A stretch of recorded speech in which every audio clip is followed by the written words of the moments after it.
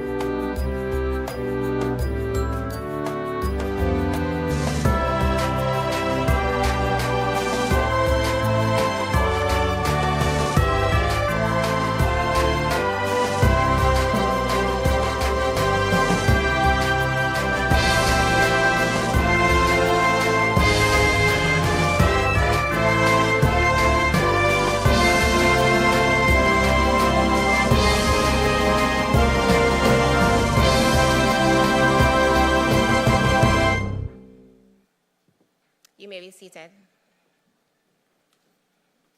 All right, so good morning again, ladies and gentlemen, and welcome to day 3 of the ECC's Professional Development Seminar. I am Karine Francis, and I am the moderator for Track 1 Parenting. Now, before we get into it, I have a prize to give away. So any bright person can get up right now and tell me what the theme is for this year PDI. You get a gift. Not you, technical team. You've been here with us. Nobody wants the prize? Seriously? What's the theme?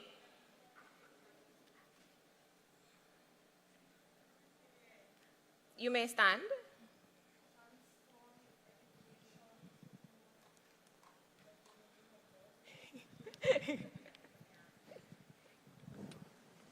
No? I see that hand first.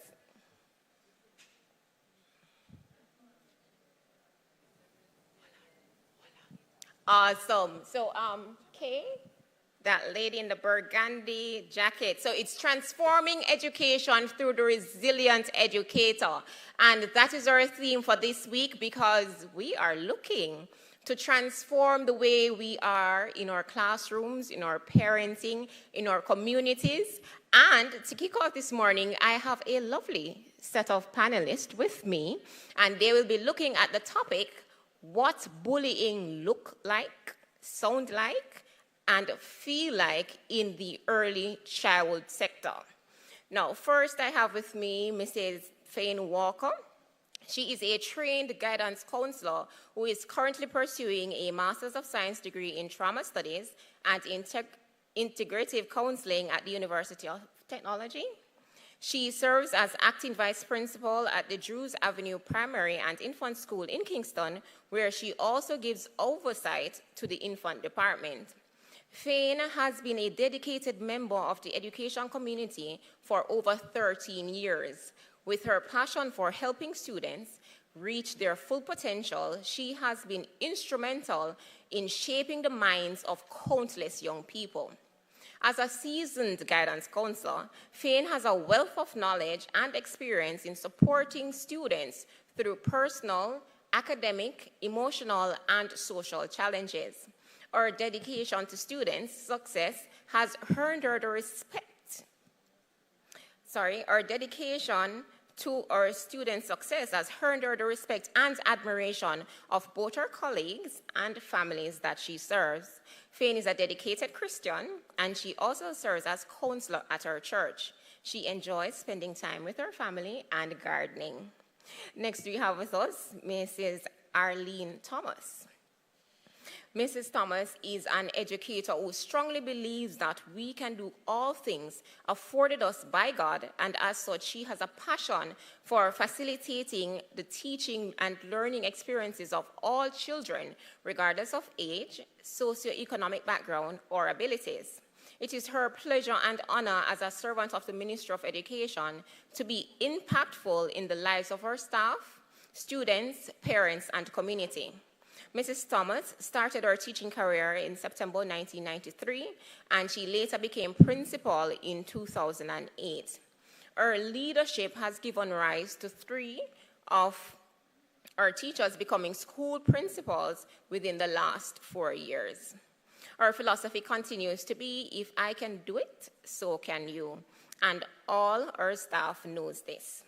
So she would have earned particular credentials. She has a Bachelor of Science degree in Sociology and Psychology. She has training in Health and Family Life Education. She has training in Leadership. She has a certification in Creative Language-Based Program, a certification in the Child-Friendly School Leadership Program, and her responsibility is managing the infant department, as also providing the opportunity to complete training in areas needed for fulfilling the requirements for teaching in early childhood institutions. Among these are training in first aid, child abuse, under the requirements of the law, and also the universal precaution on reporting the mechanism and public health training. The sky is the limit to the myriad of opportunities for asserting oneself in business and education. Therefore, she endeavors to continue to develop, grow, and do under God. Next, we have with us Ms. Simone Charrier. Do we have any persons who were here with us yesterday? No? Well, you would have missed, yes, you would have missed a wonderful presentation by Mrs. Charrier. She was here yesterday and she looked at building our young children from the foundation up. Now, Mrs. Charrier, she serves as the grieving and traumatized through the justice ministry. She has over 15 years of training and experience in providing persons with psychological assistance aimed at returning individuals to functioning or close to functioning levels. During this time, she successfully developed, implemented, and worked with crisis intervention programs in communities, especially for sexually traumatized females. She has also effectively helped clients realize their career objectives, set goals, and achieved desired outcomes. Mrs. Charrier is the holder of a master's certificate in counseling psychology. Additionally, she is a trained guidance counselor and has worked closely with schools at the primary, secondary, and tertiary levels, and also other major institutions conducting group and individual sessions. She regularly conducts parenting sessions as she believes well-adjusted parents help to produce more emotionally balanced children. Simone has worked in Jamaica and other parts of the Caribbean. Among her tasks, she has served as a tutor and guest lecturer at the University of the West Indies, Cave Hill campus. She has also contributed to the work of the Barbados Professional Women and the Crisis Center as a psychotherapist. Next, I have with me my colleague, Mrs. Alison Orgill. Now, Mrs. Orgill is an early childhood development officer with the Early Childhood Commission. Her scope of experience includes career choices such as banking, which spanned 10 years, business management with an emphasis in operations management, seminary facilitation, and also lecturing in areas of crisis counseling and anthropology. Notwithstanding expertise in multiple capacities, by deliberate actions, her career has evolved. Her career has evolved where her passion is now her foremost pursuit, and that is in the field of nation building. The development of our most vulnerable is the catalyst for long-term change. Therefore, early childhood education is her passion and forte. For over 10 years, Alison guided the careers of many independent contractors, helping them with career transitions to self-employment, as well as training and counseling education practitioners. She has developed a background in project management and a professional style based on excellent interpersonal communications and the ability to make the best possible use of personal network. Now, Alison holds 2 Bachelors of Arts degrees from Jacksonville Theological Seminary and the University of the West Indies. She also has a master's as well as postgraduate degree from the Trinity Theological Seminary, where she majored in leadership and minored in Christian counseling. She is also a trained parent facilitator and project manager and pursued a course in human exceptionalities, which studies students with varying disabilities. And our facilitator for this session is Mr. Kevin Richards. Now, Mr. Richards, he is guidance counselor for the Alpha Infant School. He is a man of God. Mr. Richards takes great pride in delivering the word of God. His outgoing personality has made him very popular in the teaching community, and he is also happily married. Now, what will this session be about? Parents do not always have a practical understanding of how to recognize signs of bullying. The aim of the presentation is to provide awareness of bullying to parents and to help them successfully incorporate tips and strategies to help children deal with social, physical, and emotional impact of bullying in early childhood families. Now, we will also examine the standards, which should involve the early childhood learning environment, examining the use of effective life skills aimed at bridging the gaps between home and school for success of the children. Parents' perspectives on bullying, and we will provide them with the best practice on how we can implement these practices to their children. I now turn over to you, Mr. Richards. Good morning, one and all. Good morning. How are you feeling down there? If you're happy and you know it, say amen. Amen. If you're happy and you know it, stand. Yes, liven up yourself, man. We're going to liven up yourself today, all right? All right, you may be seated.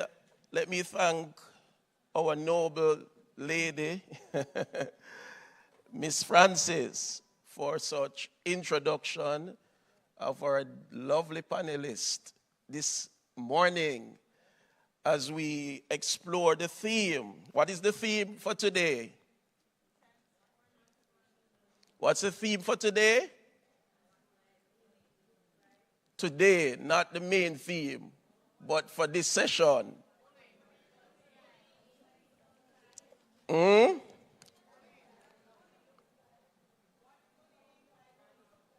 Yes,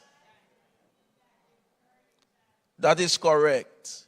All right, so before I ask my lovely ladies to answer a question, I want to sensitize the whole scenario behind what might bullying look like, sound like, and feel like in early childhood. But I want to say this. What is your perception of what bullying looks like, sound like, and feel like? And in order for us to understand bullying, we have to first have a basic definition. All right? I have a little definition. Yes, I did my little research. I went and looked at two definitions on the online, .org, yes. Remember, we use good sources. So I looked for the definition from the Cambridge Dictionary. And also, if you come from the old school, you know the Oxford Dictionary? Yes. So I have it here, and I'm going to read it, and then let you understand why I say what I say. I know we are working with time. Time is of the essence. What is bullying? According to Cambridge Dictionary, states that the behavior of a person who hurts or frightens someone smaller or lesser powerful, often forcing that person to do something they do not want to do. That's from the Cambridge Dictionary. The Oxford Dictionary. Bullying is a person who habitually seeks to harm and imitate those whom they perceive as vulnerable. You got that? Vulnerable. So what I'm saying here, early childhood starts from 0 to 8 years old.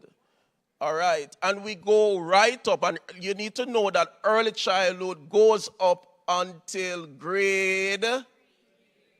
So it's not only from the infant. All right. So let me ask you this. From 0 to 6 months, can a child bully? 0 to 6 months? Can a child be bullied? 0 to 6 months? No. All right. I'm just teasing the mind.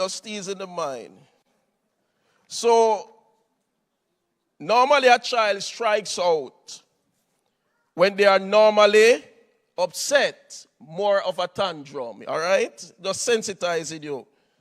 And most of the time, and we need to know this, at where I'm working, we deal with from ages 4 to 5 years old.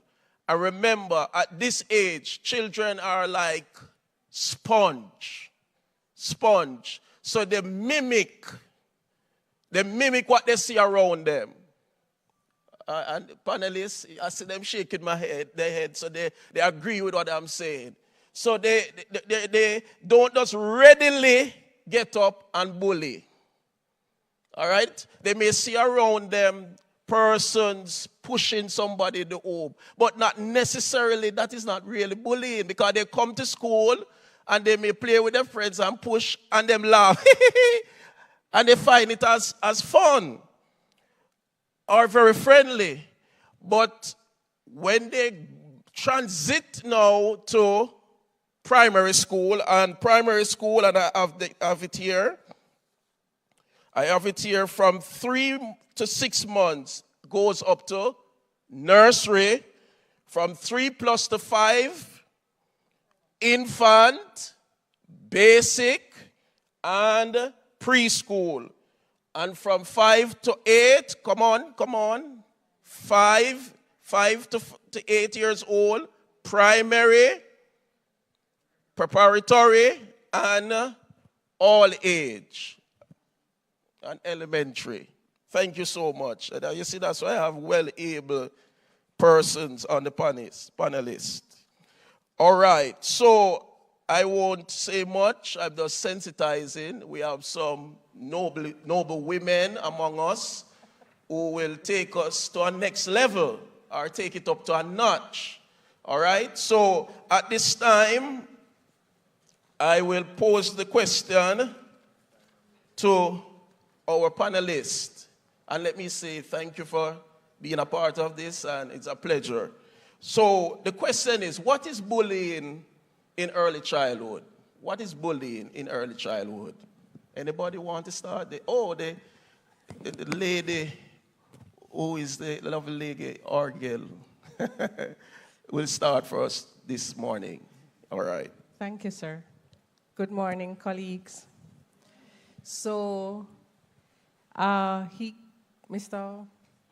Richards, he gave a broad definition of bullying, but I'm going to distill it a little bit more to be specific to us.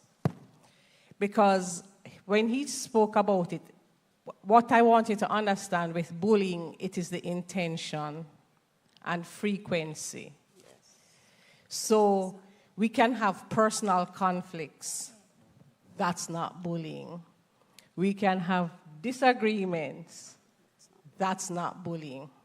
Children, our age group, the rough housing, that's a part of socio-emotional development.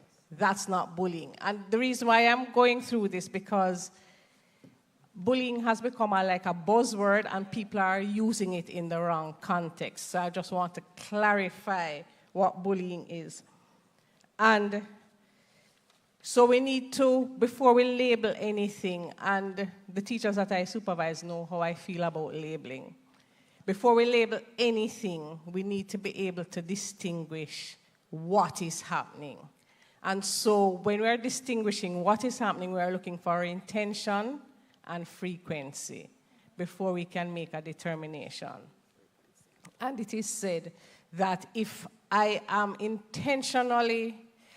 do something intentionally to hurt you just one time, and I know you, I am being rude. And if I don't know you, I'm being mean. So, but if I keep on doing it, so you would say to me, look, Alison, I'm uncomfortable with that interaction, please stop.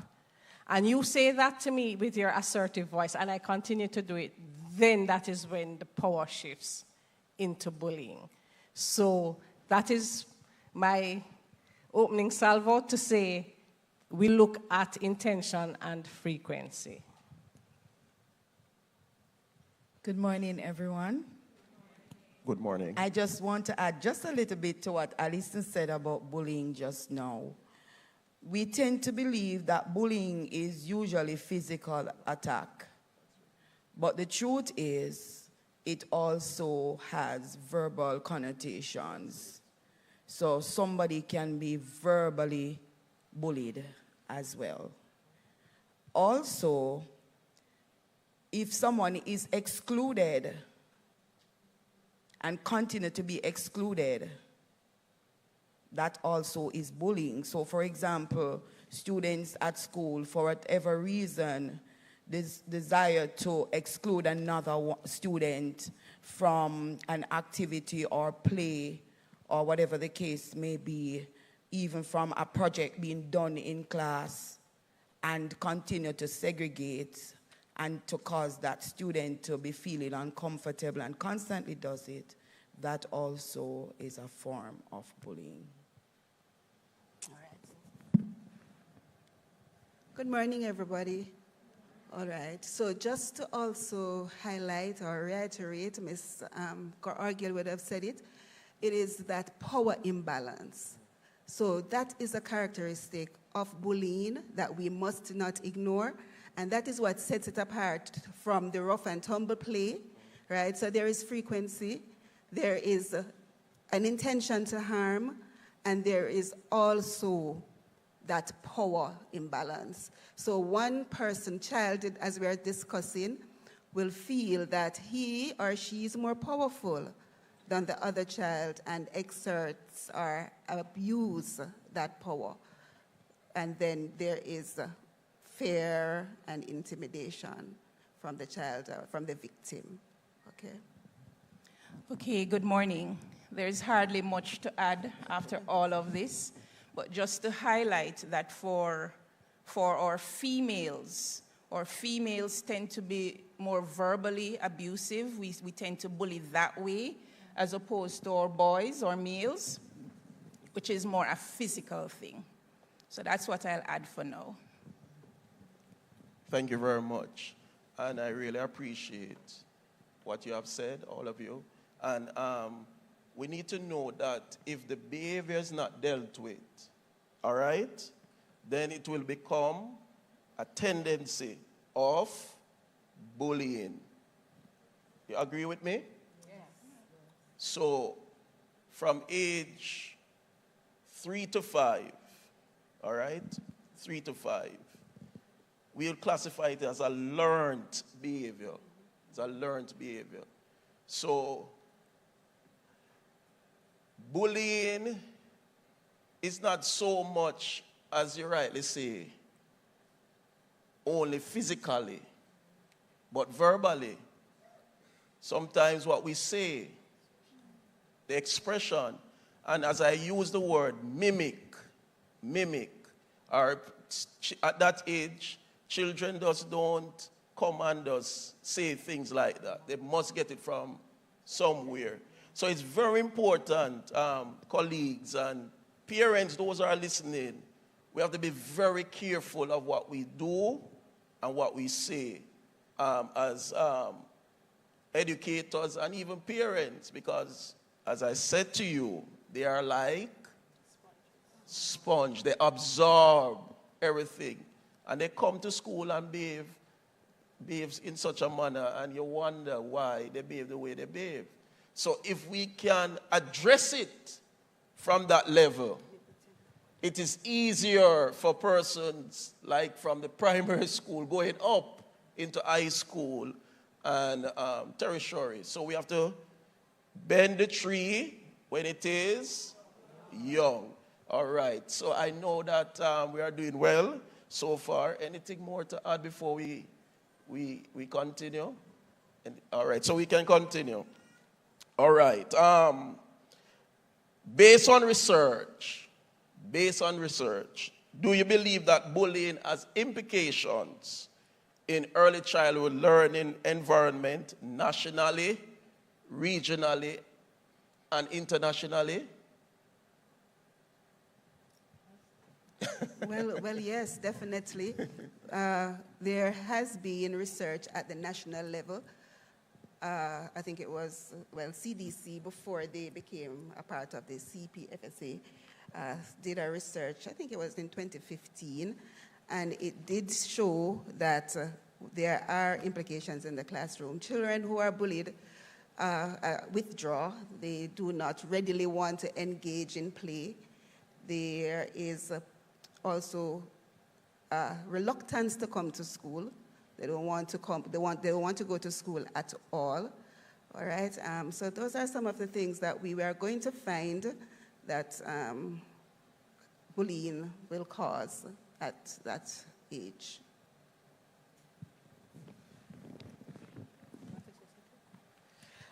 Okay, so I would go back to the child now. And I think there's a session sometime this week about speaking about executive functions. But I will just look at self-regulation, emotional self-regulation, and problem solving when we are looking at dealing with bullies. Now, sometimes you might have, okay, give you an example. So there's this toy car in the manipulative center, and Arlene has it, and Fane grabs it from her. So that is how it started off. And so they're tussling. But then tomorrow, the same thing happens, and then Arlene just starts to withdraw. And so the power shifted there, where Fane now becomes the more powerful, and Arlene is now submitting to her and let her take it. How can we help Arlene, and how can we help Fane? So with Arlene, we need to teach her to use her assertive voice. To say, Fane, I was playing with this first, and I would like it back. What we need to teach the children, and that is why, even though we say behavior management, we have now changed it to behavior guidance, because management is external and we can guide our behavior. We need for the children to take ownership of their behavior and the situation. So Arlie needs to use her assertive voice, and we need to set limits on Fane. So there needs to be direct consequences for her action. Now, this is a concern of mine for many years. Hush don't mean anything. Miss, Fane, take away the toy. Hush. Hush.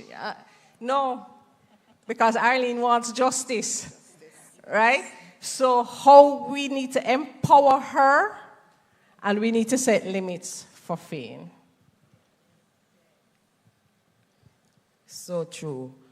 The conversation on bullying has been around for quite a while in the early childhood sphere of things. When I researched, I saw a study done in Finland in 2012 where they looked on bullying in the early years. And from as early as between 3 and 6 years old, children have been bullied and are victims to bullying. So we cannot at this moment turn a blind eye to this whole story scenario of bullying. Hence, research is eminent, is really needed to see the way forward as it relates to the implications and solutions that we can come up with as it relates to this whole topic. To answer the question if there are implications, I'm not an educator, but yes, there must be implications because we speak about isolation, withdrawal, and this is harm. And when we have these factors playing with, then we're thinking about trauma, and once there is trauma, then it's going to affect the brain. And then our children are going to be affected because we use the brain to function. And so I think it's Mrs. Orgill that mentioned that, or maybe Fane, that they're not going to want to come to school. If you're absent, you'd be missing out on a lot. And I could speak for my own self that, if there's fear, for whatever reason, it could be fear of your teacher, yes? And I had a teacher I was fearful of, yes? From early. It could be fear. And then you're not going to want to go to class. So your mind is in another place. And so you're going to act differently. And you're going to be cowering and that kind of a thing. So yes, there are going to be implications. It will naturally affect learning. Definitely. Thank you very much. You want to say something else? I saw you. I was just agreeing. Oh, you were agreeing. And, Okay. and the implications are wide and far-reaching, because if it starts from those early years into the primary years, then into the high school, into tertiary, and then guess what? The communities will be affected. So it is very important that we have this discussion today. So you're actually saying, Miss, that sometimes people or children never recovered from bullying. So that is exactly why we have to have early interventions. Which is very crucial, and we want to try as best as possible to get it right. And I will just add to what my noble ladies, lovely ladies have just said, that before age 3, kids don't have the cognitive ability to feel empathy, all right? All right, so we need to understand that. When you hear cognitive ability, it speaks of what? Which theorist? Piaget. All right, Piaget. So listen up to this one. Not all confrontational behavior can or should be defined as bullying, or I would use labeled. You hear what I said? Yes. I would read it again.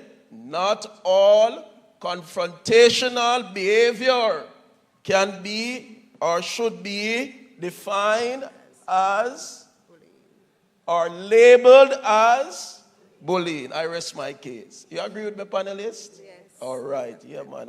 I'm in good stead. I'm in good corner. So I have Bucketive who will help me if I'm really saying what I'm saying wrongly. All right. We're doing very well. We're doing very well with the time. And we really appreciate that. Anything more before we go to the next question? Because I know persons are bubbling with a lot of questions and coming up shortly. So I will ask this question. Are there standards and best practices to be implemented against bullying in early childhood learning environment? Okay, so there's not like one standard, but our 12 standards that is fully integrated and immersive would address it. But I'm going to focus on 3 of the standards. And the first one is staffing. Our staff needs to be trained. And we as leaders, or if you're a teacher or a principal, we need to have high expectations for our staff. We need our teachers to be in tune and attuned to what is happening in the classroom. Not to jump to any conclusions, but to be present, to supervise activities so that you can pick up on any of these antisocial behaviors. With standard 3, that speaks to interaction. Well, back to standard 1 and staffing. We also, a legal required training is in child abuse.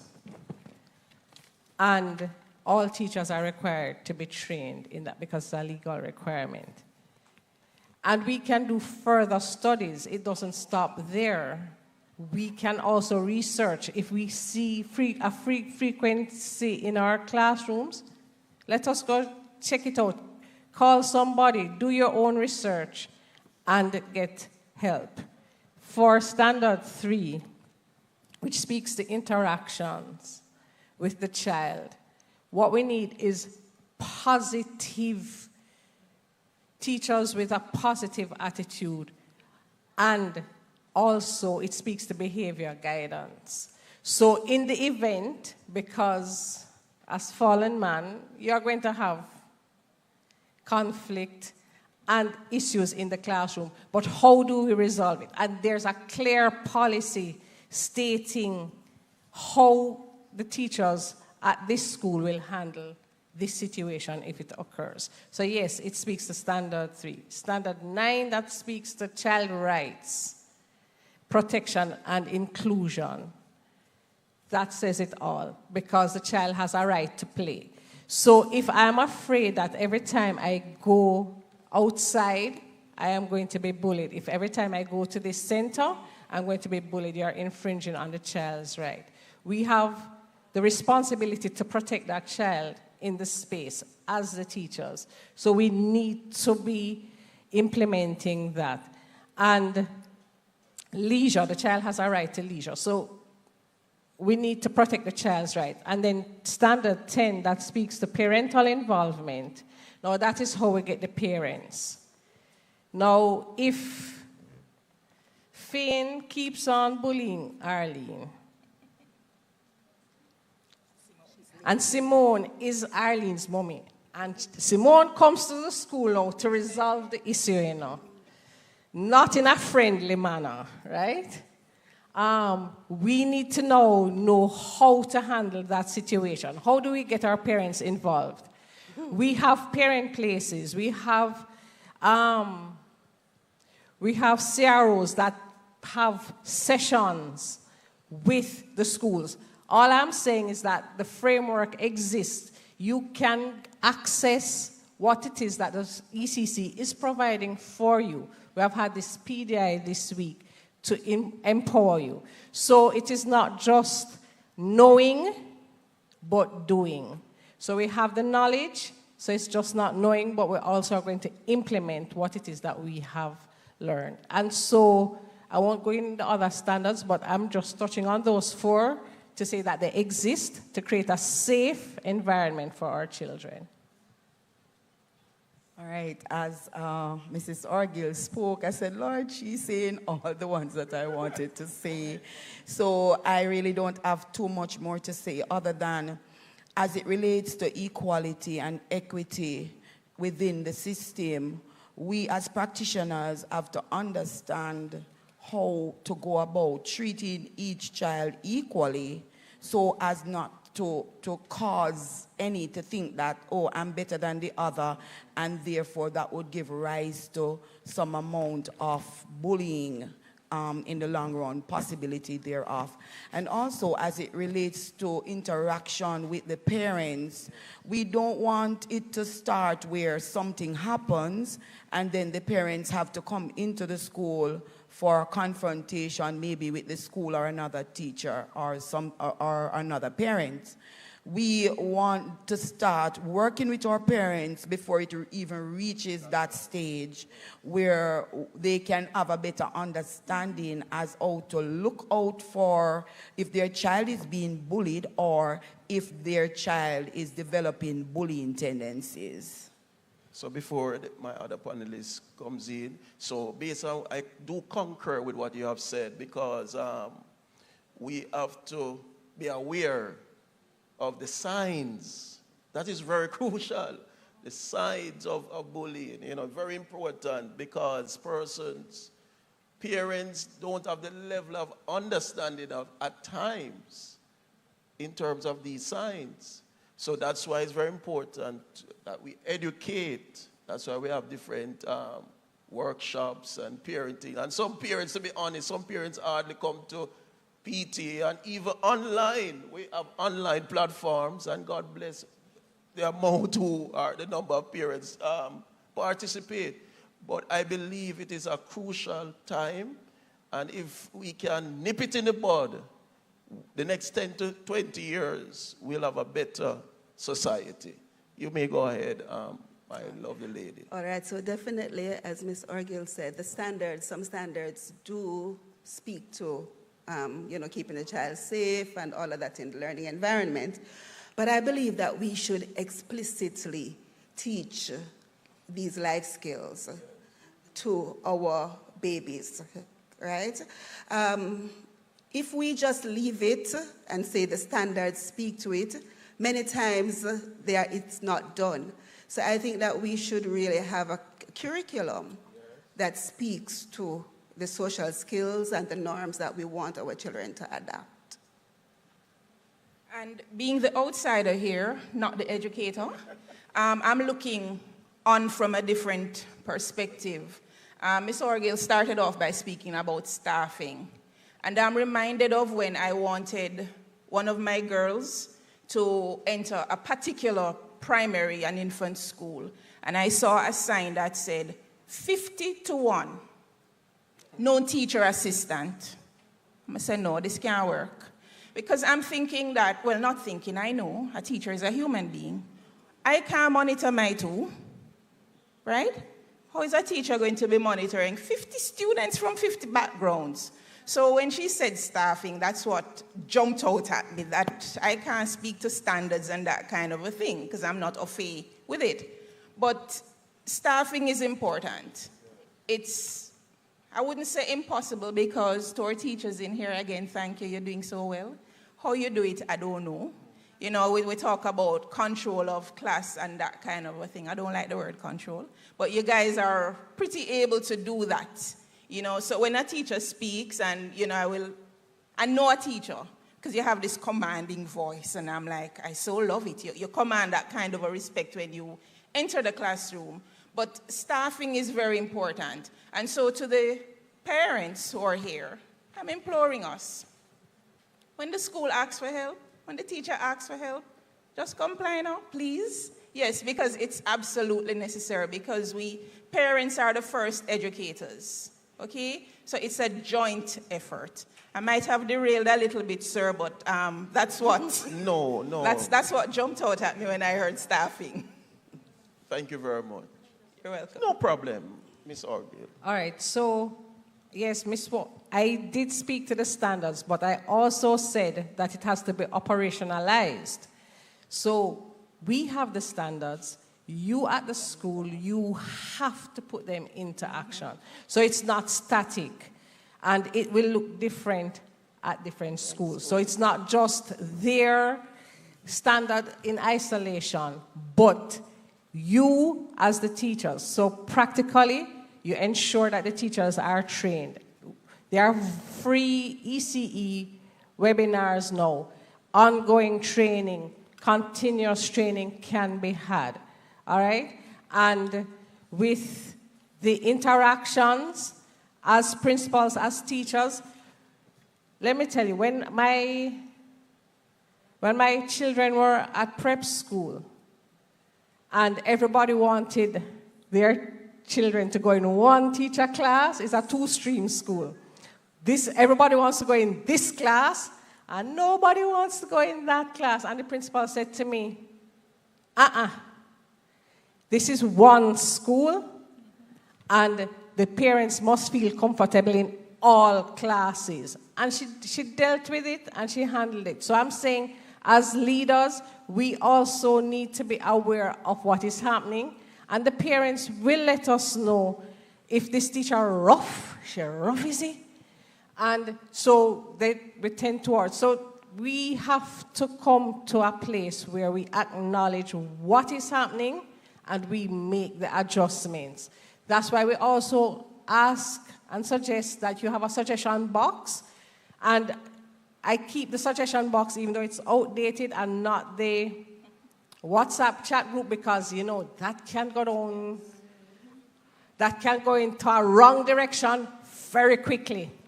So we use the suggestion boxes and we use that to plan and implement. So all I'm saying is that it's not, the standards are not just words on a page, but it must be operationalized.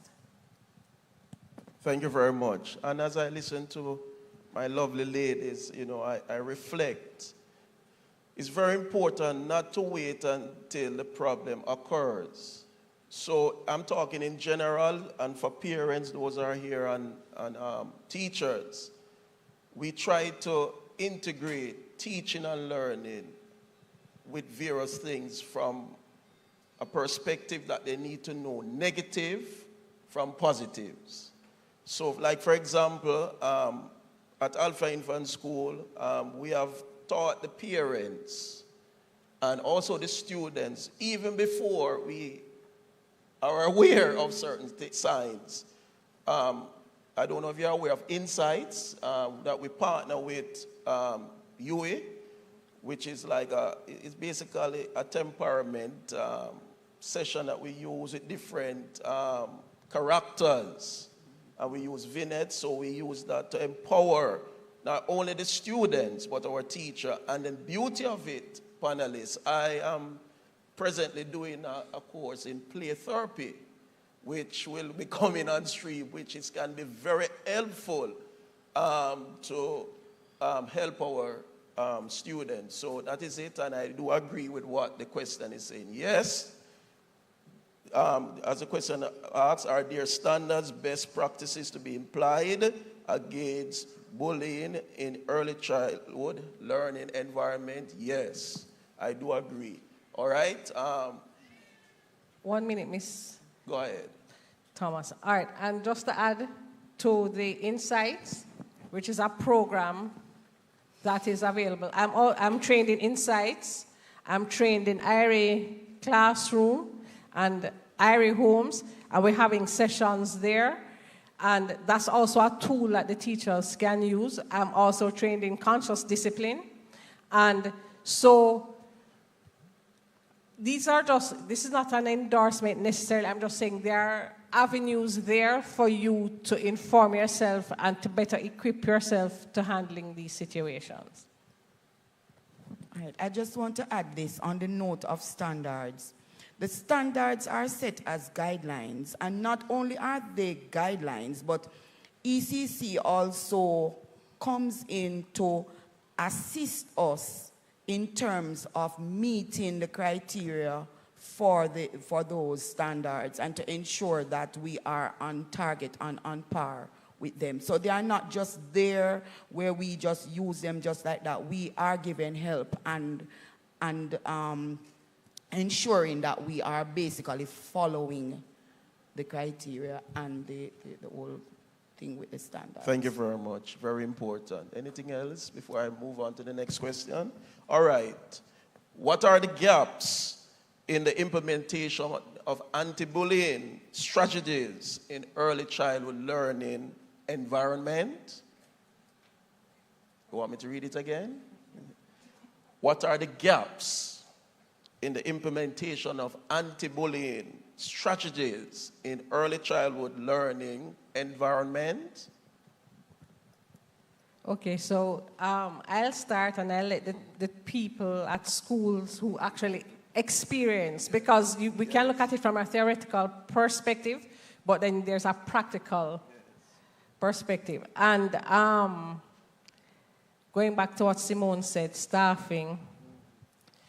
Now, if it is 50-1 and everything is happening, and I know I'm here saying you must be attuned to the children and you're supervising the activities, But that is not taking into consideration what the ratio is, because the ideal is, for us, it's 1 to 10. So when I'm speaking, it is from that perspective, but then that is why I'm saying I am speaking from the ideal, and then now the practical will come into play, because this is what they live, this is their daily existence. So the gaps there, if we have to spend a good number of hours correcting behavior, addressing behavior, then the contact time, the teaching, even though we have the contact time, the teaching learning time has diminished, and it affects all the children in the classroom. I have observed too, when the children that display certain behaviors and they get all the negative attention, and no matter what we say to you, you know, sometimes you don't have to be calling on them. I have seen a child who wanted attention, wasn't getting it because all the attention was focused on this one. He started to act that same way. And so he's saying, oh, this is how I get misattention? This is what I will do. I'm not talking about bullying, but bullying is also tied to behavior. And so we also have to be mindful of the actions and the behaviors that we are paying attention to, because then if me hitting Arlene every minute, that is when Miss is going to notice me, well, that's what I will do.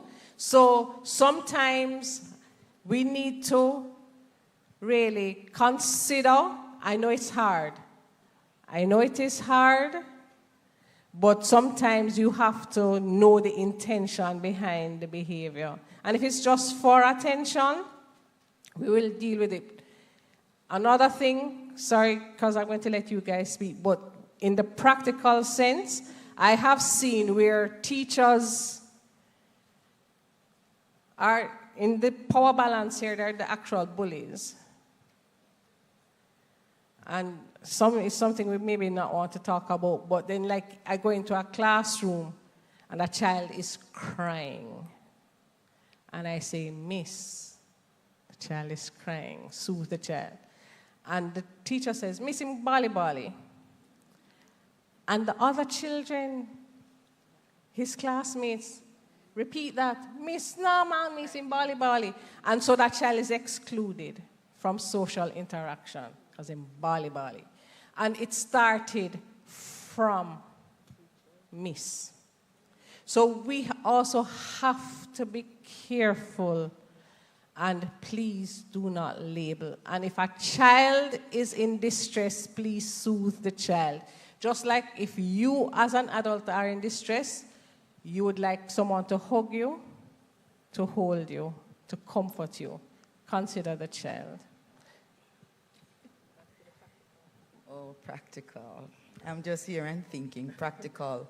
Training is very important and necessary, because as I heard Alison speaking about the teacher not taking the right approach to dealing with a crying child, and I can tell you that that is one of her burdens. She speaks about crying children in the classroom until I start to adopt talking about crying children in the classroom, because she calls us to understand that children crying is for a reason. They are not just crying for no reason, and many times we turn a blind eye to the crying child when in truth this child needs some form of help and attention. But I take it a little further to parents.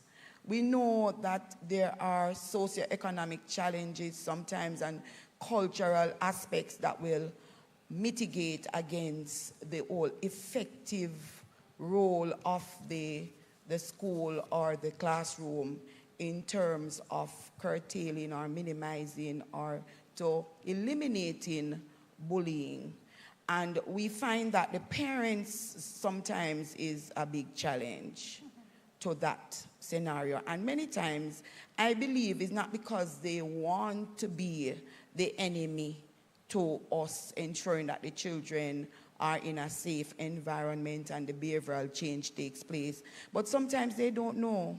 they don't know that their input is of great significance. So my appeal is to the parents to work with the school, and the school also to get the parents involved in training sessions and workshops to better help them in dealing with their children, because as it was rightly said, that the home is the first place where teaching and learning starts to take place, and the children start to model home first. So they will model their parents. If they see daddy eating mommy and constantly doing it, they will feel that it is okay for them to come to school and eat on other children and to call names and so on. So I am just encouraging parents to, not turn a blind eye to schooling, because sometimes parents believe that, oh, go to school, his school must take care of you, and his school must teach you, and his school must that. And then we at school start to feel like we're operating a daycare, because even when a situation arises and you would send to call the parents, sometimes they do not make themselves available. And we have to understand the long-term implication of this bullying, that it can cause parents to line up in lines at prison on a Sunday when you would prefer to stay home. Well, parent prevention is really a collective effort. Keeping our children safe is all of us business. So, and I truly believe that at the early childhood level, it is easier to solve the problem of bullying. Because as somebody said, our children at that stage, they're little sponges. So what we really should do, what teachers should do, right, is model the pro-social behavior that we want to see in our children. All right, so at that level, it is so much easier to get the situation under control before our children move to the primary level. So I'll just share an incident, because I do love stories. My 18-month-old daughter, and I didn't tell you all, I have 2 children. I tell everybody that because I'm a proud mommy. So my 18-month-old child was at preschool, and she came home with a bite mark on the cheek, a bite mark on the arm, and of course, being who I am, I was livid, I was upset, I was mad. So this is a charge to parents. As daylight, they would say, I was at school, all right? But it wasn't no cantankerous Simone and, I go find which baby do this. No, it wasn't that kind of a thing. I went and I had dialogue with the person in charge. Are you aware that my child was bitten? They're babies. An 18-month-old child is a baby for me. So I learned what happened. They never shared with me who the other baby was, but I found, no, suppose me go attack the baby. They didn't share with me. But the mommy met me in the car park, and she said, I'm sorry. She knew who I am. I didn't know who she was. She said, I'm sorry. But then when, being who I am, we explored. I helped the school to explore the behavior, what would cause another child to be, I know my child is really sweet, of course, I'm the mommy. But why would you want to be biting on my child? Father was pretty upset. It's his firstborn. So I learned that this is how they play with the baby. They bite baby, they bite him. It's a little boy, so that's a good sign. So they bite on the, little play bites. And he thought, this is perfectly fine. I like this little cute one, so let me just bite her. He wasn't hurting her, but it was happening more than once. No, we needed to stop it. So I'm saying to parents, you recognize a behavior that you're not liking. I don't want nobody biting up on my child. Why? But the way to do it is not to meet and attack and cuss out the school and the teacher now pay attention. No, it cannot be that kind of a thing. We meet, we have dialogue. So I'm encouraging us to communicate. We're in this thing together. Teachers are working to help our own children because we are building society where we're working to get the nation going. And so when things happen, be observant. Be observant. Notice what's happening with your child. Child not talking, child don't want to go to school. While I firmly believe that we pray away the situation, can we pray for wisdom to find out how to handle the situation and have dialogue with school? Because they can't do it without us, we can't do it without them. So partnership is key. Partnership, that's why we have PTA. Yes. Parents, teachers, never say only teachers. Parents, teachers, what? Association. So we need to come together and work together. All right? And listen up, we welcome ideas because we don't know it all. So if you share your ideas, I learn from you, we learn from you, and you learn from us. All right? And Mrs. Thomas, yes, I get it right. Madam Principal, she went over, she didn't even know the next question, and she had said it. I heard most of you said it. How can we bridge these gaps? You really said it. All right? So, I mean, we're in right line then. All right. Anything else, Miss? Yes. This is just an anecdote. Simone was more mature than me in handling the biting situation. And so all I'm saying is you're going to have different types of parents because Jonathan never went back to that school. He came home with the bite. I didn't call. I didn't inquire. Nothing. Bye-bye. And that was just it for me because some of us, we know ourselves that we can go from 0 to 100. So we avoid the situation. That's how we manage our conflict. So I commend you because that was very much. I know that we're on social media, but you have some parents, you have some hothead. Yes. And we know this phrase, mad, sick, head no good, head mash up. So we have to be so careful. Yeah, and I really appreciate that because it's not every parent or persons are of the soft side and come polish. Once they hear something about the child, when a woman, and they start behave in such manner. So we have to try to alleviate the problem. All right? I mean, Simone's child was much younger. Right, but I've heard of a situation where this parent went to school and her child was constantly being bullied.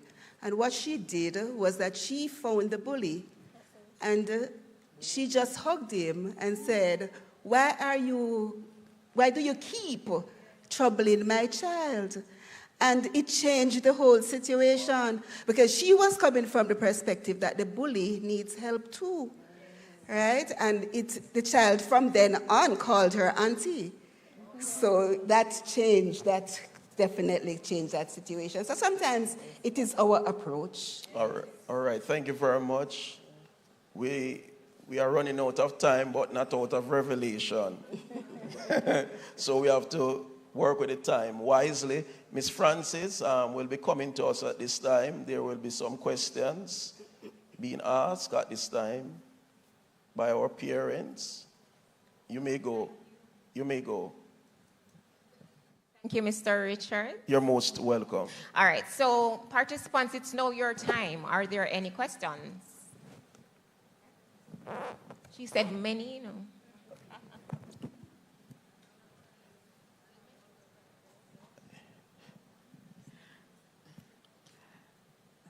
Morning, everyone. Good morning. All right, thanks for all the information you have shared so far. There are several situations that we may come across, as you said, different children that display many different behaviors. There are scenarios where in a class, there may be one or two children that, in my opinion, it's clear that they are bullies. There are other children that do not want to come to school because of the child. And literally, as the child comes, everybody's like this. I don't want that. No, Jesus, I don't want to come to school. How do you deal with a situation like that? Panelist? One stack. Okay. I believe in basic intervention. First, we're going to be acknowledging what's happening. And we cannot deal with this thing. Well, we should be dealing with it from an aerial view. So we're above, we look down, we see what's happening. Intervention could look like you having conversation, validating that child's feelings, both the victim and the bully, here we are labeling, but validating the feelings. So conversation is important, and all of this is going to take time, which we don't have a lot of, yes? But having a conversation, it might mean that the educator or school official, the parents, and an external person looking into what's happening. I'm a firm believer that mental ill health can affect how we function. It might be the home front that's creating the problem because this is how mommy and daddy handles a situation. It could be that the child is told that this is how you stay on top of things because Manari is no sissy in here and that kind of a thing. And so the child has that mentality that they go forth and have to defend my turf, so raise my flag early, kind of a thing. So conversation, a basic intervention is communicating, having dialogue, and then we can identify. The child might need to have testing done. We just never know what's happening. So a basic thing to do is to start the dialogue, having a conversation, and we take it from there. It could be that child needs a hug. It could be that the child is lacking love. So a simple hug may help. It's definitely a holistic approach that we have to take. We can't look at the child in isolation. So we definitely have to look at the child, holistically, the home and all of what is happening with the child. But I also find that teaching empathy, have this child say, how would you feel if that was done to you? Yes. Right? Ask the child those sort of questions.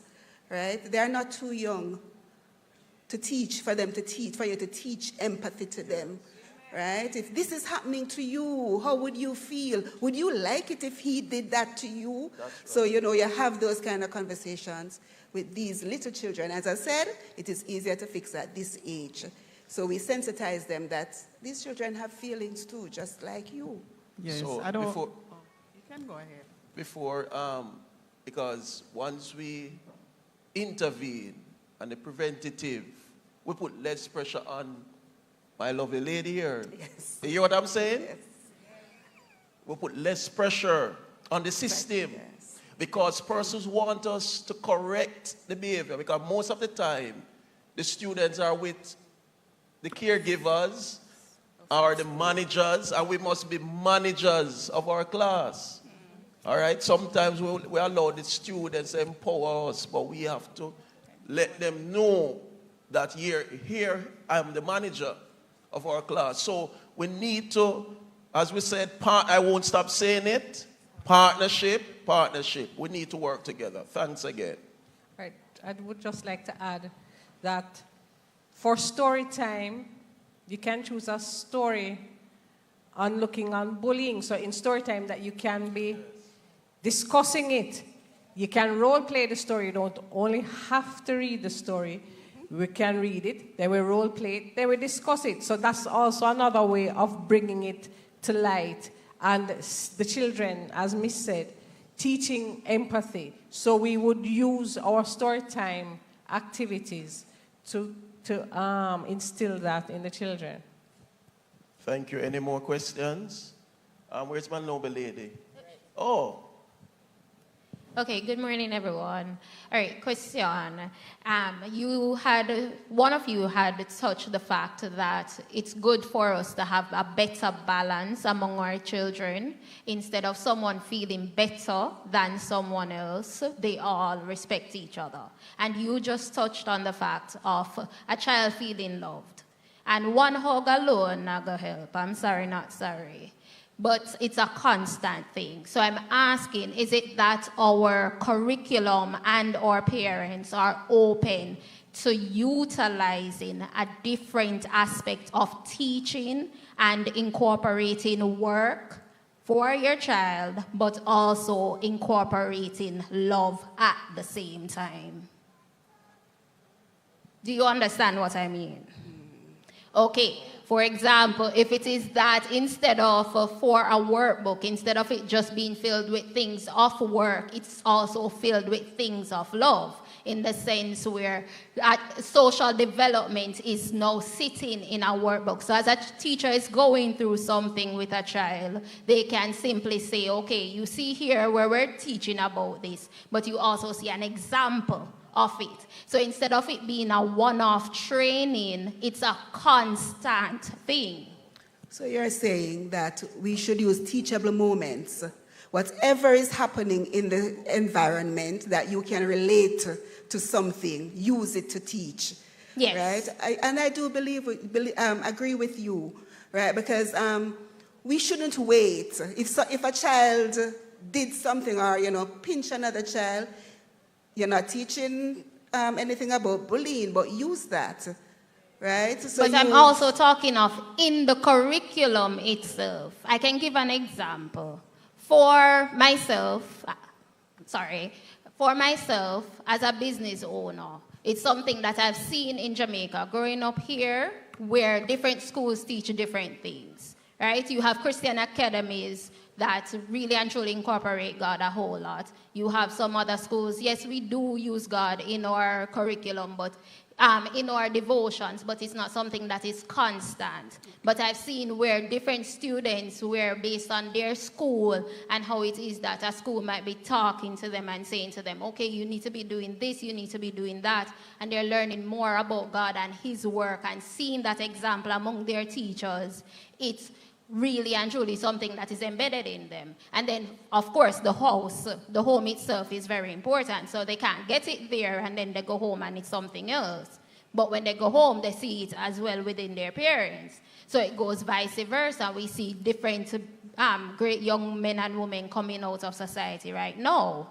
So I want to know, would the early childhood curriculum be open to taking on a new workbook, a new different types of activities and anything where it is that it's no longer just plain work, but work plus that social development and personal development for a child? Okay, are you speaking as a teacher or as a parent? Both. So then, as a teacher, I am surprised that you are not aware of our 6 developmental objectives. No, I'm not officially a teacher. Okay, that's why I needed to know the category you're filling. Okay. So the early childhood curriculum has 6 developmental objectives, 3 of which speaks to the affective, what you're talking about, the socio-emotional. And so I would, because I'm looking at the time, so I would invite you to visit our website, ecc.gov.jm. It is there online, and you now can hold your child's teacher accountable and your school, because what we're asking the parents to do is to also hold the schools accountable and say, resilience, what does resilience look like in your classroom? How do you incorporate it in your day-to-day activities? Respect for self, others, and the environment. What does that look like in your lesson plan? Valuing culture. What does that look like in your lesson plan? Wellness, and so on. So for us to truly answer the question, it has to come from a place of information. And so I'm asking you to visit the website, review the curriculum, and then have a serious conversation with the management at your school. Okay. All right, and it would just be that one school I can speak with? Suppose I'm interested in speaking with all of you. All of them. It is the national curriculum, so that is what should be implemented from Moran Point to Negril Point. Okay, all right then. Thank you. Miss Francis? it's over to you. I must say before we wrap up, because you're going to do more questions, Miss Francis. I can see your hands. I'll take one question from here. Good morning. My question is, what should a parent do if she suspects her child is being bullied by the teacher? Because I have a case where my 7-year-old son and his teacher, there's a whole heap of problem there. Whole heap of problem, because I had several family members who picked up my son in the first term of school for me, and each time a different family member went to pick him up, the teacher keeps telling that family member that he's not doing anything in class and a whole heap of something. And I remember several times she called me on my cell phone while I was at work, telling me that I need to come and pick up my son out of her class because my son is not doing anything in her class. And I said, remember that he's coming from basic school and he's not used to the fast pace of a primary school as yet, and he's trying to get settled in. My son is definitely not the sharpest crayon in the box.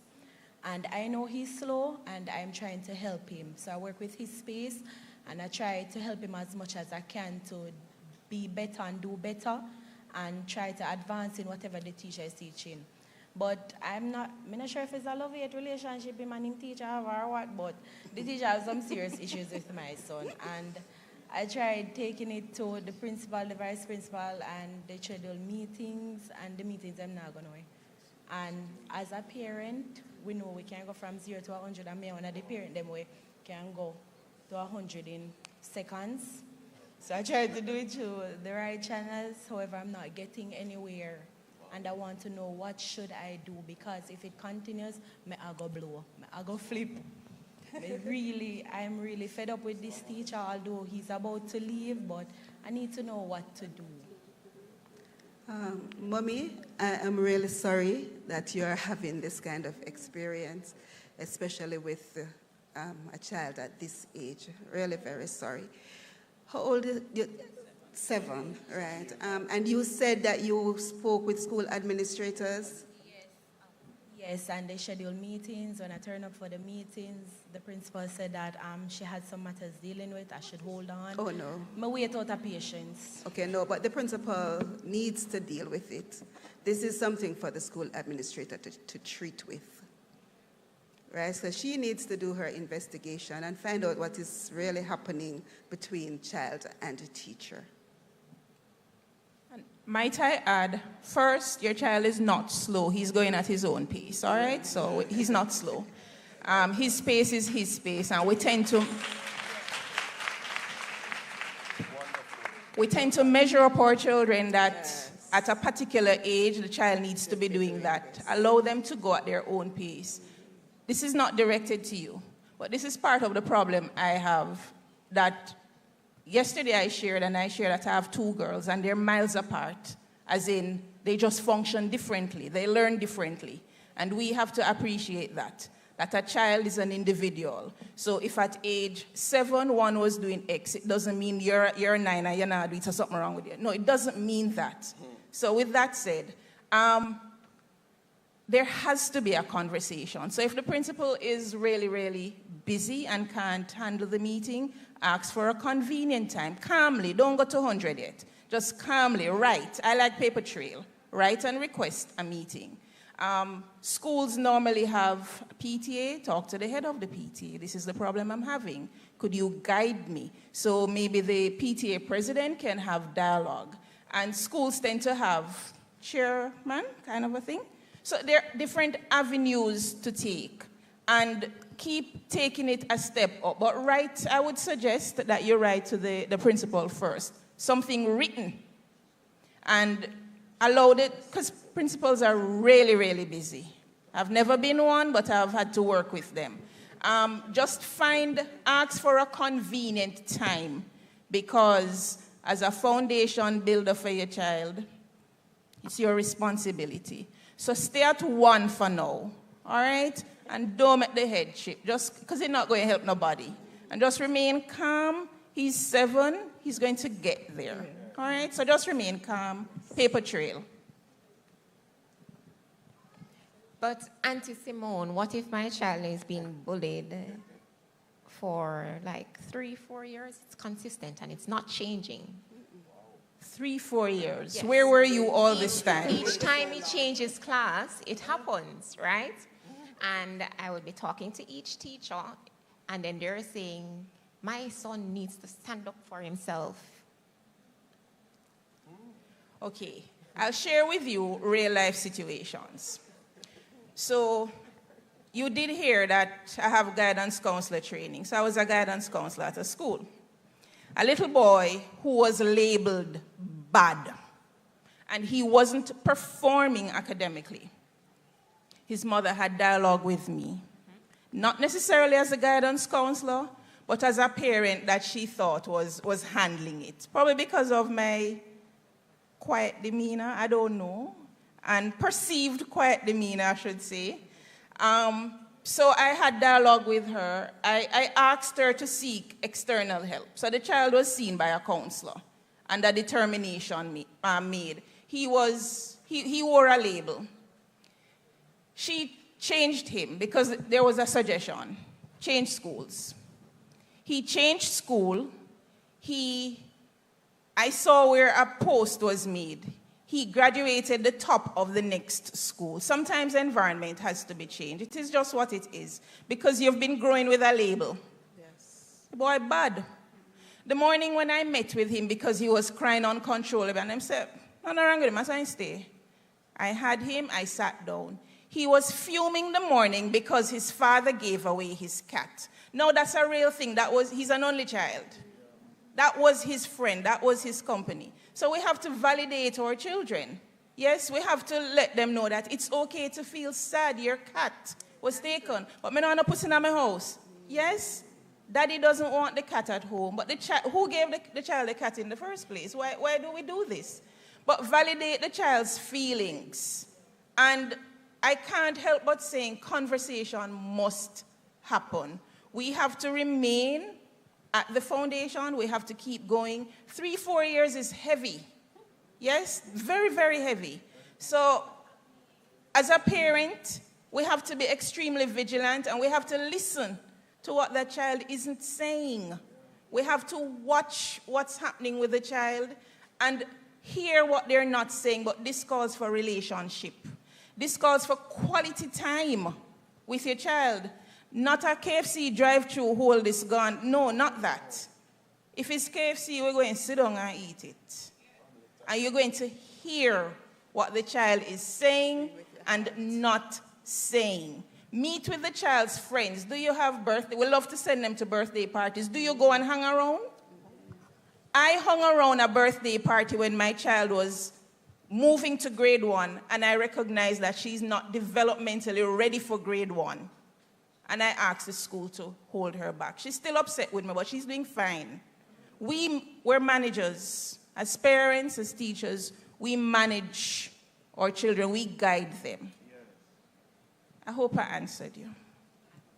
All right, so thank you so much. And I can share my experience. I would have been bullied when I was in basic school. At that time, I would have been the 5th child. So it's the 5th Francis.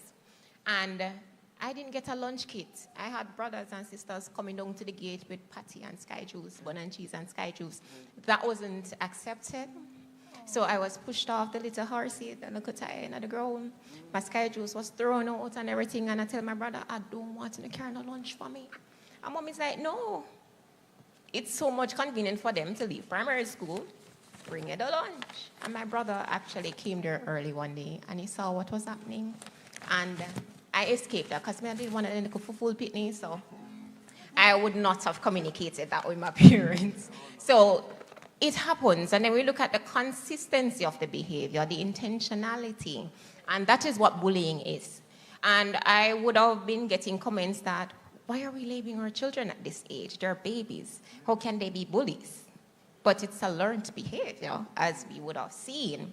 So it does happen. So we have to be observant. We have to see what is happening. If push comes to shove, we need to change schools. If we are not getting the results that we want, then we need to change, right? On our logo for JSRA, if our children aren't learning the way we teach them, then we teach them the way they learn. And that's what we need to do. So I want to thank my panelists. We are out of time. I'm sorry I couldn't take all the questions. I'm sure persons may come to you at the door. So thank you, Mr. Richards, for taking on the mantle on such short notice. And thank you so much to our lovely ladies who would have joined us. And thank you to our participants for staying with us this morning. At this time, we are going to take a break while we transition into the other workshop, which starts at 11 a.m. So you can, mingle a bit. Get to know someone else in the room other than who is a part of your school. And we will come back here at 11 a.m. Thank you.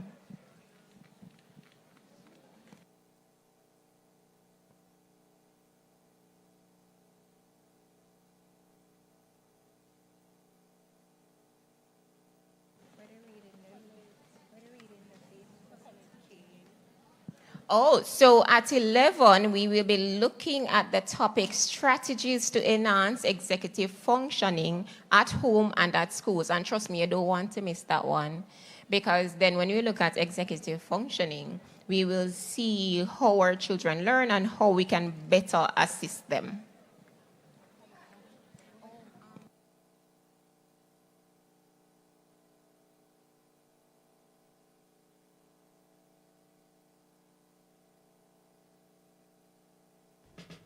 This is a message from the Early Childhood Commission. Do you have a child between 0 to 2 years of age? If yes, you need to download the ECC's First 1000 Days app. It allows you to receive parenting tips, track developmental milestones,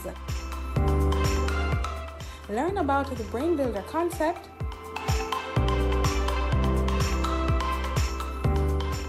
receive relevant articles and research,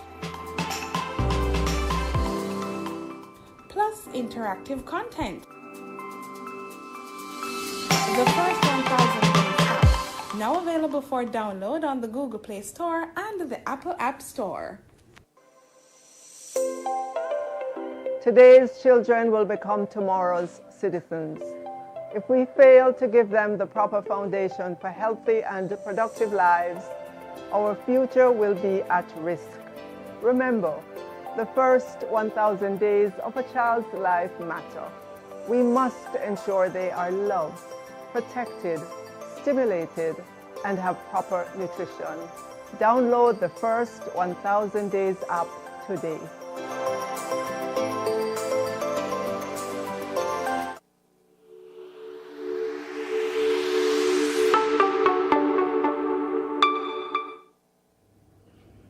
Hi, I'm Kadeen. The Early Childhood Commission is delighted to present to you the First 1000 Days app. This app will give you access to information on the first 1000 days of your child's life. You will be able to track developmental milestones, and we will give you an opportunity to connect with parents as well as with the Early Childhood Commission. I will now give you 3 simple steps to download the app to your Android device. Step 1. Go to the Google Play Store and search for First 1000 Days. That is 1ST 1000 days. Step number 2. Open the app and sign up with an email or your Facebook or Twitter accounts.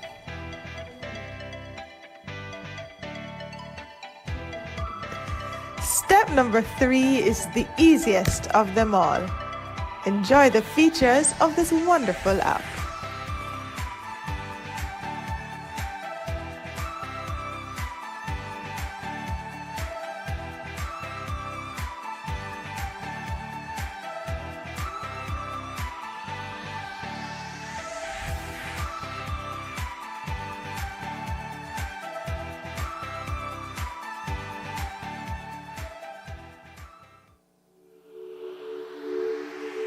That was a message brought to you by the Early Childhood Commission.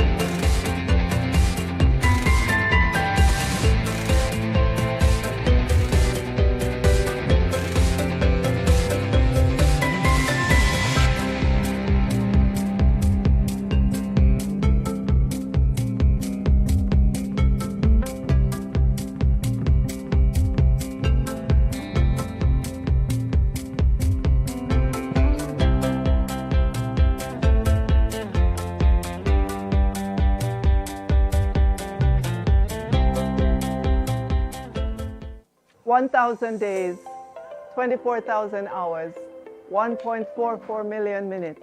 The period from conception to 2 years of age is roughly the first 1,000 days of life, and it is a time when foundations are established for health, growth, and development. However, several child development issues have impacted this foundation, such as malnutrition, poor health, and poverty. Intervention is needed now. Proper nutrition helps to promote brain development, stimulation, and protection. These are the 3 key areas of concentration. Do you really want your child to have violent and traumatic situations early in life? Do you want to aid in producing toxic stress at an early age? By 2030, we must make a significant change by decreasing poverty, ending hunger, reducing neonatal mortality, ensuring children have access to high-quality early childhood programs and services, and ending all forms of violence against children. Download the first 1,000-day app to track and manage your child's milestones. Keep up to date with critical events relating to your child, and locate early childhood institutions and childcare facilities across the island. Let us make the first 1,000 days of life count.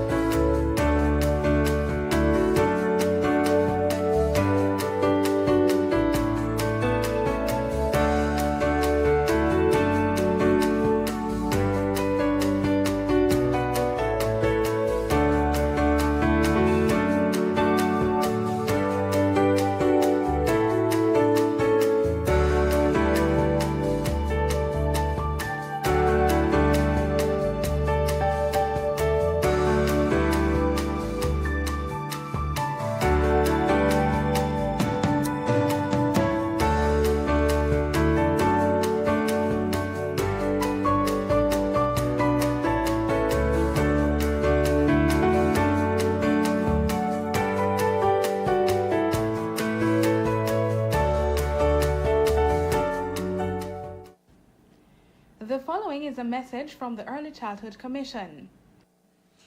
This is Wayne Marshall, and I'm working with the Early Childhood Commission on the new Brain Builders Initiative, where we're focusing on the children, we're focusing on the first 1,000 days of life. That is the time span from conception to 2 years of age, and it's a time when foundations are established for health, growth, and development. We have to really focus on the kids at this stage of their development. That was a message brought to you by the Early Childhood Commission. This is a message from the Early Childhood Commission. Do you have a child between 0 to 2 years of age? If yes, you need to download the ECC's First 1,000 Days app. It allows you to receive parenting tips, track developmental milestones, learn about the Brain Builder concept,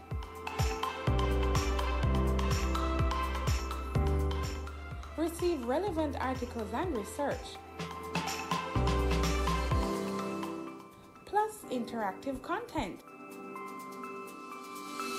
The First 1,000 Days app, now available for download on the Google Play Store and the Apple App Store. Today's children will become tomorrow's citizens. If we fail to give them the proper foundation for healthy and productive lives, our future will be at risk. Remember, the first 1,000 days of a child's life matter. We must ensure they are loved, protected, stimulated, and have proper nutrition. Download the First 1,000 Days app today.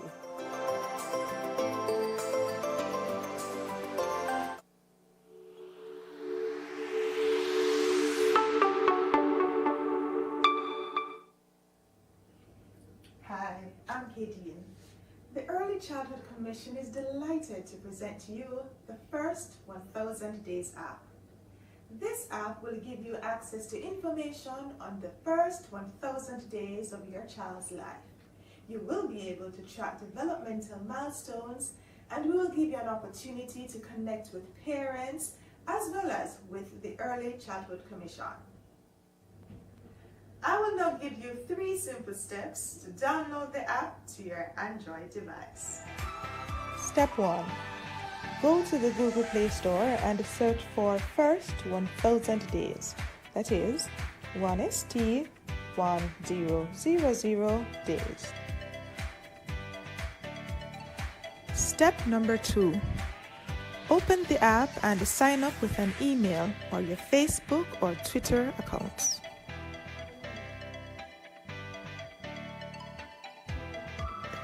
Step number 3 is the easiest of them all. Enjoy the features of this wonderful app.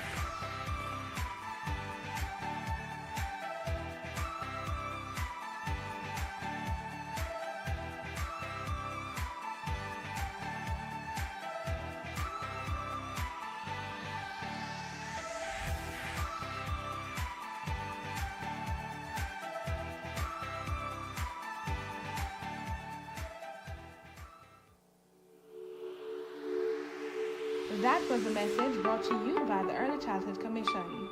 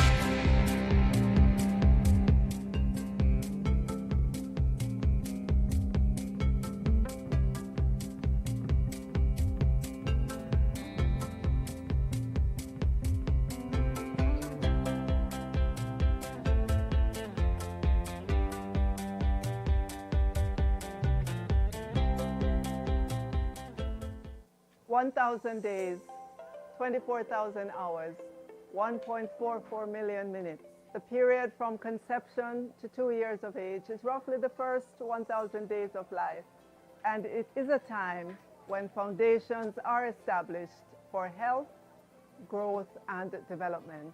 However, several child development issues have impacted this foundation, such as malnutrition, poor health, and poverty.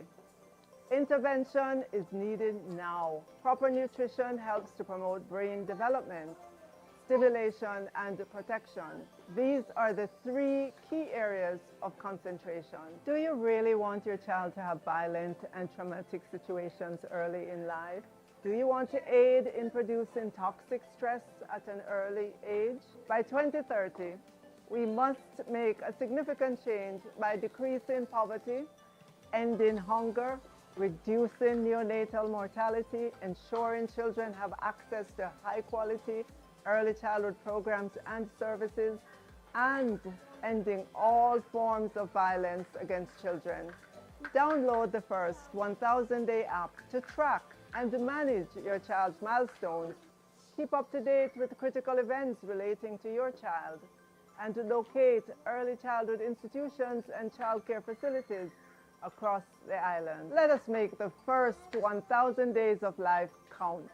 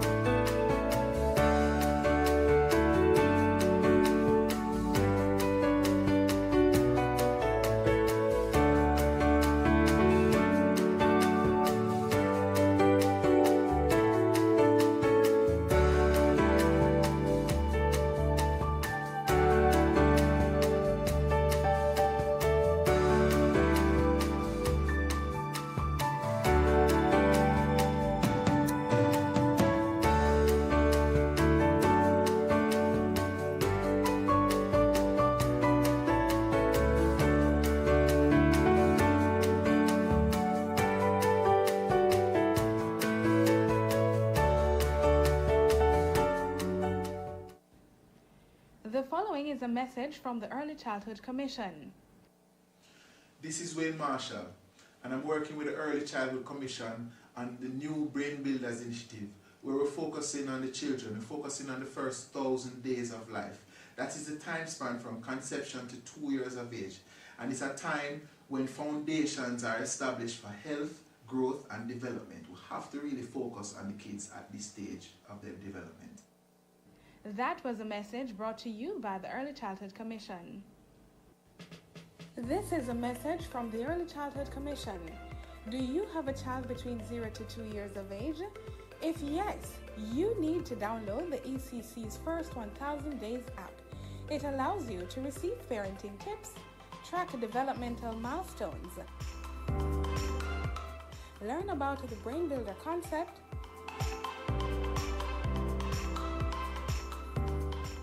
receive relevant articles and research, plus interactive content. The First 1,000 Days app, now available for download on the Google Play Store and the Apple App Store. Today's children will become tomorrow's citizens. If we fail to give them the proper foundation for healthy and productive lives, our future will be at risk. Remember, the first 1,000 days of a child's life matter. We must ensure they are loved, protected, stimulated, and have proper nutrition. Download the First 1,000 Days app today.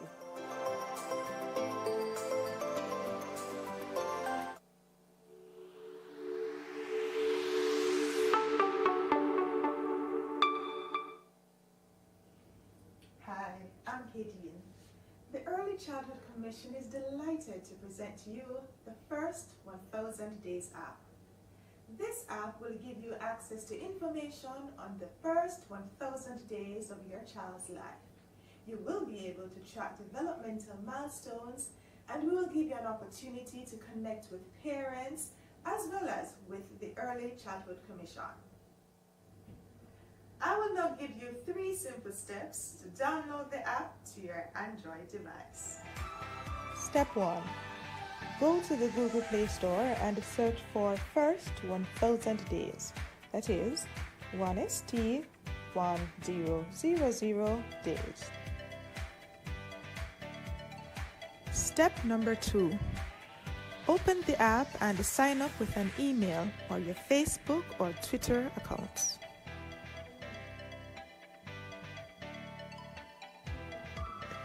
Step number 3 is the easiest of them all. Enjoy the features of this wonderful app.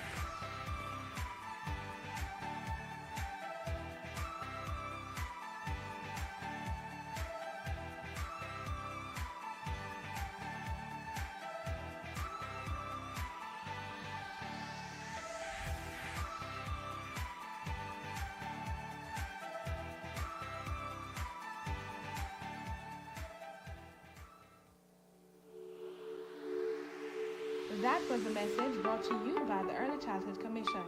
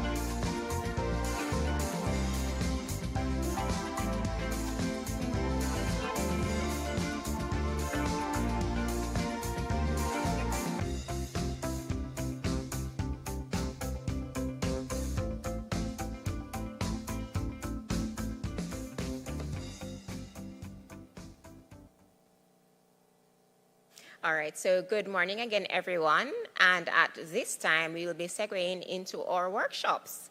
And with me today are 2 lovely ladies. I have Miss Gail Unto and Miss Khaled Kane. And they'll be looking at the topic strategies to enhance executive functions at home and in the classroom. We know that executive functions and self-regulation skills are the mental processes that enable us to plan, focus attention, remember instructions, and juggle multiple tasks successfully. Now, these ladies would like to introduce themselves for you, and I will turn over to Ms. Kane at this time. Thank you. Sure. Good morning, everybody. Can you hear us? Or can you hear me at least, right? I'm the important person right now on this stage. So my name is Colette Kane. I manage 2 of 12 lab schools at George Brown College in Toronto. We've been a part of the Early Childhood Commission workshop since they started 4 years ago, but we've been coming down to Jamaica for 20 plus years, bringing students with us to do their practicums in your basic and infant schools for the month of January. We've also been presenting at the Dudley Grant Memorial Trust Foundation workshops, as well as presenting when we've been at the Shortwood Teachers College as well. So I will let my colleague introduce herself.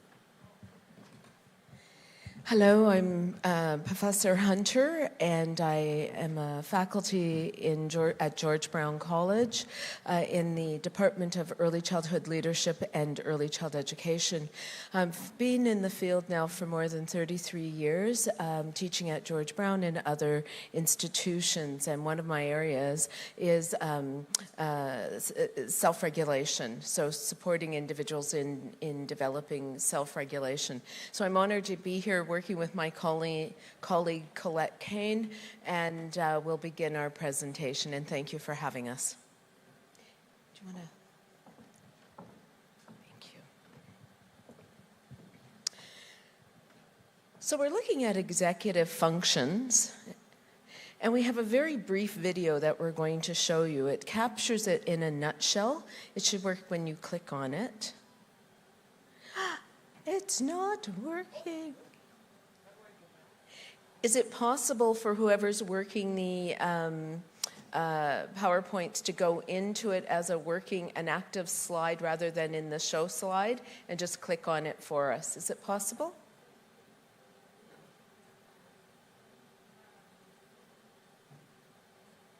We were talking a little bit about technology this morning and how great it is when it works. And when it doesn't, we always say, talk amongst yourselves when we sort this out. That's right. And it worked on ours this morning, but it was our laptop, so.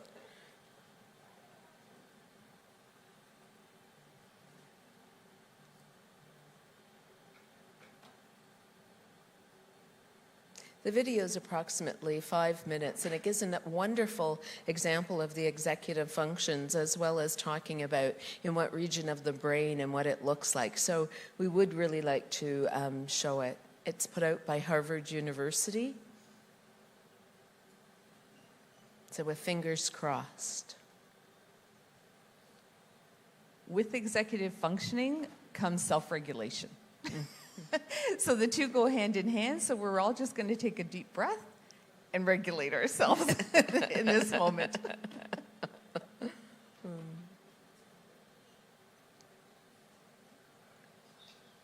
You are more upset because you're behind, and so you act out, and so you get this downward spiral. How does executive function develop? 7 and plus 4. In little children, and even in the infant and toddler years, you begin to see the roots of executive functioning skills. What's going on in our brains is unbelievably intricate and complicated. The prefrontal cortex, or the front third of the brain, is important for executive function. But it's more than just prefrontal cortex. This region doesn't act alone. It's involved in controlling your behavior through its interactions with all other parts of the brain. The brain goes from a situation where you've got nearest neurons communicating very strongly with each other and ignoring the rest of the brain, to these widespread networks that are connecting these different areas. Executive function changes over the life course. It improves radically over the first few years. I got a Max Prime. It continues to improve throughout adolescence. It's not until early adulthood that you have the adult-type networks that are very strongly activated that connect different brain regions together. Let's take notes. Also, we believe that executive functions can be trained. It's just like going to the gym. So the more you practice in these areas, the stronger the capacity is likely to become, because you're helping to strengthen those neural connections. You're at 24. Slowly but surely, you're going to be able to step back, and that child's going to go into the world with these skills where they can get along with other people, change rules, and they can be flexible, and they can accomplish new things, and they're unafraid. I got bit by my dog in my arm. Oh dear. If we don't learn these skills during the childhood and adolescent years when they're coming online, we are really ill-equipped as an adult to hold a job, to maintain a marriage, to raise children, to get along with each other, to basically be part of a civil society. You're okay.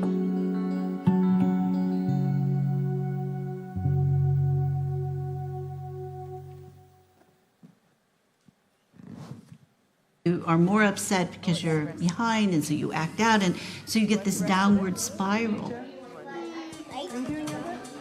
How does executive function develop? 6, 7, 7. And plus 4. In little children, and even, in the infant and toddler years, you begin to see that. That's good. That particular video can be found on the Harvard. Okay, thank you. That particular video can be found on the Harvard Education website of Child Development Center, so do check it out. But when we look at executive function, some of the research outcomes are as executive functions begin to develop in infancy. And we all know that it begins in infancy. In fact, it doesn't fully develop until we're well into our 20s. And so that's the reason often we see in young adults doing things that you may ask them, why did you do that? And they really don't know why they did it. And it's simply because the left and right hemispheres haven't fully connected along with the prefrontal cortex. So when we get into looking at the brain, that's the part of the brain that's actually beginning to develop. Infants are not born with executive functions development. What they have, though, is the groundwork for it. And so as we interact with children, it starts to strengthen. And as the brain develops, then children will start to be able to access those executive functions, which will manifest themselves in forms of self-regulation. So it begins in infancy and continues well into the 20s. Research on the development of the brain shows that early childhood experiences build the foundation for a skilled workforce. So we can see it's very important that we support children in the development of executive functions. A responsible community, where we get children engaging and being responsible for one another. The development of empathy and compassion, and also community. It supports a thriving economy, which is very important. You want to have productive citizens, and if you have productive citizens, they will demonstrate executive function control. So they will be able to self-regulate. They will be able to plan. They will be able to know it's important to work, and work hard and long possibly, in order to get those goals. So research also shows executive functions are vital in the development of these skills, essential for school achievement. When we look at executive functions, it supports the development of self-regulation. So they're actually interconnected because it's controlled by that area, the frontal cortex. When we look at it, in order for a child to be able to actually proceed through school, be able to do their homework, be able to focus for long periods of time, they need to be able to understand that if they work now, they get to play later. So they start to give themselves rewards, and they start to understand that if I focus right now and I do this, I will benefit. Rather than someone saying, do it now, did you do it? They will have this internalized mechanism. For the preparation and also adaptability of the future workforce, which is primarily similar to the previous one, and also for avoiding a wide range of population health problems. We know that when children are not coping well, and it starts in very young age, we know in infancy, if babies and children are not coping well, if they're constantly stressed by other family issues or the stress of not being able to learn because they're neurodiverse learners, or at school where the teacher is constantly putting them down or stressing them out or calling them out, what we get is an increase of cortisol in the body. And the cortisol is what contributes to those lifelong issues that many of us may deal with and live with, which would be heart disease, high blood pressure, diabetes. It all starts to build that foundation in children. Now, I'm not talking that one day when a child gets stressed and, you know, they cry and all of that. I'm talking about that chronic stress, constantly being diminished. Don't you know anything? You're not very smart. Listen to Colette. Colette knows you haven't learned anything. Stand up, stand in the corner. When you start to get into that, the stress levels rise, the cortisol is released in the body, and children can't think. When we're anxious or when we're getting bad news from somebody, we cannot think. We cannot understand or process what's being said to us. And that's because the cortisol is so high, it's blocking. We see the lips moving, but we're not comprehending. Executive functions is have three key elements, and that's the working memory, the ability to use information held in the memory to complete a task. So, for example, if you ask a child to go and get their lunch box, hang up their backpack, sit at the table, and begin their lunch, the child will remember to take the first thing, go to their coat, and get their lunch. That's about it. They may not find their way to the table. You gave too many demands. So it's really important that we look at the developmental level of our children when we do give commands. Our youngest one should just be, get your coat and come back, or get your lunch and come back. Now we'll go to the table together. As they start to go through toddlerhood, it's okay to say, wash your hands, go to the table, get your lunch out. It's okay to give several demands because they can keep that in their working memory. Often when children are assessed for inability to sit still, if they're not remembering things or they're not completing work and they do an assessment, they often find it's the working memory. All of these things can be supported and developed in children. The inhibitory control is the self-control, ability to stop and think before acting. And we know we have adults that can't even do that. Our prisons are full of adults that cannot do that. And so it's really important that we support our children in developing it so that they can go on to be contributing adults in the community, in your country, in your communities, et cetera, et cetera. We really want them to be able to make good decisions and follow through. And so that comes from being able to stop and think, and you have an internal locus of control that says, if I do that, I'm hurting someone else. Or if I don't do that now, I'm going to fail my course. I need to get it done. But it's also being done because you have that feeling of accomplishment. And when you feel accomplished, you feel positive. When you feel positive, you want to learn more to show that you're learning more. And so it's really important to develop in children that internal locus of control. You don't want to jump to, if you do it, I'll give you $1. If you do it, I'll give you a cookie, because you're giving rewards. And then that reward is, I don't want a cookie, I want the whole bag, right? And then before you know it, I don't want that. What are you going to give me? I would like a phone. So it's really important. You want that internal locus of control to develop rather than them do well based on rewards. And the last one is cognitive flexibility, and it's flexible thinking. It's being able to adapt to changes. We all know children that when you suddenly, if it starts to rain and you say we can't go outside, they're crushed, they're crying because you've changed their routine. And we know routines are very important to children. However, we need to be able to help children learn to adapt when things do not go their way. If they don't get that turn on that swing, if they don't get a chance to use a toy or the laptop in the classroom.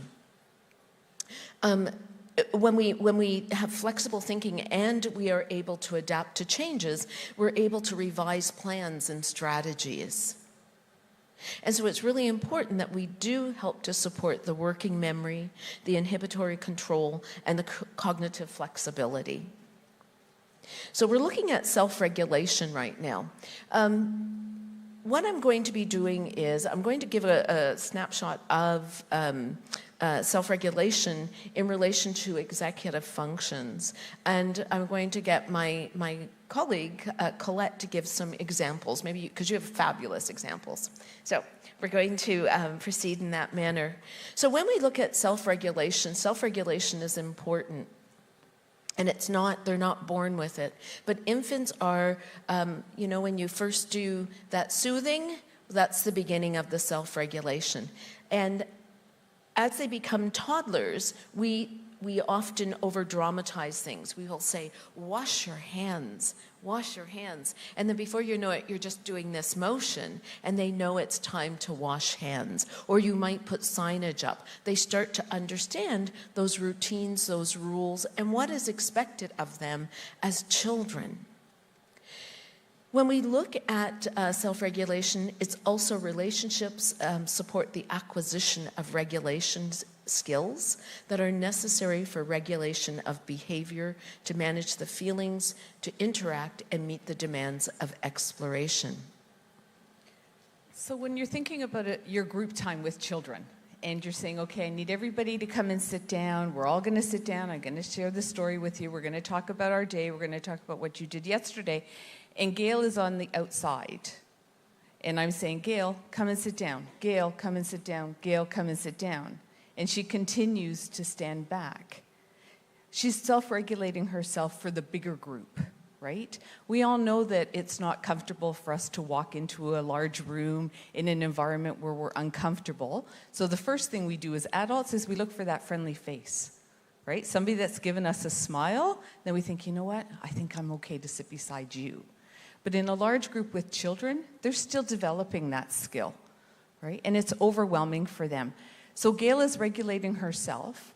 I'm having my group time. Chances are, if I ask a question, Gail's going to be able to answer it because I've given her the space that she's needed to listen, right? I haven't degraded her. I haven't diminished her in front of her peers. I've given her the space that she needs. And so when I'm asking questions, Gail will be, oh, Colette, I know the answer. Or I can say to Gail later, you know, when we were talking with the group, and I asked that question about what you did this morning and what you had for breakfast, can you tell me?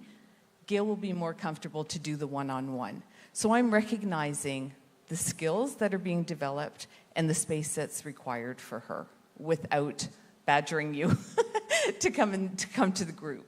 Right? Good example. When we look at self-regulation, it also is the emotional regulation, where children may get really overexcited. They get excited about something, and then they can't sit still.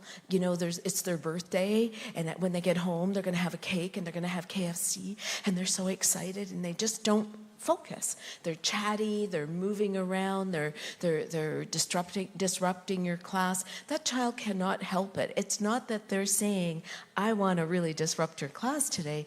It's that inner emotional, it's that ability to self-regulate. A child that can self-regulate may sit on their hands and kick their feet under the table going, it's my birthday, it's my birthday, it's my birthday. Others will be all over the map jumping up and down, it's their birthday.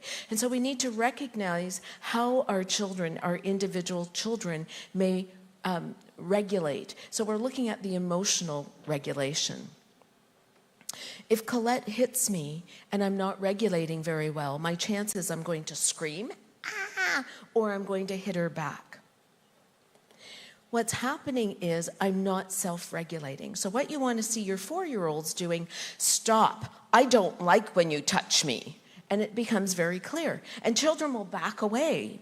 It's really quite humorous. A really good example, actually, we had 2 children in our preschool, and they both, it was only one basket where they wanted to put their dolls, and they wanted to swing it. So they were standing and they were doing this, and one was trying to pull it down, and they started screaming at each other. So the teacher went over and said, you know, excuse me, what's going on? What's up? And they said, well, I want to go fast, and the other one said, I want to go slow. And the educator said, well, what do you think you could do? You know, like, should we take turns? What should we? And she had the children talk it out. And with self-regulation comes that ability to stand back and problem solve and think about answers and be flexible. So it was agreed, the two little girls decided they want to work together and swing the dolls. And it was really interesting. I stood back and I watched for a while, and they're going, slow, slow, we like to play together, slow, slow. And so by saying it, they were able to modify their own movements, but also keep one another in check. And then they said, we like playing together, we're friends, slow. Slow. And it's really interesting to hear children use that format to be able to control who they are. So self-regulation exists through secure relationships. You as the educators, you need to develop those relationships. The getting down and talking to them, always being on their level, the eye-to-eye contact, let them know they're valued, smile at them, give them that acknowledgement and affirmation that they are good beings. You're happy to have them in your class. They're going to be that way with you. That child that you feel is kind of rude and runs around maybe and just disconnected, chances are they have not had a chance to develop a relationship with you. You really need to think about that relational stuff. And it starts in the infant room. The face-to-face singing, the rocking, the touching, the patting on the back, the sitting on the floor and singing songs. Songs are amazing, as you all know. Singing a song, pat a cake, all of those things back and forth is what starts to develop that relationship. That relationship develops into trust and attachment. They know they're safe with you. They know you care for them. They know you are the educator or the caregiver, that you are not their parent or their family member. They know that, but they still start to adore you. And when you have that type of adoration between educator and child, you see real joy. Joy with you and joy with the child. And through that, you start to support the development of self-regulation.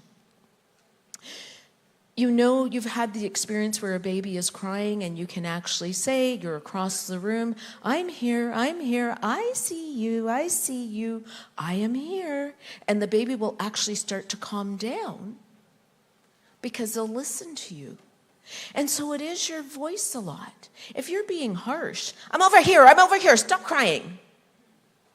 That's going to only trigger more anxiety. That cortisol starts going. But if you say, I'm over here, I see you, I'm looking at you, I'm over here, do you see me? That child will slowly start to calm down. That is self-regulation. So we call that co-regulation.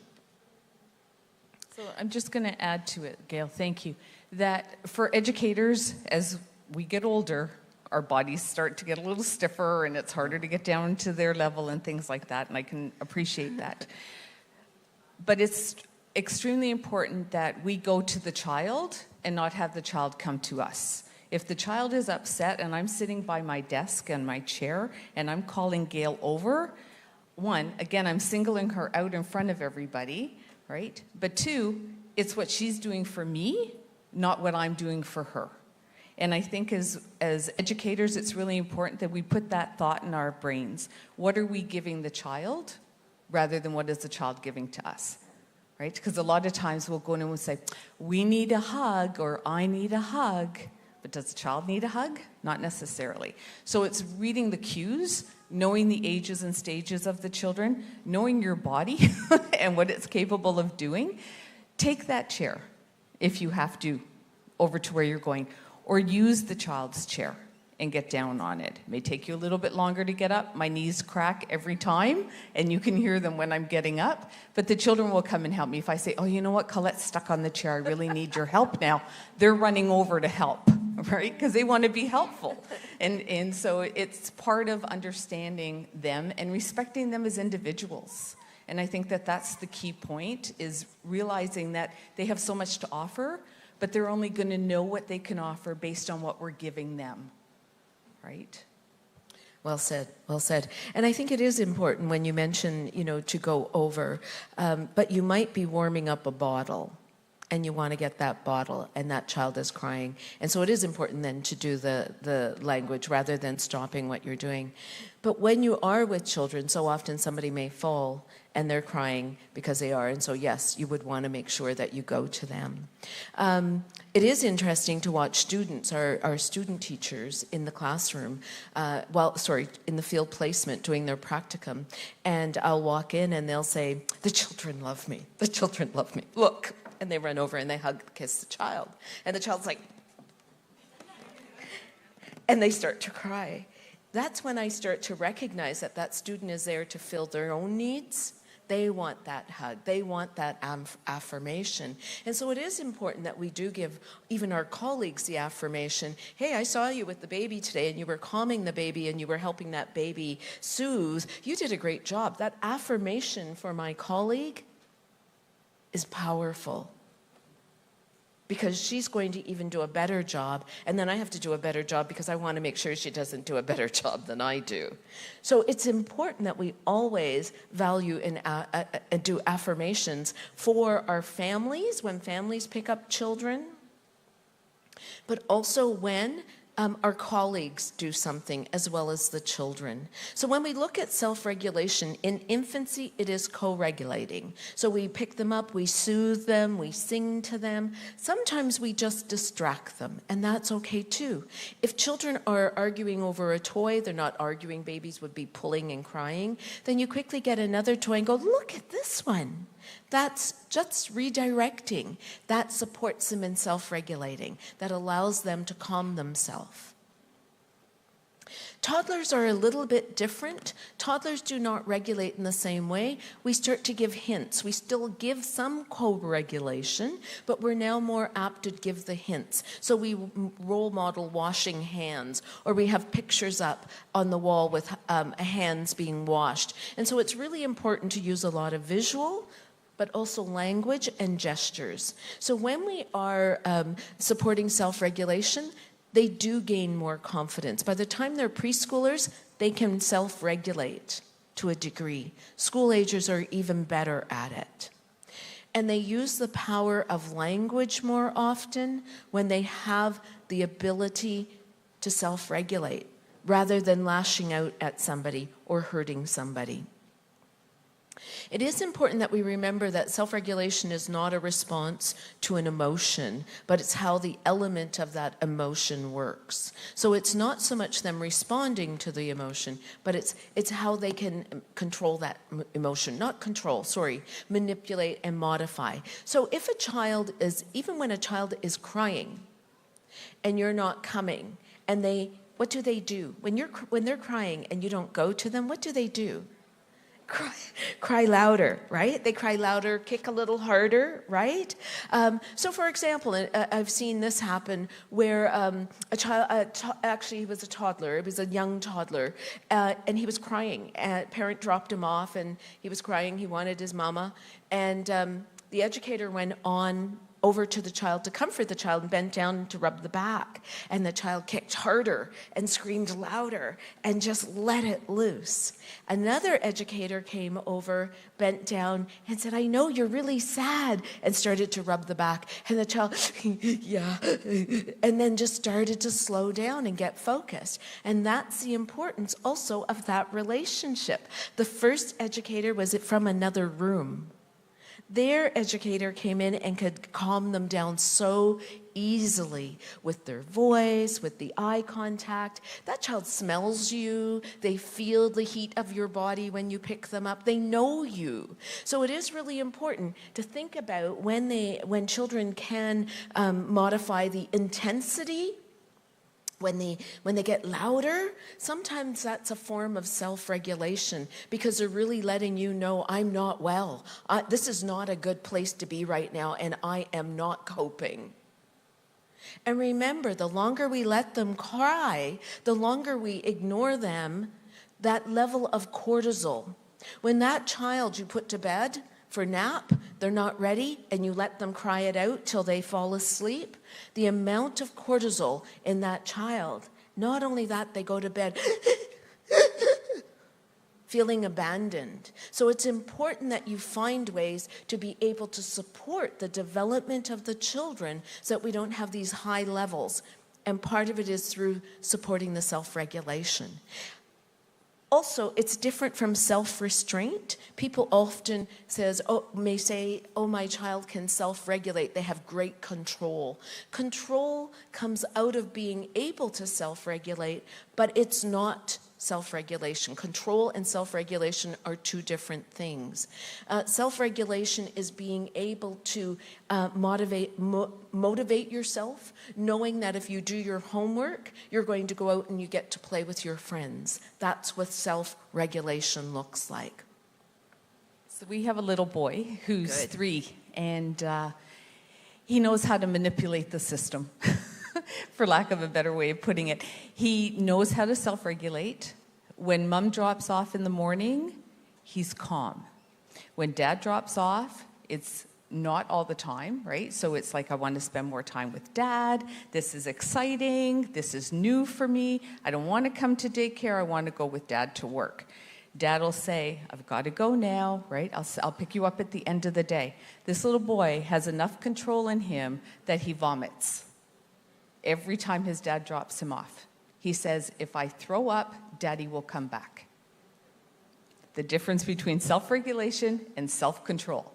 Dad would turn around because he would hear him. We're on a mezzanine level, so we have an elevator, so dad's waiting at the elevator and could hear his son throwing up. Dad comes around the corner and he picks up, and the little boy is happy because now he's leaving, right? Second time happens.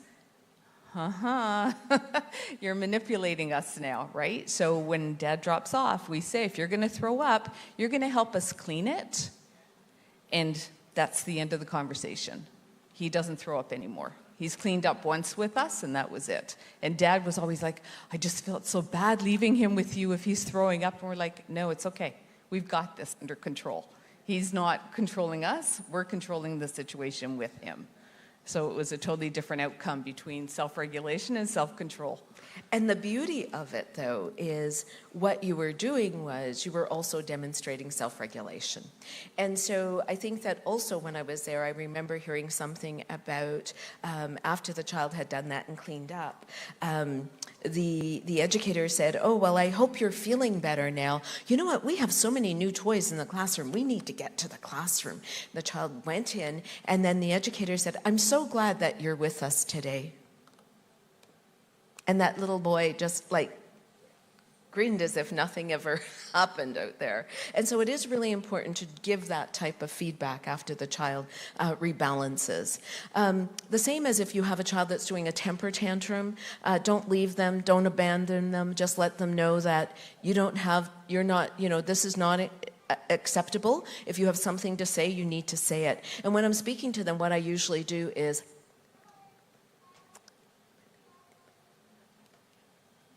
and that child's cry starts to go, ah, ah, ah. What are you saying? I'll say, oh, I'm so glad you can listen to me now. I'm really glad you can hear me. And it is a really good strategy without getting anxious with the child. Let that child calm down on their terms, and then I will say, I see you are really upset that, whatever it is. I see it made you feel scared or frightened or whatever it is. I try to give the language, and that's a part of supporting self-regulation. Give that language. When you said, you mentioned to the child, when your daddy leaves, you're very sad. That's really important because you're giving them that language. They no longer need to cry. They'll say, I'm sad and my daddy is gone, right? So they get to use the language and the energy in their voice to convey their message rather than now dropping to the ground and crying and screaming. So we can see that self-regulation is a complex organizational process. Do you want to cover some of these ones? Okay. So when we're thinking, again, as Gail was talking about self-regulation and bringing executive functioning together with it, we have to provide stable routines. So if we're talking about infants 6 to 12 months, what is a stable routine for them? It's knowing that they're going to be dropped off. You're going to be the person that's going to take the baby from the parent. You're going to be the person that's going to bring them into the program and settle them in. You're going to respond appropriately to the infant's needs. If an infant is crying, as Gail was saying, you're going to go over, you're going to soothe that infant, if you can get to that infant. Sometimes you have to broadcast from the other side of the room, depending on your ratios at that time, right? You may not have enough educators in the room in the moment to meet everybody's needs, so you have to use your voice and broadcast accordingly.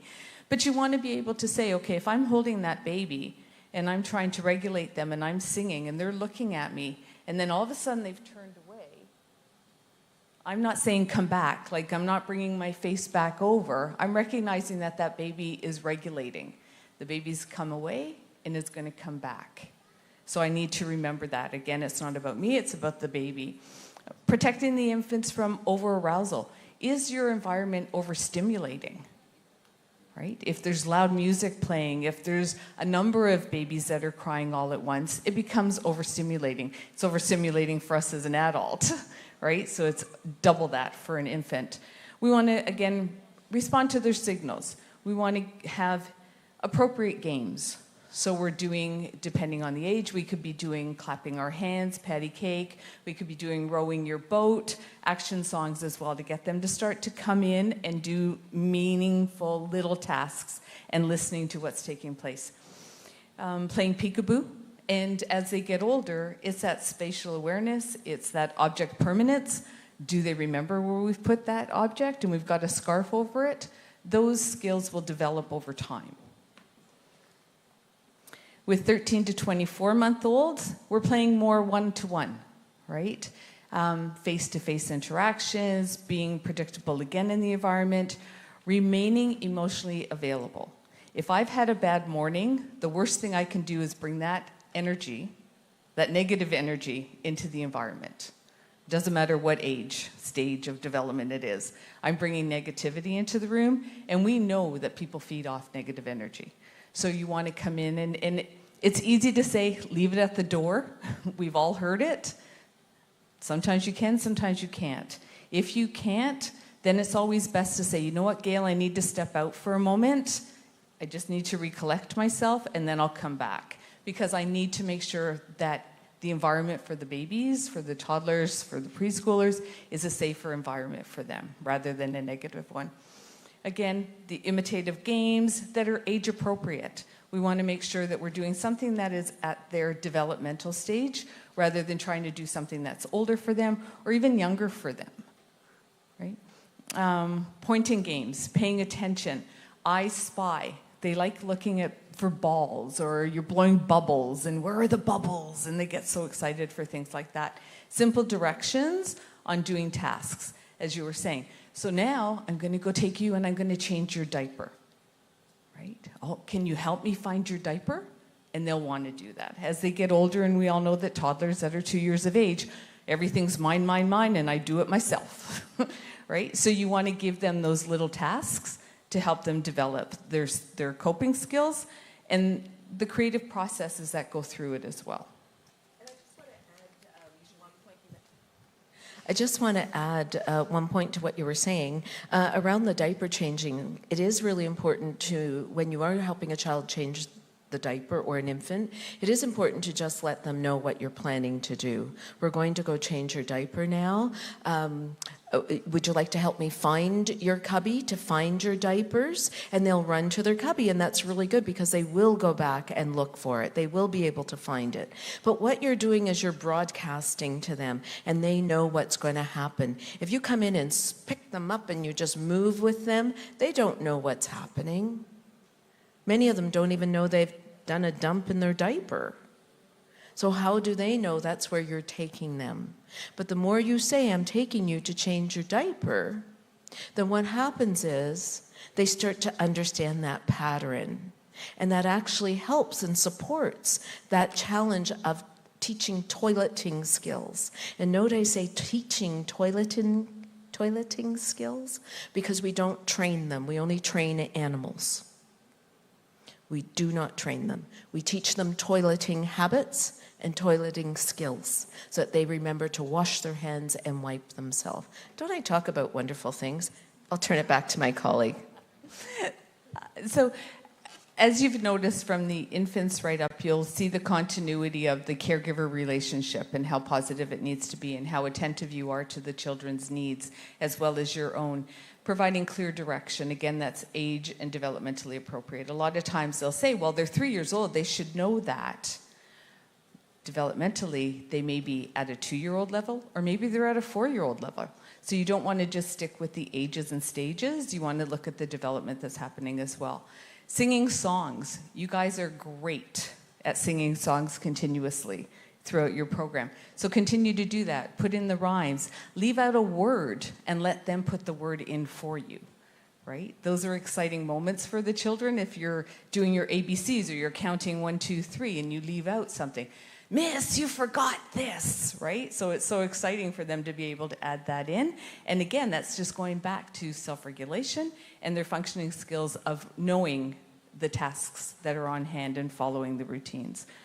Playing in different environments is equally as important. So again, what you're doing indoors, you should be doing outdoors. We know that everybody learns differently in different environments. For us in Toronto, we go outside in the snow until it's minus 25 degrees, right? We go out in the rain. We're out in the sunshine because we don't get a lot of it. We're out there too. Our philosophy is there's no bad weather, there's bad clothing.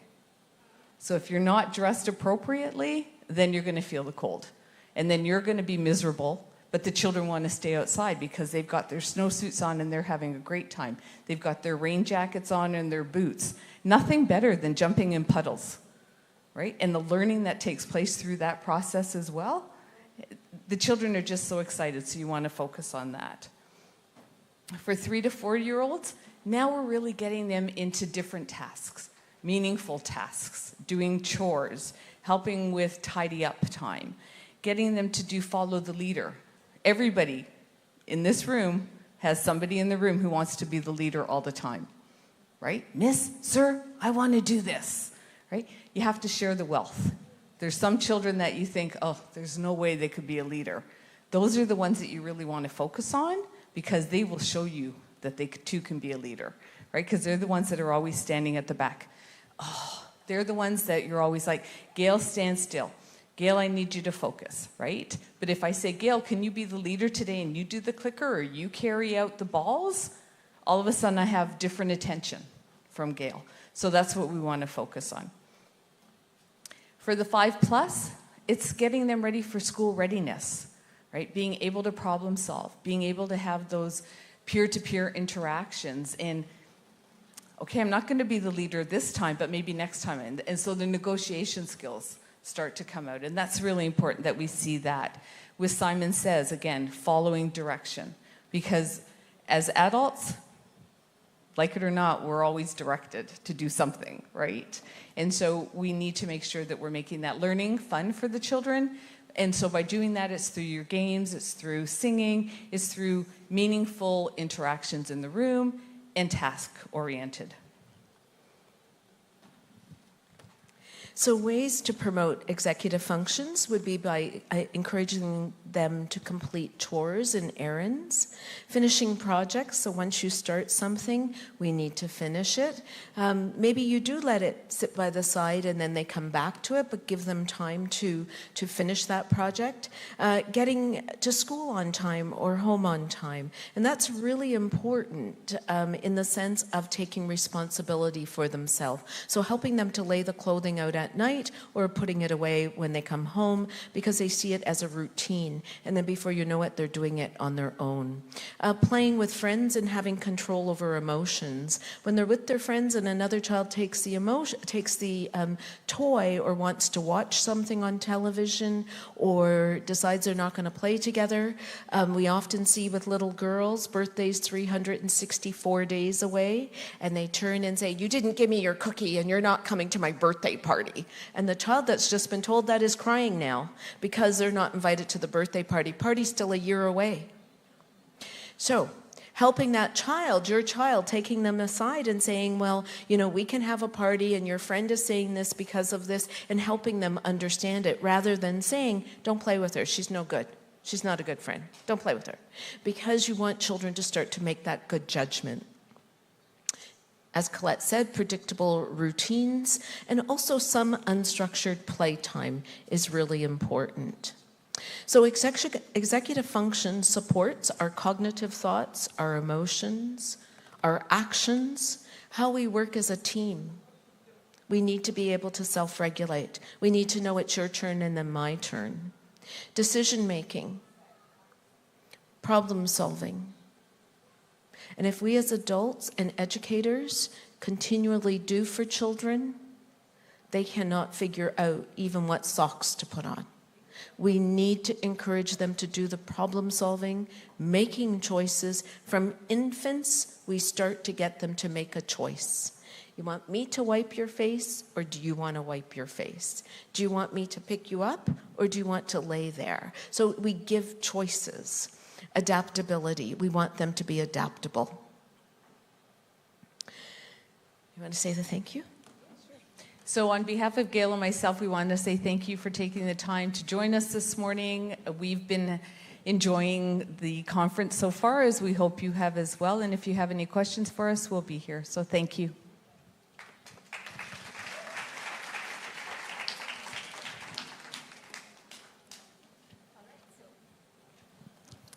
All right, so thank you, Gail and Colette. Are there any questions? I'll come to you shortly. I have a question here. Are there specific activities or games that parents can incorporate in their daily routines to help strengthen activities? There's many. Would you like to start? Sure. So I would be suggesting, just with infants, playing games, just doing row your boat, tickling their feet even, tickling their tummy, just recognizing time, that one-on-one quality time with them. And then as they get older, you're going to be playing different games. Helping them do chores around the house is a really good way. Everybody loves to fold laundry when they're young, right? When you're older, nobody wants to fold laundry. But as a youngster, everybody wants to do that. Everybody wants to wash dishes and put their hands in the soapy water, right? So get them to do things like that. Those skills will definitely help them be more successful when they go into the classroom setting, right? And then as we saw the list of all the, what's the word I'm looking for? The last slide that just talked about the adaptability, the teamwork, and things like that. Think about the skills that you're giving the children that are going to help them be successful in the workforce, because we do not work independently. In this field, we collectively work as a team. We're constantly talking to one another and sharing thoughts. We're including those conversations with parents. So give those ideas to families about helping to make the bed. If you want to start thinking about adding math into it, it can be, how many of us are going to sit at the table for dinner tonight? Can you get me 4 forks? Let's go get 4 plates, and we're putting them out on the table. We're working as a team now, but I'm also incorporating math into this, and that child doesn't know it, right? So those are just little tips that you want to add. Gail, is there anything else? Include them in the kitchen activities. Baking, ripping lettuce, cutting fruit if they're a little bit older. Include them in those activities. Making bame, help them stir, get them to stir and pour the flour in. So many ways you can encourage them. And if they make an error, it's an error. It's you know, it gets wiped up. It's not a problem. So it is really important to recognize that when a child does take that initiative to help, or you invite them, if they make an error or if they do something inappropriate, to you know, diminish them for it, or to try and correct them in a negative way, is going to have an impact on their ability to take risk. And we want children to take good risk, to be able to stand up and do things. Instead, you say, you spilt the milk. Let us clean it up. I'll get the cloth. You can help me wipe it up. So you encourage them, so there's natural consequences, rather than, you messed up, you get out of here and go to your room. You stay in your room and read. That's not going to help them develop a passion for reading, I can tell you. Right? And not only that, so it's punitive, and you're removing yourself. So you're almost doing a conditional love. And we should never give love conditionally to our children. Our children get our love and our attention. They're our children. The more love, the more care, the stronger they're going to be. And I also want to add that we didn't get to where we are, being an educator, being a parent, being a caregiver, without making mistakes along the way, right? So when a child makes a mistake, why are they, punished for that? For me back home, when I always have students that are coming in on their placement, I encourage them to make those mistakes because those are learning opportunities. And so if we get rid of the word mistake and we think this is a learning opportunity, we're going to be better for it and we're going to move forward faster, right? Because we're always going to be thinking, I made that mistake and I don't want to do it again because I don't want to get yelled at. They're not going to ask me to do it again, right? My self-worth is gone. Yeah. So we look at it a little differently. All right, thank you. I have a concern here.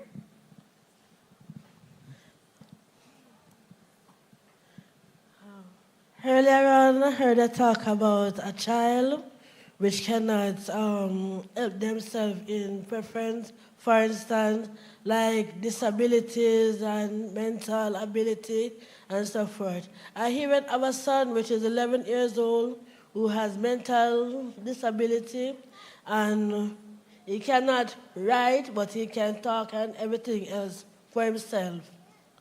And he knows streets more. So what can I do as a parent to involve him in education, even though I'm trying, but he's not picking up? I don't know what else to do, and I'm mother of 6 children, so I need something or someone who can help me, because the school does, and he's still not trying, and he's still 11 years old, going 12 next year. You have your hands full. You have your hands full. You did mention that he's very verbal, and he likes to talk, and he has a good word capacity, it sounds like. So maybe he might really, you want to really make sure you commend him on that and you acknowledge that, because that is a strength that will take him far. Around the reading, you might want to get, read some books maybe, and even record them while you're reading them, and give them to the child and encourage your child to look at the books while they're listening to the words, because they'll be able to follow the words along. And I know there's some internet books such as that, and so I would try and access those because it will help your child to recognize the individual words and the connections. But I think that you have to figure out what your child is good at. One is language, but what else is your child good at? Because if you can find what he finds engaging, he will, and you expose him to it, and you continue to give the encouragement, he may very well pick that up very quickly. And it's different for every child. Go ahead.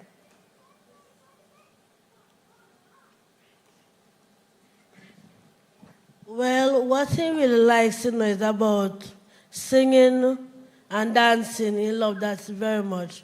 But even I'm trying to read a book with him and little basics words and so forth. Even this one is picking it up same way, so I try now. That's good. So you can also incorporate counting and alphabets and reading with music.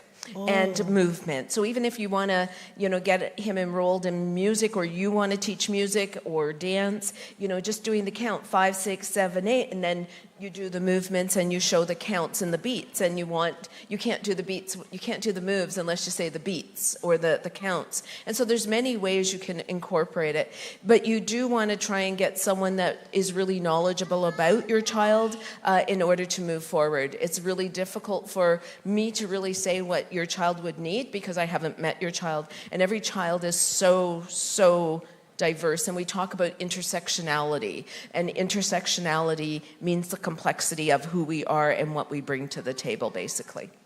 Well, that is true, because I even take him down to the Shamshire Teachers College, and I get special head teacher to come to the school. Good. And the principal them help me a lot with the teachers and so forth. Good. But good enough, we have different type of behaviors. So wonderful. We'll try to cope with. It sounds like you're really accessing the services you need. It sounds like you're a really good mama back there. Kudos to you. Thank you.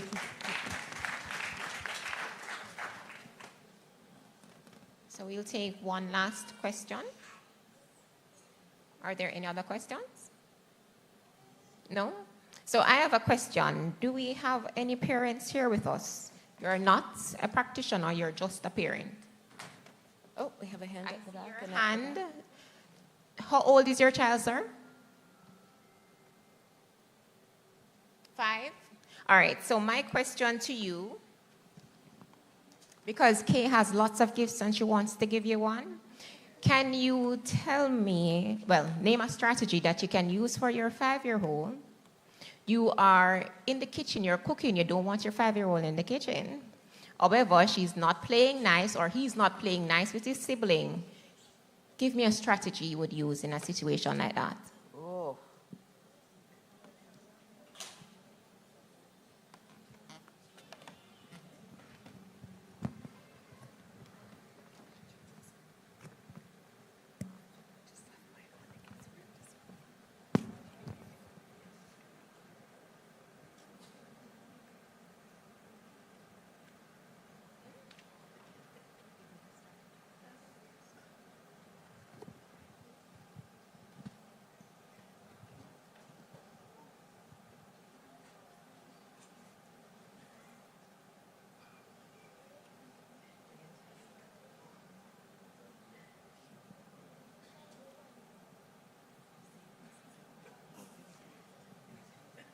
He's thinking.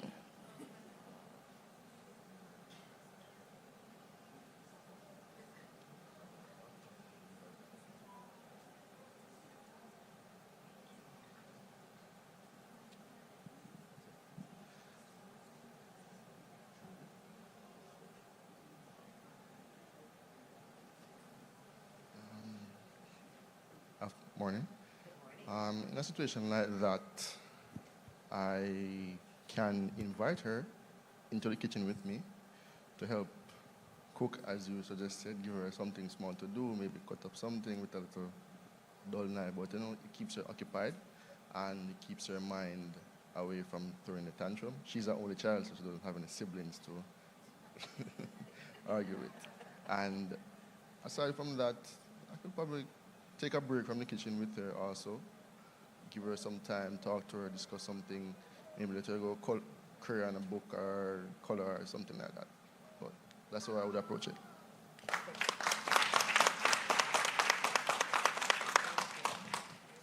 So that's an acceptable answer, ladies? Yes. Awesome. Indeed.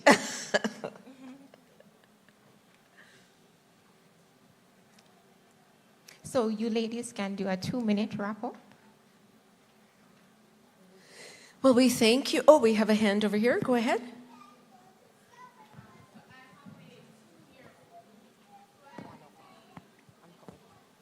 Nice. He attends preschool, but what I want to find is what strategy can I use to build his self-confidence? Because I find that when he goes to school, I don't think what should I say? When he's around a lot of persons, he's very shy. Not that he's being roughed at home or anything like that, but I find that he's very shy. Even in the classroom, he doesn't respond to the teacher.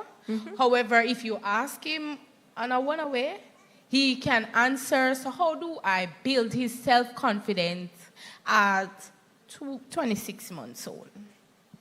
Acknowledgement and affirmation. You know, even saying things to like, I am so thankful you are my son. You are amazing. Wow, you know what? You counted that. You 1, 2, 3. So just giving affirmations. You want to build that confidence. And it's sometimes what happens is families will build confidence. They'll say all those things, and the child feels so proud. But one day that child's out, they fall, they split their trousers and their new trousers, and suddenly they're diminished, and they get punished for it. And when those things happen, it undermines that sense of pride. Maybe the child, and I could be way off, but maybe the child is hearing, maybe in the classroom, that the teacher has made a comment to somebody that was kind of scary, or that they weren't smart. So that may also prevent the child from speaking up. Because I know if I'm in a situation and I hear somebody being negative to other people, I'm likely to be quiet until I have that safe space to say something, simply because you don't want to put yourself at risk and you don't want to be embarrassed. So it is really important that also the last little bit is that relationship between the child and the educator is so, so important. You are all professionals. This is a professional career. You are professionals. But sometimes educators forget they do the communication with one another, they communicate with parents, but there's a one-way communication with children, and it's always telling them what to do or telling them what they've done wrong. And we can't, we need to listen. We have two ears. We have one mouth. We talk less and we listen more. And children will learn to speak more because they know you're listening to them. And then I know it's hard with large classrooms. I know that. But you need to be able to speak to me and say, I hear what you're saying, Gail. And you do that up and you look around, and you can even do this to somebody. You can make the eye contact to let them know you're watching, but develop that communication with the child. You need to develop a relationship. As the parent, it's really important that you go into the school, and we always say we're not going to talk negatively about the child in front of the child. Never. Right? You never talk negatively about a child in front of them. But you definitely want to big them up. Yes. Right? So when you're talking and you're going into the school and you're dropping him off in the morning, you can say to the educator, this is what we did. And he's hearing it and you're proud. Right? So then it's like, oh, and then hopefully the educator will tap into that and say, oh, I just heard that you were counting rocks this morning on your way to school. When we go inside, let's go find some rocks so we can count them too. Right? You need that educator that's going to buy into the conversation with the parent as well, instead of just having the conversation at the gate, taking the child in and forgetting it. Right? So you're the advocate for your son, so make sure that you share what he's doing at home. Yeah. With all those good positive things. And as educators, it's really important not to use language such as, oh, your child's so smart. Because as you're saying that about one child, you know that I've heard, and you haven't said that to my family. Or, what a good girl, what a good boy. Well, you haven't said it to me, am I bad? And you probably didn't say it because you were busy. You had other things. So it's really important that we become intuitive about the language we use, because it shouldn't be judgmental or value. If I have not done a good job, it's going to show my reading and my writing is not done. But I'm still a good child, I'm still a good person. It should be still a pleasure to have me in my class, in your class, but you do need to be honest with the family. You know, Gail's reading she's struggling. We need to look at this. But you know, she is such a delight to have in the class. She can talk up a storm. Right? So you find those things, those strengths that children have, and we need to embellish those strengths. We don't want to create children that think they are somebody and they're bigger and better than everybody. We see what happens with that. We want them to know that they are like everyone else. They have strengths and they're good people. And your child will then, you're doing it, but you need to support it, as Colette was saying, with some of those strategies. All right, so we are out of time, but I will entertain your question because you're fanning me down, so I'll entertain your question. Thank you. So earlier, I heard you guys made reference to an example with the mother and the father when they bring the child to school. When the mother brings the child would be okay, but when the father takes the child, it's a different situation. So now I have somewhat of a similar situation with my daughter. I have a 5-year-old. She is in K3. She was fine September to December. I was away for a few months. Then starting the term, January, every single morning she cries. I don't want to go to school. My back hurts. My head hurts. The kids are too noisy. But yet when she comes home in the evening, how was school today? Tell me one thing you enjoyed. She could list a list of things. But every morning it's the same thing. So I was wondering, what can I do to make in the mornings more pleasant for her to actually want to go to school? What can I do? That's stressful, I know. I know exactly what you're talking about. The first time I came down to Jamaica to do workshops like this was way back when my child was 3. Upon my return, he said, "Mama, don't ever leave me again." And so I literally stopped coming down until my son was in his teens because he needed me. You went away and your child is missing you. So still worried that you might go away. Even though they know you're not going away, they don't know that you're not going away. So it's kind of, it might be a really good thing to start doing. When we get home tonight, we're going to do this and make it fun. We're going to do homework, but something that might be fun. When I get home tonight, we'll cook together. Or when we get home tonight, we will. And then this way the child, so you have to go to school now. We have to get ready and I have to go to work. But when you come home tonight, we will do. And it just gives that little bit of anticipation and excitement, but also knowing there's I'm seeing you at the end of the day. You've just said it. You're coming home. And so I think that's what your child is dealing with, that sort of a little bit of insecurity in that you went away. And I know it's happened with my child as well, one when he said that, but also I had traveled previously to that, and it took him a while to want to be dropped off at childcare. No, they're not excuses. In their mind, they've been left. Yeah. Right? So as a parent, it's really important to acknowledge that with her. So have those conversations. I know that when I went away, you were really sad, but I was really sad too because I had to leave you. Right? And these were the things that I missed, but now that we're together, we get to do them again. Right? And give her the opportunity to share her feelings, right? And express herself. And if she doesn't want to do it verbally, she can draw pictures. And then she can talk about it after she's drawn the picture. But acknowledging and affirming her emotions are going to be key to strengthening the relationship. And should you have to leave again, then you can talk about it prior to, because she'll have a better understanding that you are going to come back. You're welcome. All right, so thank you again, ladies. And one thing has been consistent throughout these workshops: communication. Our children, they're not too young. And if you would have learned earlier, it says that it's best that we develop their executive functions right now, in the early years, so that they get better at coping. Because their little manipulative behavior, they look at it as a means to control. But they're also learning. What do we do with that? So we are the process. We're not a part of it. We are the process. And what we do will determine the outcome of our children. So it's the children within our care, whether at school, at home, in the community. So the information is not just for us. But then we are the village. All right, so thank you so much, ladies and gentlemen, for being a part of our morning sessions.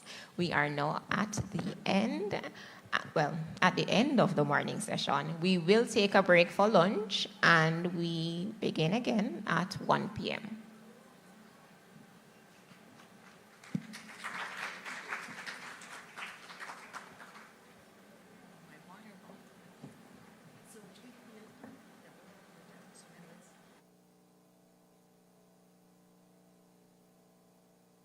Oh, and we have been getting this a lot. So when we come back in the afternoon, we'll be looking at children with exceptionalities.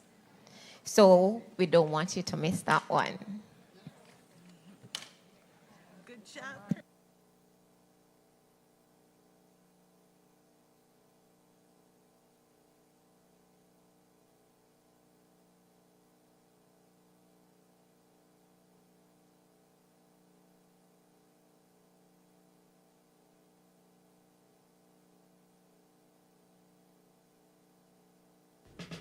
This is a message from the Early Childhood Commission. Do you have a child between 0 to 2 years of age? If yes, you need to download the ECC's First 1000 Days app. It allows you to receive parenting tips, track developmental milestones, Learn about the Brain Builder concept,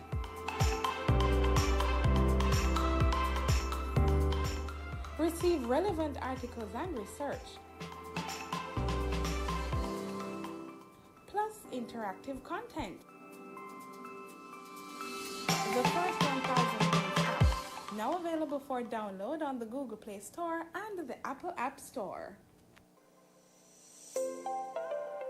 Today's children will become tomorrow's citizens.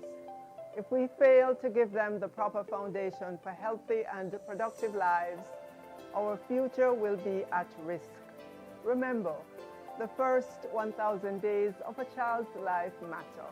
We must ensure they are loved, protected, stimulated, and have proper nutrition. Download the first 1,000 Days app today.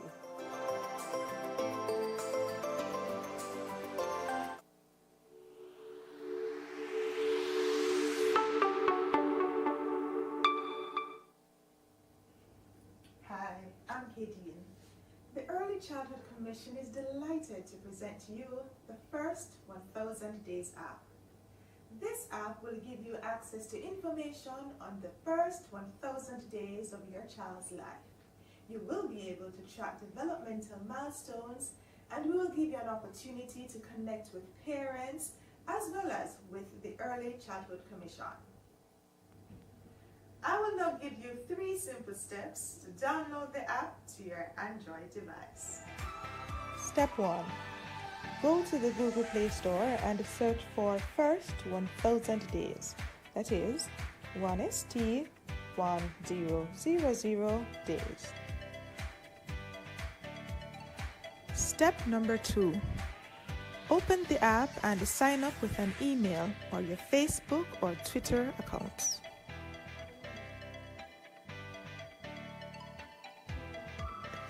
Step number 3 is the easiest of them all. Enjoy the features of this wonderful app.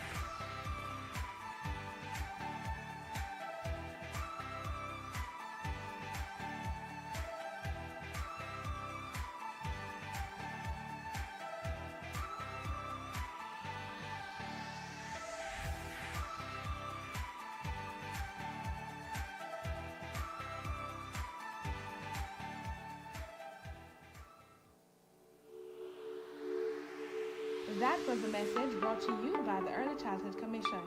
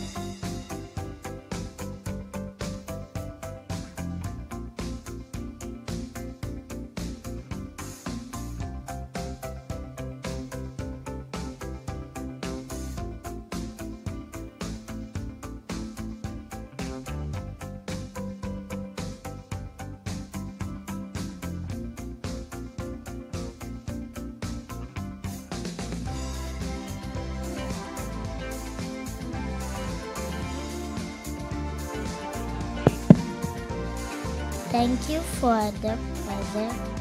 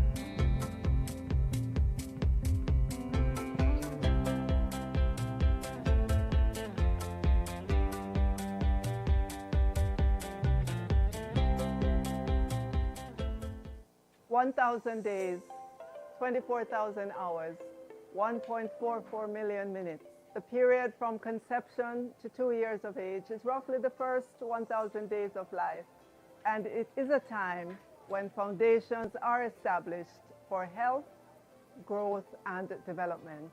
However, several child development issues have impacted this foundation, such as malnutrition, poor health, and poverty. Intervention is needed now. Proper nutrition helps to promote brain development, stimulation, and protection. These are the 3 key areas of concentration. Do you really want your child to have violent and traumatic situations early in life? Do you want to aid in producing toxic stress at an early age? By 2030, we must make a significant change by decreasing poverty, ending hunger, reducing neonatal mortality, ensuring children have access to high-quality early childhood programs and services, and ending all forms of violence against children. Download the first 1,000-day app to track and manage your child's milestones. Keep up to date with critical events relating to your child, and to locate early childhood institutions and childcare facilities across the island. Let us make the first 1,000 days of life count.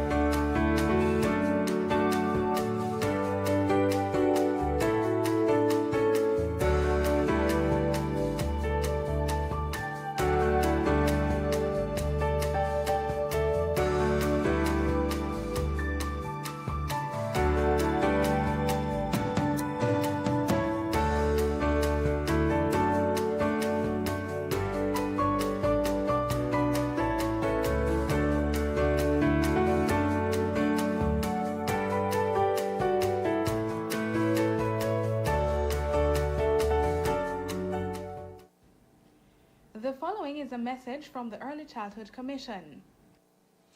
This is Wayne Marshall, and I'm working with the Early Childhood Commission on the new Brain Builders Initiative, where we're focusing on the children, we're focusing on the first 1,000 days of life. That is the time span from conception to 2 years of age. And it's a time when foundations are established for health, growth, and development. We have to really focus on the kids at this stage of their development. That was a message brought to you by the Early Childhood Commission. This is a message from the Early Childhood Commission. Do you have a child between 0 to 2 years of age? If yes, you need to download the ECC's First 1,000 Days app. It allows you to receive parenting tips, track developmental milestones, learn about the Brain Builder concept,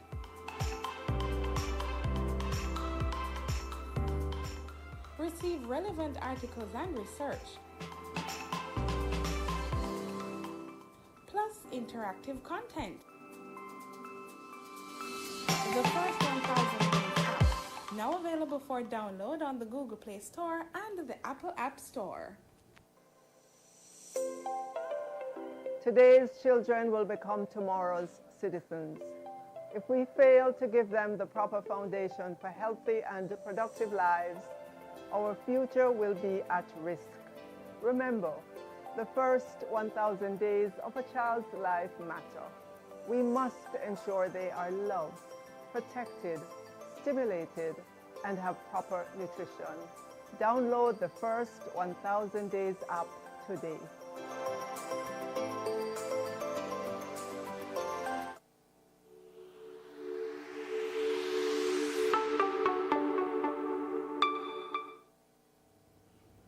Hi, I'm Kadian. The Early Early Childhood Commission is delighted to present to you the first 1000 Days app. This app will give you access to information on the first 1000 days of your child's life. You will be able to track developmental milestones, and we will give you an opportunity to connect with parents as well as with the Early Childhood Commission. I will now give you 3 simple steps to download the app to your Android device. Step 1. Go to the Google Play Store and search for First 1000 Days. That is 1ST 1000 days. Step number 2. Open the app and sign up with an email or your Facebook or Twitter accounts.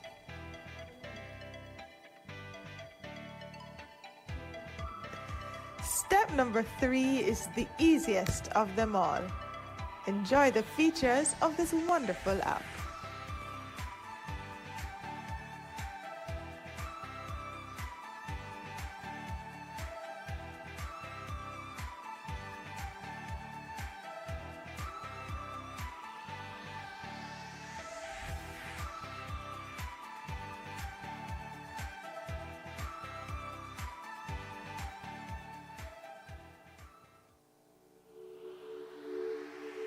That was a message brought to you by the Early Childhood Commission.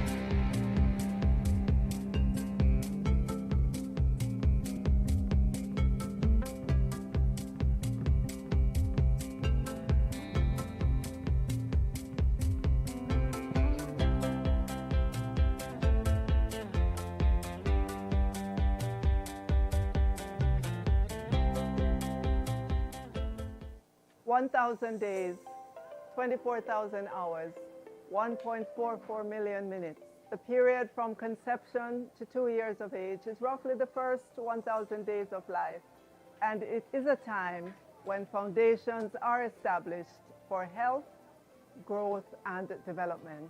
However, several child development issues have impacted this foundation, such as malnutrition, poor health, and poverty. Intervention is needed now. Proper nutrition helps to promote brain development, stimulation, and protection. These are the 3 key areas of concentration. Do you really want your child to have violent and traumatic situations early in life?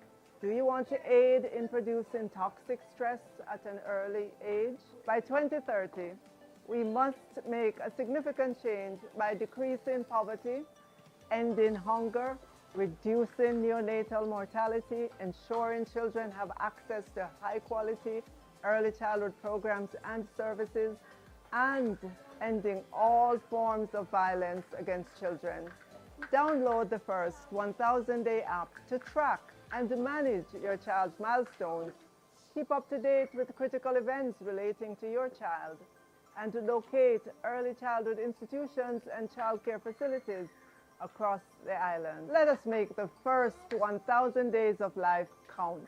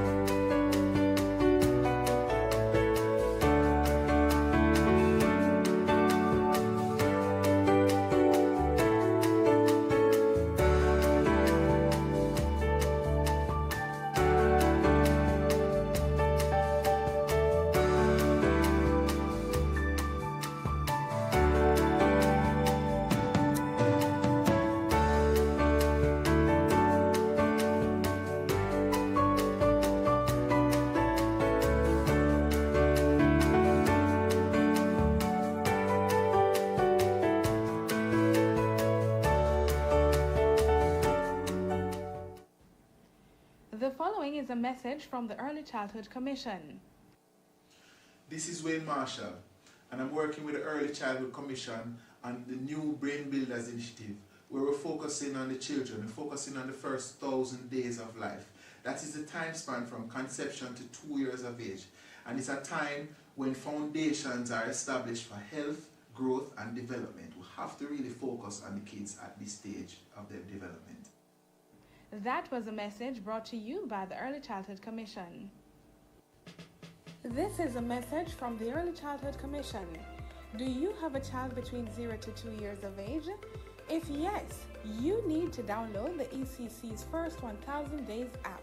It allows you to receive parenting tips, track developmental milestones, learn about the Brain Builder concept,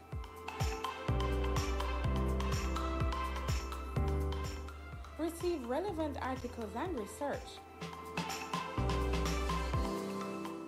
plus interactive content. The First 1,000 Days app, now available for download on the Google Play Store and the Apple App Store. Today's children will become tomorrow's citizens. If we fail to give them the proper foundation for healthy and productive lives, our future will be at risk. Remember, the first 1,000 days of a child's life matter.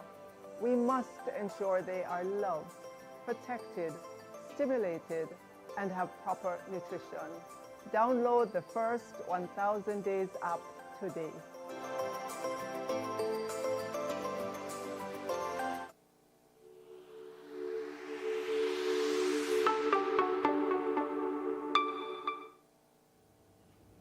Hi, I'm Katie. The Early Childhood Commission is delighted to present to you the first 1000 Days app. This app will give you access to information on the first 1000 days of your child's life. You will be able to track developmental milestones, and we will give you an opportunity to connect with parents as well as with the Early Childhood Commission. I will now give you 3 simple steps to download the app to your Android device. Step 1. Go to the Google Play Store and search for First 1000 Days. That is 1ST 1000 days. Step number 2. Open the app and sign up with an email or your Facebook or Twitter accounts.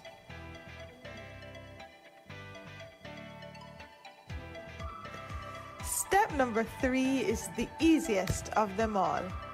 Enjoy the features of this wonderful app.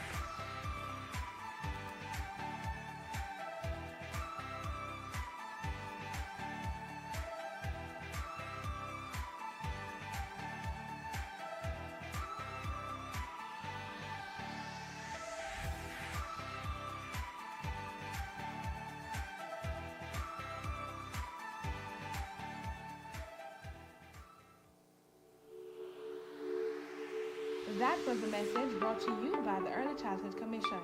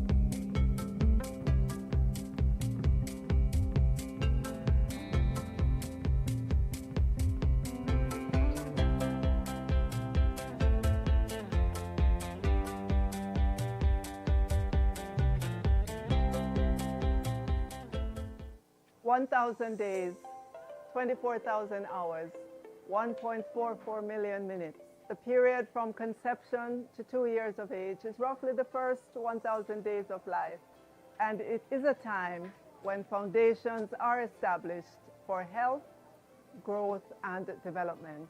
However, several child development issues have impacted this foundation, such as malnutrition, poor health, and poverty.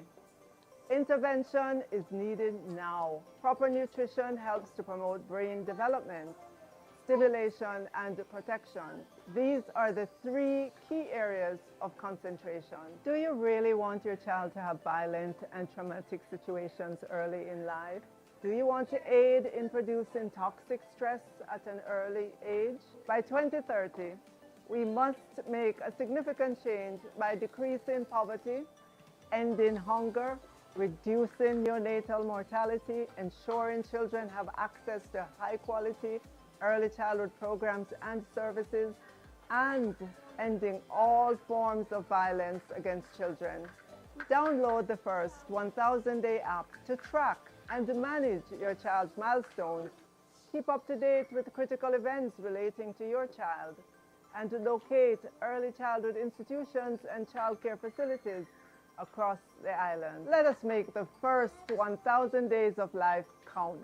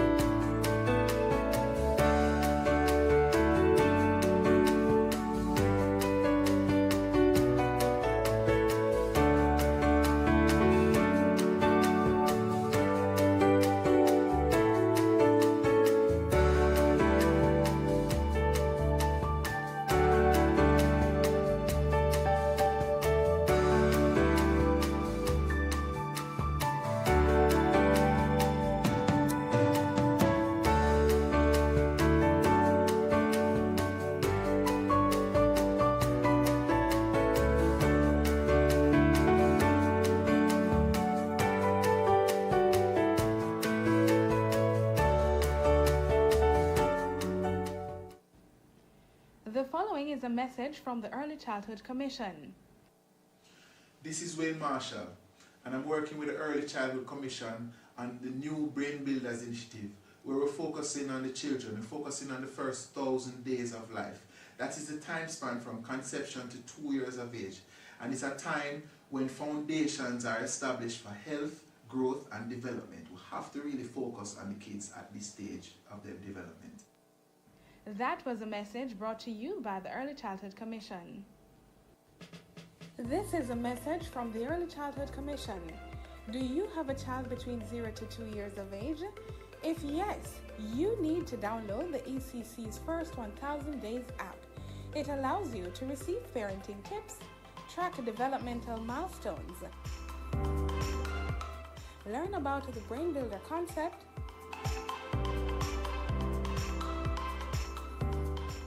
receive relevant articles and research,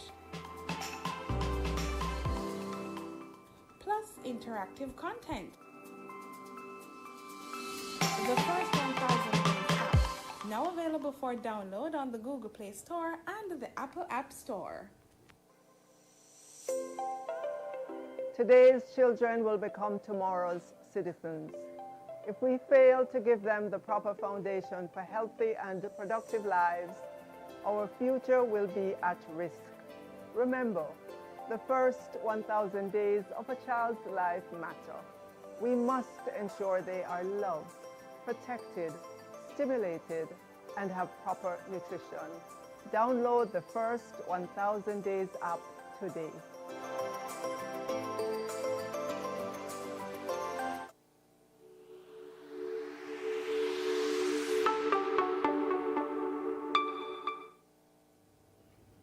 Hi, I'm Katie.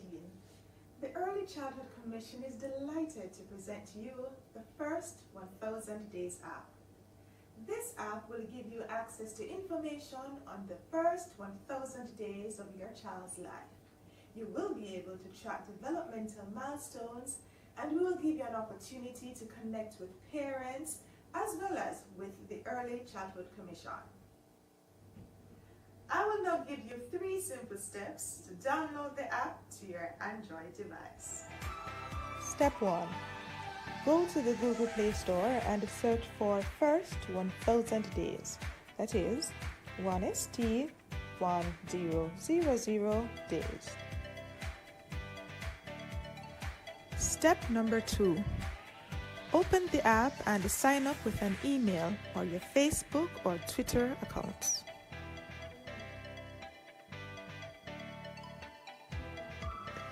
Step number 3 is the easiest of them all.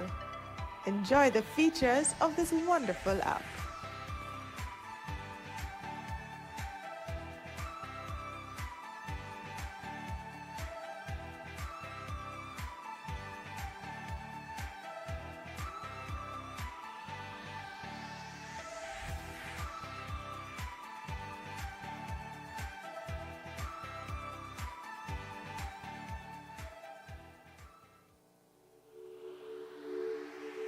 That was a message brought to you by the Early Childhood Commission.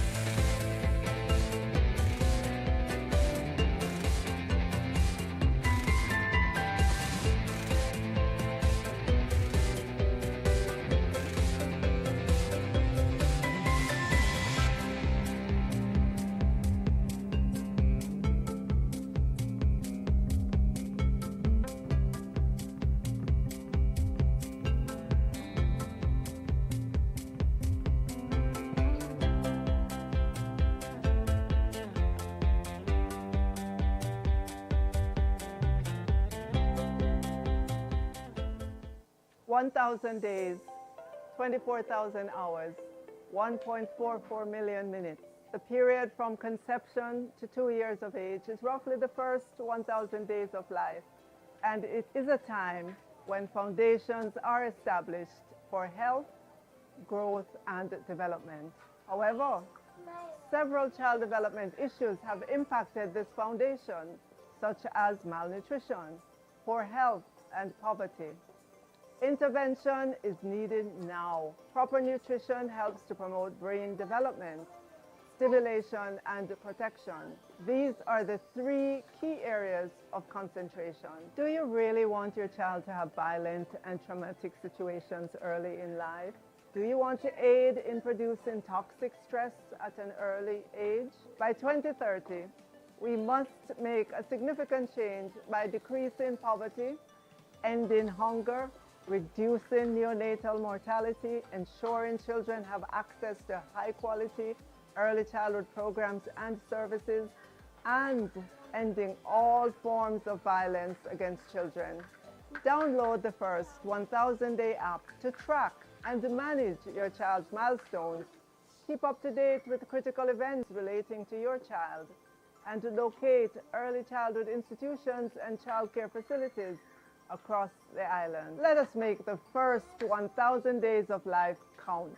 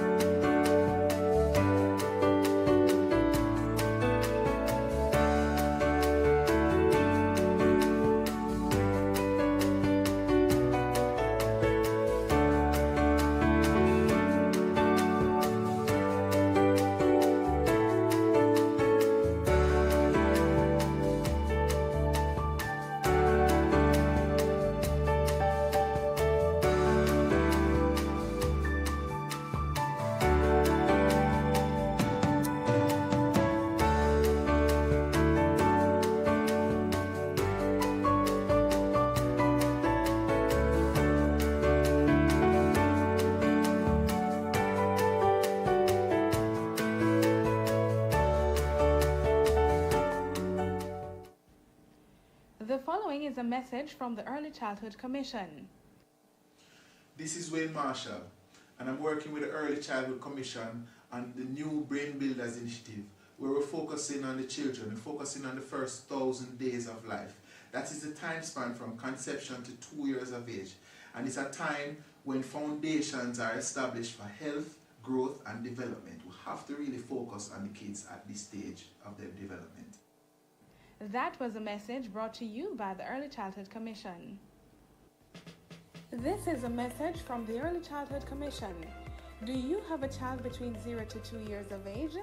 If yes, you need to download the ECC's First 1,000 Days app. It allows you to receive parenting tips, track developmental milestones, learn about the Brain Builder concept,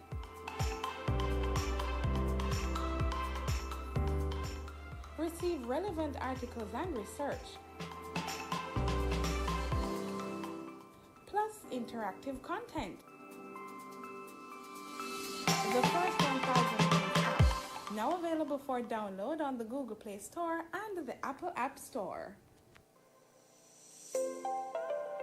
Today's children will become tomorrow's citizens. If we fail to give them the proper foundation for healthy and productive lives, our future will be at risk. Remember, the first 1,000 days of a child's life matter. We must ensure they are loved, protected, stimulated, and have proper nutrition. Download the First 1,000 Days app today.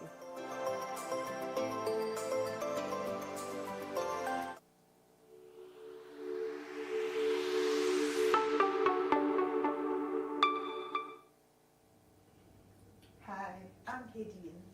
The Early Childhood Commission is delighted to present to you the first 1000 Days app. This app will give you access to information on the first 1000 days of your child's life.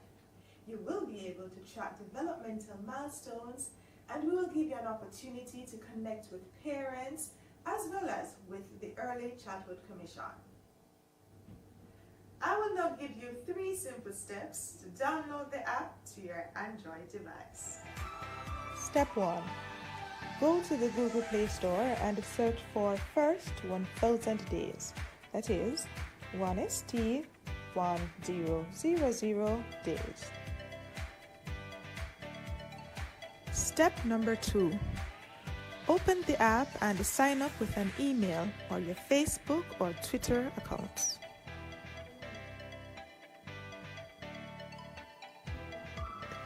Step number 3 is the easiest of them all. Enjoy the features of this wonderful app.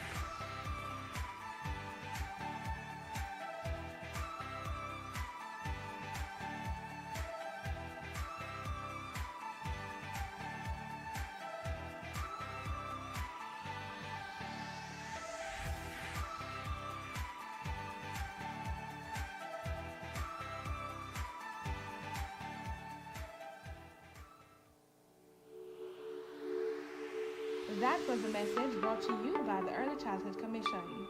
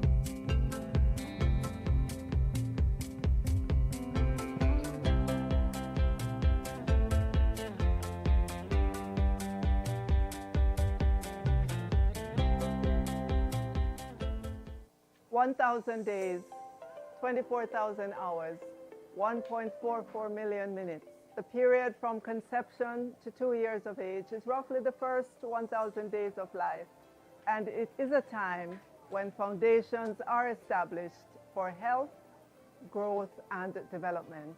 However, several child development issues have impacted this foundation, such as malnutrition, poor health, and poverty. Intervention is needed now. Proper nutrition helps to promote brain development, stimulation, and protection. These are the 3 key areas of concentration. Do you want your child to have violent and traumatic situations early in life? Do you want to aid in producing toxic stress at an early age? By 2020, we must make a significant change by decreasing poverty, ending hunger, reducing neonatal mortality, ensuring children have access to high-quality early childhood programs and services, and ending all forms of violence against children. Download the first 1,000-day app to track and manage your child's milestones. Keep up to date with critical events relating to your child, and to locate early childhood institutions and childcare facilities across the island. Let us make the first 1,000 days of life count.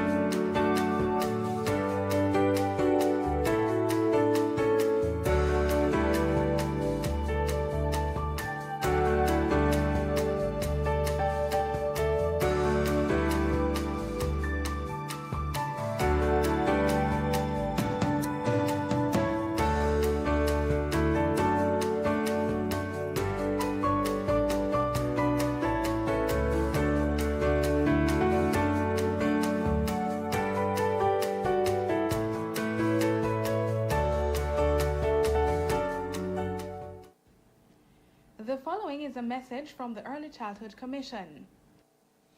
This is Wayne Marshall, and I'm working with the Early Childhood Commission on the new Brain Builders Initiative, where we're focusing on the children, we're focusing on the first 1,000 days of life. That is the time span from conception to 2 years of age, and it's a time when foundations are established for health, growth, and development. We have to really focus on the kids at this stage of their development. That was a message brought to you by the Early Childhood Commission.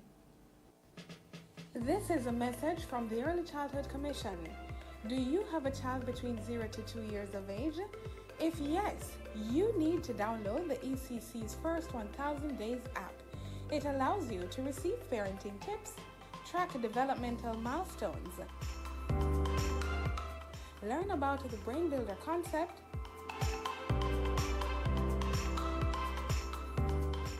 receive relevant articles and research, plus interactive content. The First 1,000 Days app, now available for download on the Google Play Store and the Apple App Store. Today's children will become tomorrow's citizens. If we fail to give them the proper foundation for healthy and productive lives, our future will be at risk. Remember, the first 1,000 days of a child's life matter. We must ensure they are loved, protected, stimulated, and have proper nutrition.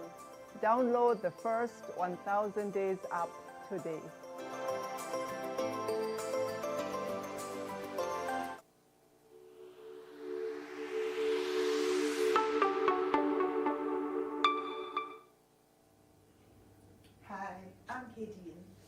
The Early Childhood Commission is delighted to present to you the first 1000 Days app.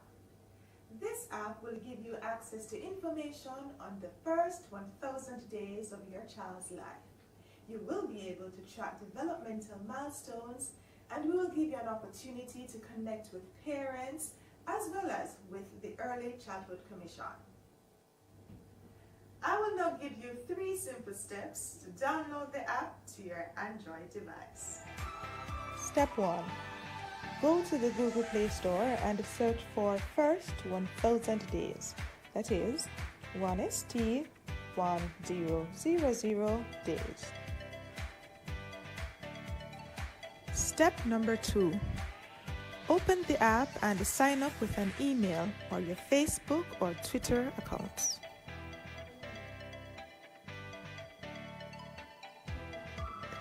Step number 3 is the easiest of them all. Enjoy the features of this wonderful app.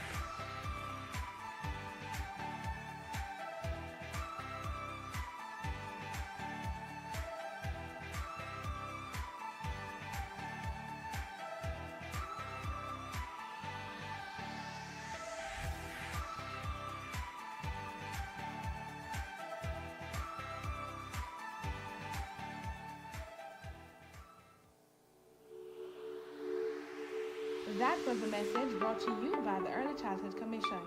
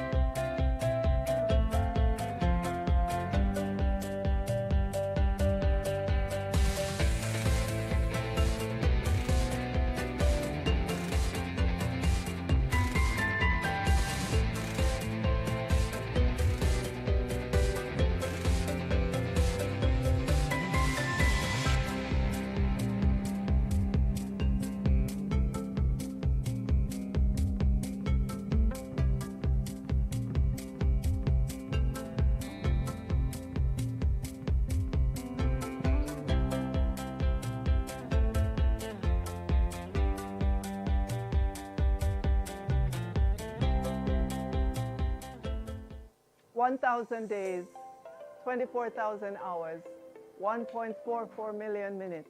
The period from conception to 2 years of age is roughly the first 1,000 days of life. And it is a time when foundations are established for health, growth, and development. However, several child development issues have impacted this foundation, such as malnutrition, poor health, and poverty. Intervention is needed now. Proper nutrition helps to promote brain development, stimulation, and protection. These are the 3 key areas of concentration. Do you really want your child to have violent and traumatic situations early in life?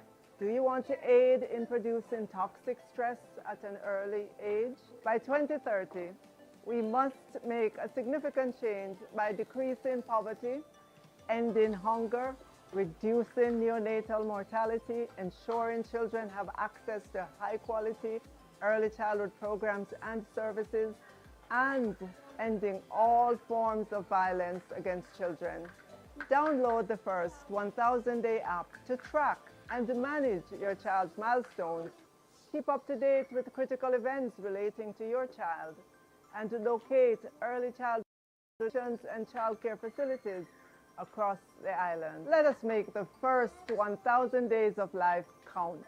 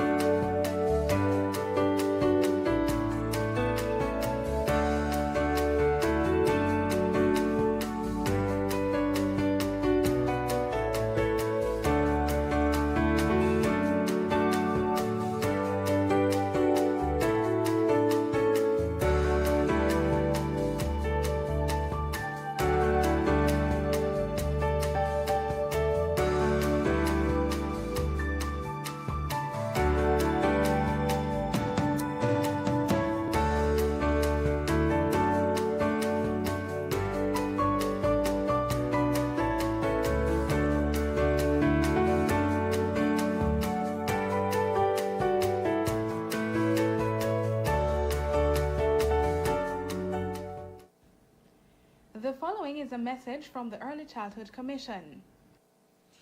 This is Wayne Marshall, and I'm working with the Early Childhood Commission on the new Brain Builders Initiative, where we're focusing on the children, we're focusing on the first 1,000 days of life.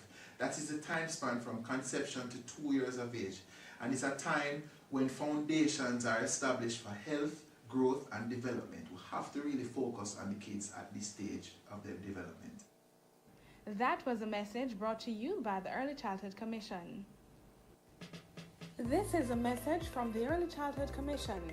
Do you have a child between 0 to 2 years of age? If yes, you need to download the ECC's First 1,000 Days app. It allows you to receive parenting tips, track developmental milestones, learn about the Brain Builder concept,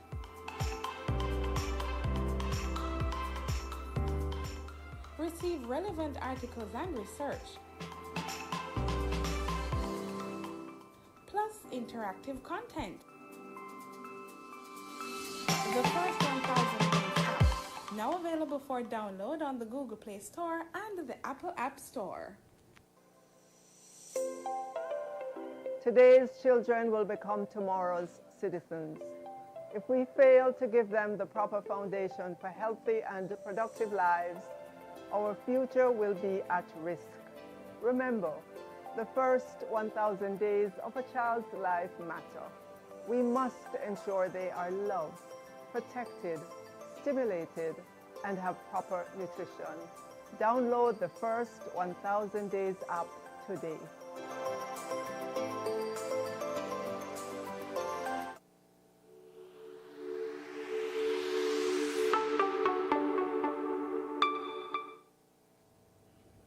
Hi, I'm Katie. The Early Childhood Commission is delighted to present to you the first 1000 Days app. This app will give you access to information on the first 1000 days of your child's life. You will be able to track developmental milestones, and we will give you an opportunity to connect with parents as well as with the Early Childhood Commission. I will now give you 3 simple steps to download the app to your Android device. Step 1. Go to the Google Play Store and search for First 1000 Days. That is 1ST 1000 days. Step number 2. Open the app and sign up with an email or your Facebook or Twitter accounts.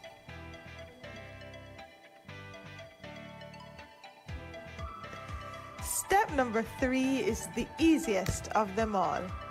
Enjoy the features of this wonderful app.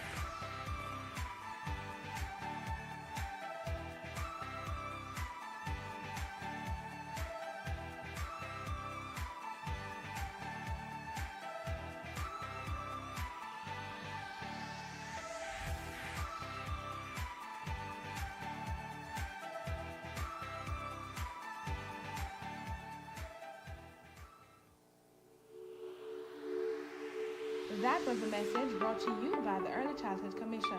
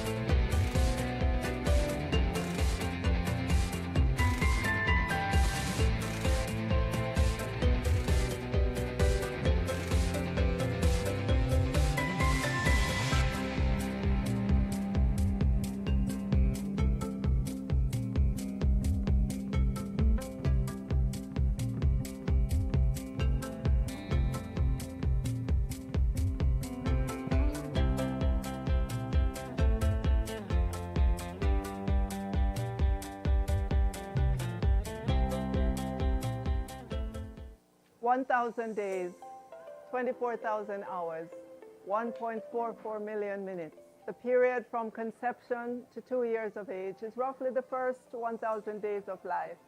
And it is a time when foundations are established for health, growth, and development. However, several child development issues have impacted this foundation, such as malnutrition, poor health, and poverty.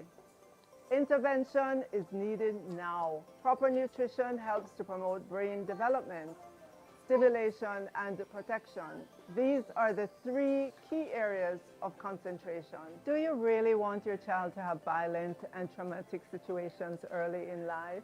Do you want to aid in producing toxic stress at an early age? By 2030, we must make a significant change by decreasing poverty, ending hunger, reducing neonatal mortality, ensuring children have access to high-quality early childhood programs and services, and ending all forms of violence against children. Download the first 1,000-day app to track and manage your child's milestones. Keep up to date with critical events relating to your child, and to locate early childhood institutions and childcare facilities across the island. Let us make the first 1,000 days of life count.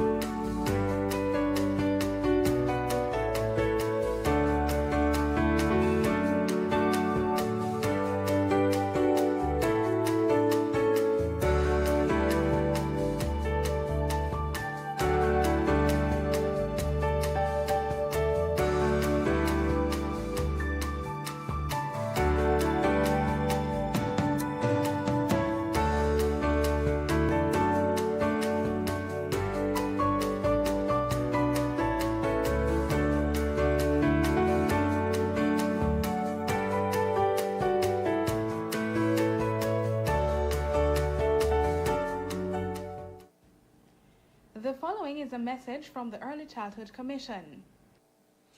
This is Wayne Marshall, and I'm working with the Early Childhood Commission on the new Brain Builders Initiative, where we're focusing on the children, we're focusing on the first 1,000 days of life.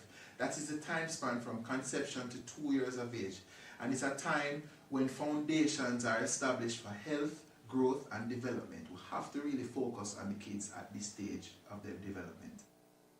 That was a message brought to you by the Early Childhood Commission. This is a message from the Early Childhood Commission. Do you have a child between 0 to 2 years of age? If yes, you need to download the ECC's First 1,000 Days app. It allows you to receive parenting tips, track developmental milestones, learn about the Brain Builder concept,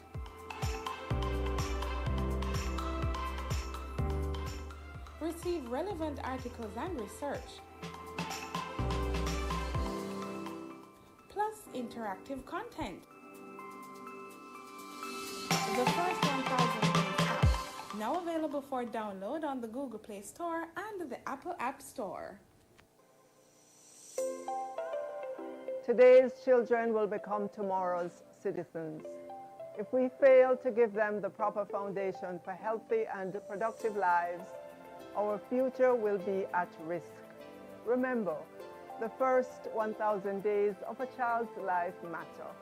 We must ensure they are loved, protected, stimulated, and have proper nutrition. Download the First 1,000 Days app today.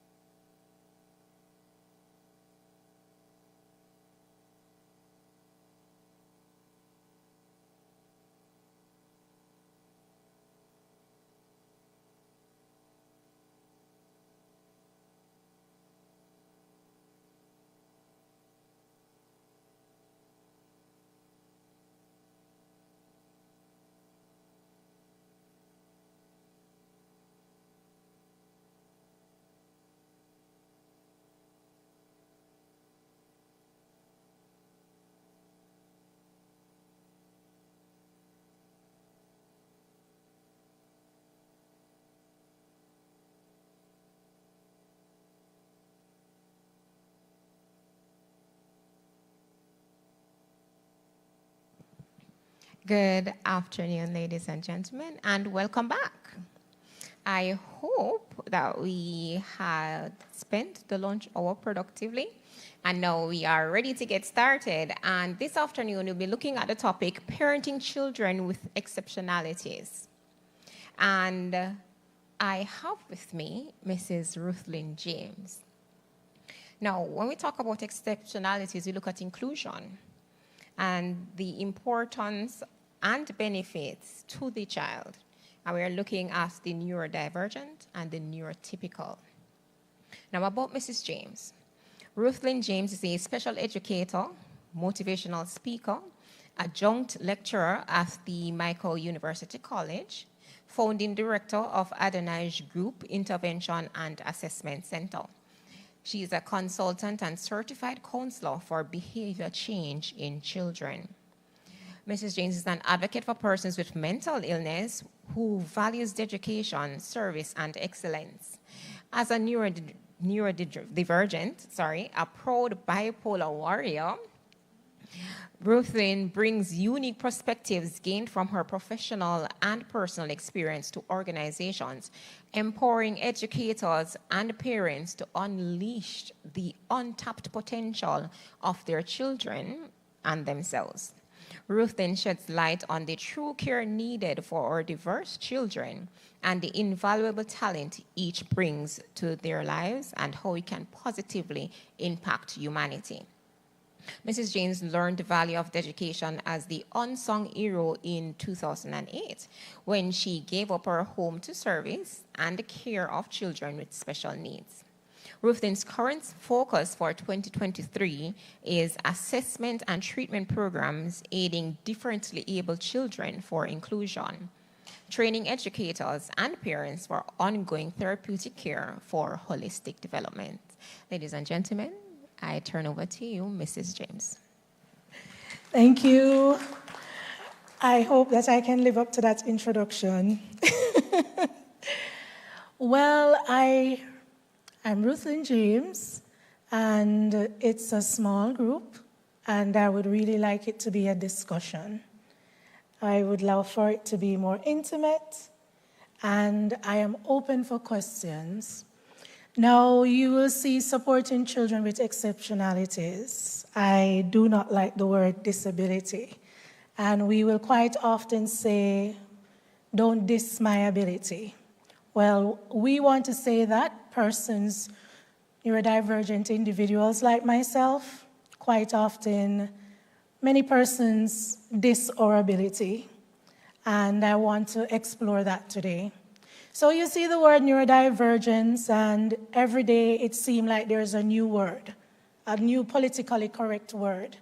But I always say quite often new words sometimes do not break stigma. And within our society, I think that's one of the scariest things for us, the stigma that is associated with our conditions. So when I look at neurodivergent, as you will see, we have neurodiverse, we have neurodiversity, neurotypical, and the neurodivergent, which I am, right? And I belong to a group. Now, we've heard so many words in the past, handicap, retarded, we've now moved to learning challenges, we've moved to intellectual challenges. So we have been stocking up words. But at the end of the day, it all comes down to humanity. It all comes down to being a part of the human race. And at the end of the day, I want us all to understand that. So the new words, neurodiverse and neurodiversity, now those are the ones that go hand in hand. It's like an umbrella. So neurodiversity consists of the typical and the atypical, although I hate those words too, because there's no such thing as normal. So that's an umbrella. And a typical person, we will look at probably someone that is normal, as I said earlier. And neurodivergent is the person that they will say is a special needs person, or the famous word that consistently used, disabled, right? So as we say, by the end of this slide, I want us all to reach a stage where we look at humanity And we move from outsiders and minority, and we look at a society of individuals. So when we look at neurodivergent or the neurodivergent individual, right now we're moving past labels, we're moving past diagnosis, it's like we need to get with it. So often we keep talking about all of these things. We keep talking about the limitation. We keep talking about the different types of person, the different types of disability out there, but we're not moving forward. Sometimes we feel like we're stuck or we're moving in the wrong direction. So within, we have a movement, and it's the neurodivergent movement. And when we look at the slide, because we're here for the ECC, and we're all familiar with the 12 standards. Yes, and we have to conform to the 12 standards. And if we have lead teachers here, it's exhausting. And when they come to cut you, and all of these things. But at the end of the day, it's a guideline. It's how it helps us to be a part and how to care for our kids. Because they're going to grow up one day and sit right here. But how are we going to get them there? So Standard 9 speaks to that. I know this is a parenting session, and I want parents to understand that the best way you can help your child, advocate for your child, is to know your child. And most importantly, to accept your child. So we look at Standard 9. And quite often the standards are taken from the legislations, the national expectation, right? So we have to conform. But if we look at the Standard 9, it speaks a lot to the learning disability, that ugly word, mental handicapped. Huh? And then we look at physically disabled, we look at, it just seems really harsh. But what I want us to understand is that there is a group that's not here. A very famous group, everyone's lips are echoing autism. We are speaking about the child can't stay still. I'm teaching him to stand up on the chair. I'm teaching and he's sticking the child in front of him with the pencil. And we say, boy, every child right now seems to have ADHD, right? But they're not here. I am not here because I'm not mentally handicapped. And we've moved from mentally handicapped to intellectual challenges, right? I don't see myself here as a neurodivergent person. And I do have bipolar 2 condition. Yeah, I'm not naked, I'm not walking on the street eating out of the garbage bin. I'm here. And our children can be here. You can be here. Because quite often, remember that stigma that I spoke about? It makes us scared, right? So Standard 9, as we look at, it also speaks of equality. And the legislation speaks of equality. And as we see this picture, and it's like a cup of water. And we all say that we're thirsty. And we all get probably a 2 ounce. You get it. She will get it, he will get it, I will get it. But my thirst may be more. Or my thirst, what I need is much more. My body requires more. If I don't get more, I'm going to topple over. We've lacked equality. We have equality, but we've lacked equity. Because when we look at persons, when we speak of, as I said, neurodiversity has those who are neurotypical and those, as we will consider, like myself, a neurodivergent individual. But we need more. And quite often, I know as educators, I know as parents, you know that. But you feel so confined because of resources. Many times as educators, we will say, I'm not trained for that, so I can't deal with the child. It's on the lips of almost everyone. I can't deal with the condition. What you expect me to do? And the parent will say, but I did not know that my child was having these conditions because it's my first child. but you know that your child needs more than your cousin's child, right? So in order for persons, a neurodivergent individual like me, children that you have in your class, your next door neighbor, and sometimes even your husband, I mean, it's reality. We can't run away from it. We are everywhere. We're also sitting in the audience. But again, stigma. So again, where you look at the neurodivergent movement, and it cannot exist without equity. It can't. We have to consider that they may need more to reach their full potential, right? So we look at the educational component versus the clinical component. And quite often, when we speak of the neurodivergent movement, maybe you will not agree with me further down in the slide. Why? Because it's about acceptance. Quite often, parents will come to me because we do assessments, we do treatment, and they will say, I want my child to speak. I want my child to be normal. I've had parents who even go to India to have stem cells. I mean, parents are searching for the Holy Grail, and quite often they go broke. They lose everything, including their own sanity. And why is society placing this burden on us? Why is society placing this burden on you? So when we look at the educational component, when we are educators, and quite often parents are conformed to this because if my child is considered dunce, or he doesn't go to Arden, or he's not learning and transitioning the right way, then you feel pressured by society. Many times you accept the child, but it is just that society is holding you to a standard as a parent, as an educator, and it maybe I will say this, but maybe you will never get to that standard. But that does not make us inadequate or disabled.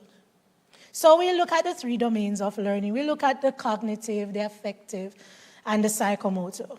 And every day you hear about the cognitive, and you hear about the fine motor, the gross motor. You learn about, the children eye-hand coordination and all of these things, and they must learn the ABCs. Because if they don't know the ABC by the time they get to grade 3, K3, no primary school want them.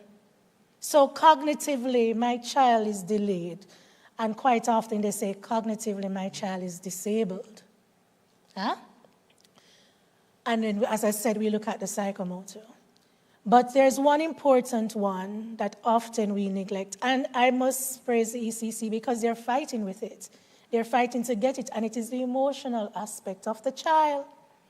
Because many persons in our society are educated, intelligent, capable, and functional physically, but they can't cope. They can't identify with society emotionally. And what happens? They're kicked out of school. They can't get a job because they have not gotten that aspect of that educational development. And that's where the clinical component comes in. Because you cannot have educational component without clinical component for us, the neurodivergent individuals, and also you, because we need to be whole. As humanity, we need to be cared for holistically. So we look at the mind, the body, and a very important part that we're going to have to speak of, and it's the environment.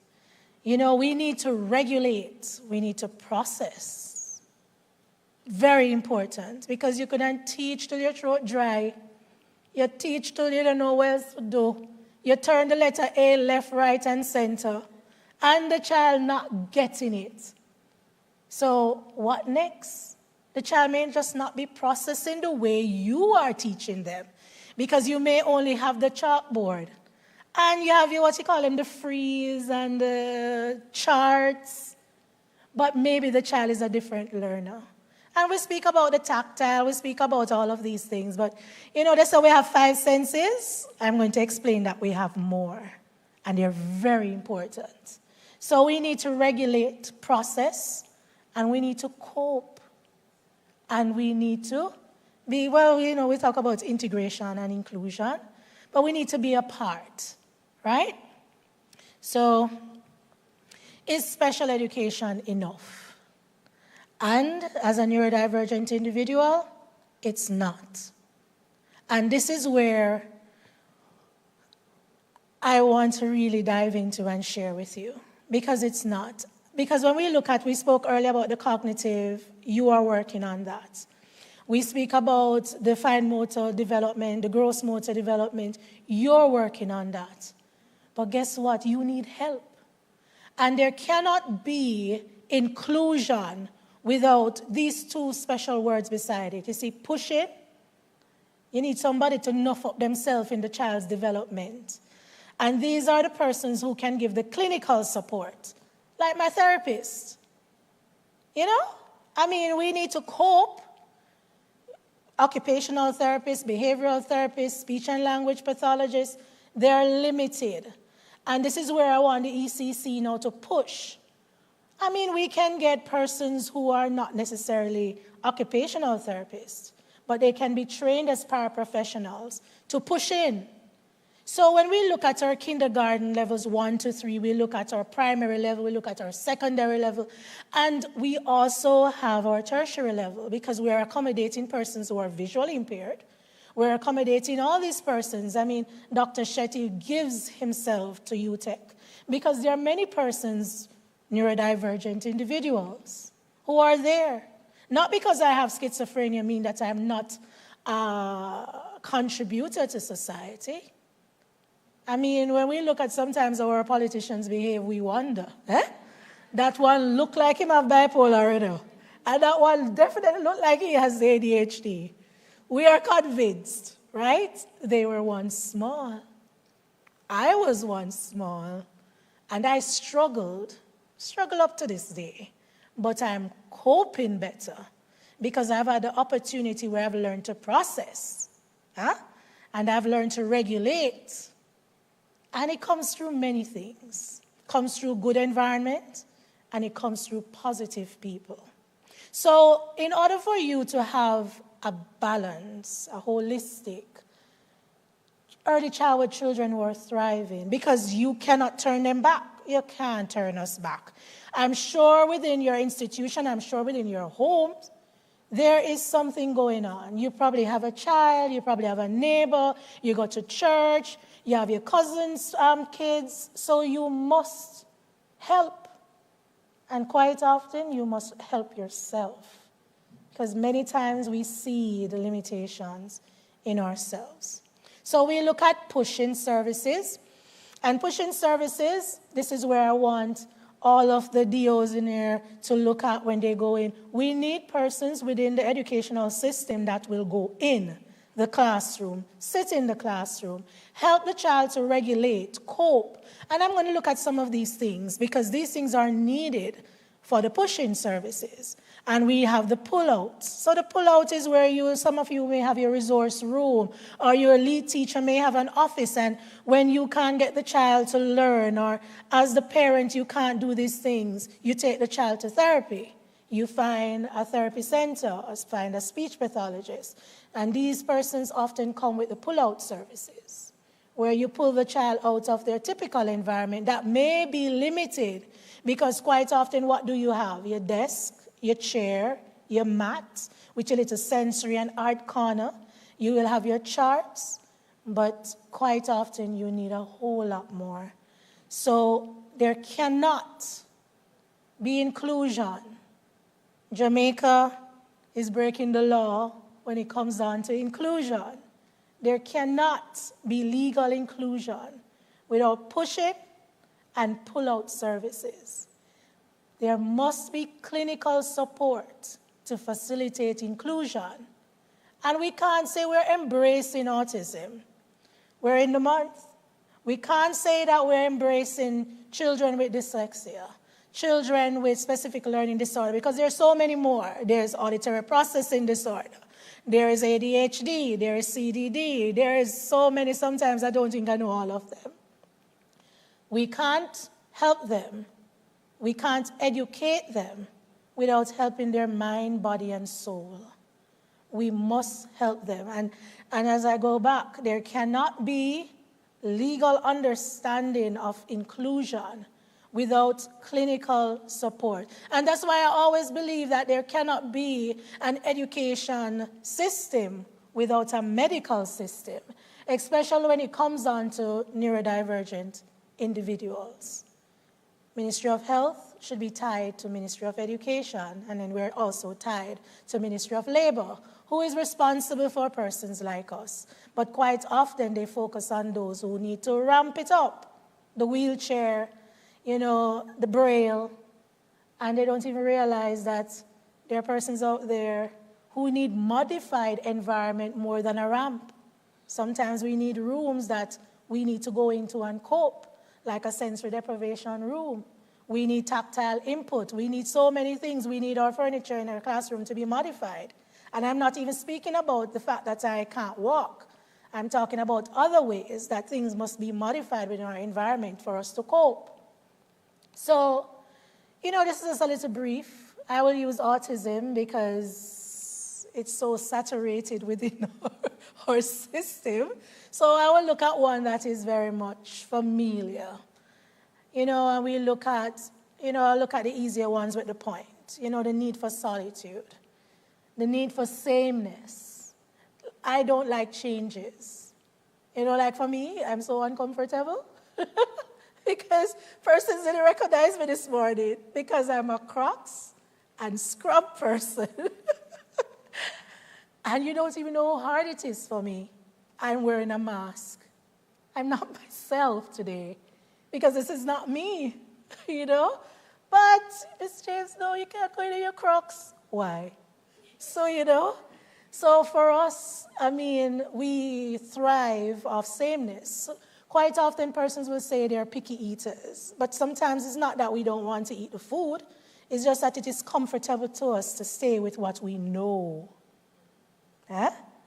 Steve Jobs always wear black. I hate changing. It is overwhelming for me to pick out an outfit because it takes too much mental thought. So scrub's nice. Crocs is good. It's comfortable and it's familiar.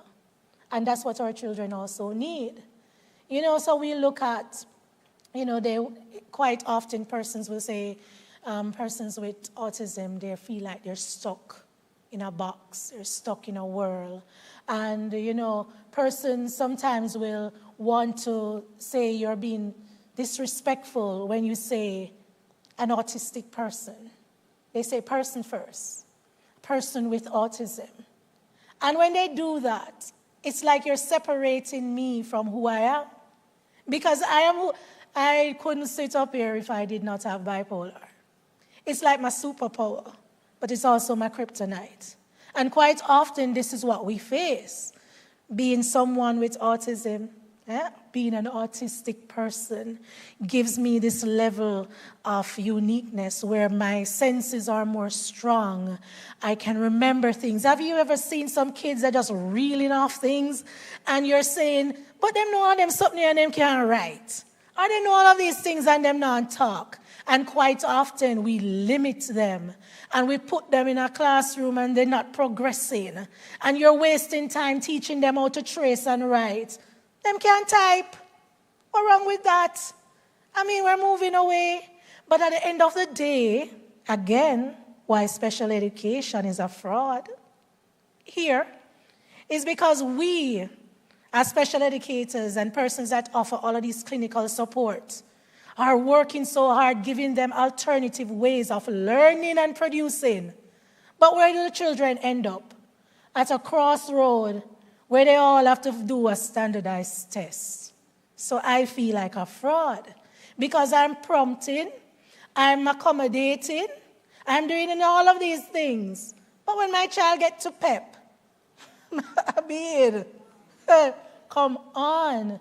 You are setting them up to be handicapped. You're failing them before even giving them the thought of thriving and transitioning.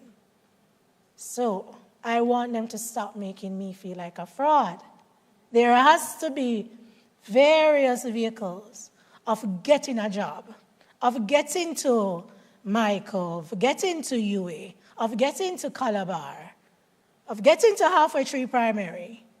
There has to be alternative ways. Standardized testing already created failure, and that has to change. So again, we look at, I'm just giving you some outline of what persons like us, persons like you, may face. When a child with autism would just want to talk about dinosaurs, and everything that you say, they keep repeating it. But remember, it's not only autism. There are many things like quite often children with early onset bipolar condition, because we do not like to diagnose children with schizophrenia. Quite often you don't really do that. And very often children with dyslexic, or say they have dyslexia diagnosis, quite often it's like a camouflage, or it's suspected to be that early, or even ADHD. But then as you see the child develop and grow, you're saying, something else seemed to be there. So, quite often these things happen. So I'm just giving you a little brief on, the things that you may see. And I hope this slide, you can have access to it, because it will be a good way for you to identify the neurodivergent child, right? And again, it is not significant, it's not associated with autism only, all right? So the need for clinical support, again, when we look at impairment of verbal volley, that means conversation. And quite often you have the children, quite often you have your child, and all they do is give one word. There's no conversation. And conversation is not just words, You have the pragmatics, which comes with the social language. So you're talking to them and then back turn. There's no persons in here can't speak to people and look them in their eyes, because it's too much to process. It's not that they're disrespectful. It's just that it is hard for them to listen, observe your face, smell your perfume, and watch your hand moving all over the place. They can't process so many things, so they may turn their heads a little to the side, or hold their head down, or quite often we're looking on your forehead. We're not looking at your eyes, because it's too overwhelming sometimes, or we look over your head, but we look like we're looking at you, because it's sometimes too overwhelming. And quite often you will have children like that. And quite often that's how you will identify to probably diagnose, because sometimes deviated eye gaze, when you tend to look to the side. And it is beautiful, because this is seeing how you see life differently. And we STEM because it helps us to cope. And quite often, parents, you, if you're a parent in here, or educators, we force our children to stop STEM because it is atypical, it is distracting, it is not normal, and people looking at you. But quite often, STEMing is how we cope. So sometimes if I'm overthinking, it's too much, I may go, I do it to myself. We will have kids rock. We'll have them flash. This one is a nice one, It's very nice. It's like a kaleidoscope, because they're getting a visual stimulation in a different way. So stimming, again, helps us to cope. But if we're stimming at the classroom and we're stimming at home at church, sometimes we get beaten because it's not normal and we have to stop. So again, as I said, a lot of these slides, it's to help us to understand the various, aspects of neurodivergent persons. So again, quite often, this one is very important, that bottom one, often focus more on compliance than comprehension. And quite often parents sometimes speech, especially when you're using the PECs, where you say, I want, or, where it says, or you identify the specific picture, or sit, stand, don't bite. All of these things, we're working on the children to follow the rules. But when you say sit more, and all of these things, when we look at, we're working on the child to fit into society, to follow the norm. And quite often you're telling the child to sit. The child does not understand why I should sit. Why? Because if I sit, I can't process. If I sit down, miss, I'm not hearing one word you say. So even sometimes when I'll do session with high school persons, you know, when you're punishing the child, you say, go stand in the back. You know, it's a good thing, but you use it bad. Because when the child is standing, they're processing better. That specific child, quite often for kids may have ADHD. Standing gives them a better coping, help them to cope better, helps them to focus better. Because they sit there, they're uncomfortable, and they twitch, and they have to joke somebody, they have to talk, they have to do everything. So standing oftentimes helps them to cope. So, you know, I would say to them, have like a big table at the back where don't single out the child. Don't just say, Tommy, you stand at the back. You know that Sue, if she stands, she will not give any trouble. So you say, Tommy, Sue, and, you know, Delroy, you guys stand around the back, and the rest can sit. So you're not making that child feel different. And remember, we spoke of equality. This is equity, because we're giving this child more, but we're doing it in a way that is not going to stigmatize, make the child feel, I wish you had sent me around here stuff to stand up for. Right? Just the same at home. The child giving trouble, lots of trouble in the morning, can't get ready, but all the other kids get ready. Fill up some water bottle, some nice gallon bottle, put them outside or put them in the kitchen. And your duty, or the kids' duty, is to water the plants every morning or move the bottles from one part of the house to another section. Heavy work. You're not singling out the child, but you're facilitating the child's brain, because you can't starve the brain. You can't. You must give the brain what it needs in order to process, in order to learn, in order to thrive, in order to fit. But quite often we say we're going to give them in a socially appropriate way, and nothing is wrong with that. When we look at, let's say, this wobble cushion, right? Now, quite often the child is consistently moving up and down in the classroom. But you're not supposed to stop it, because if the child doesn't move, the child can't process. You know, sit down and shake on the foot from now till next year. And if you stop, shake your legs, it's like you're not hearing one word that the person's saying, because shaking your leg makes you calm. So you are giving equity. You're giving the child more. So you give them a wobble cushion. And they can wobble and can move, but you're not to get up. So you're facilitating the child. They can do all of this, but you're not to get up. And then we also look at various other things. We have this one that you can strap to the front of your chair. They can kick it. They can do all sorts of things with it, but they're not supposed to get up. So these are little things that we use to facilitate inclusion. And this is like a clinical support, because the educational component will focus so much on, you know, the differentiation of learning and all of these things, which is important. But the child's brain needs a little bit more. So sometimes I talk too much. So I have a couple minutes left, so I'm going to move it forward to a little bit more of what we need to finalize. So remember earlier we spoke about that neurodivergent individuals are not so much within the legislation and the standard and the definition of who we are or what society is supposed to accept. And, you know, as I said, ADHD is not in it. We have focused so much on the intellectual challenges, the physical challenges, but I'm not in it. And I need to be protected, and I need to be a part of the education system.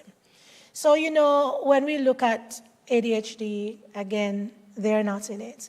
And we look at all of these things that's in front of us.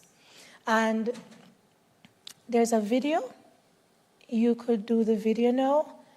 So the video will show you a little bit of what clinical support looks like and what inclusion is supposed to be.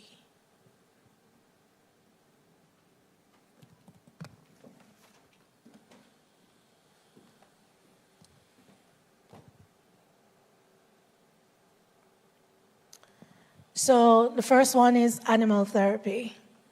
And this is as simple as a rock climbing wall. I remember earlier we spoke about the 5 senses, and I said we have more. So there's 2 very important ones. And this is in a black room. You realize that you can't see anything in it except the specific thing. This is hydrotherapy, aquatics therapy. And this is very important and very useful. So this is a sensory deprivation room. And this room gives persons like me or children with autism, when we're overwhelmed, this is equity, where there has to be facilitation. This child is actually doing fine motor development. These things are stuck to the side and she has to pull it off.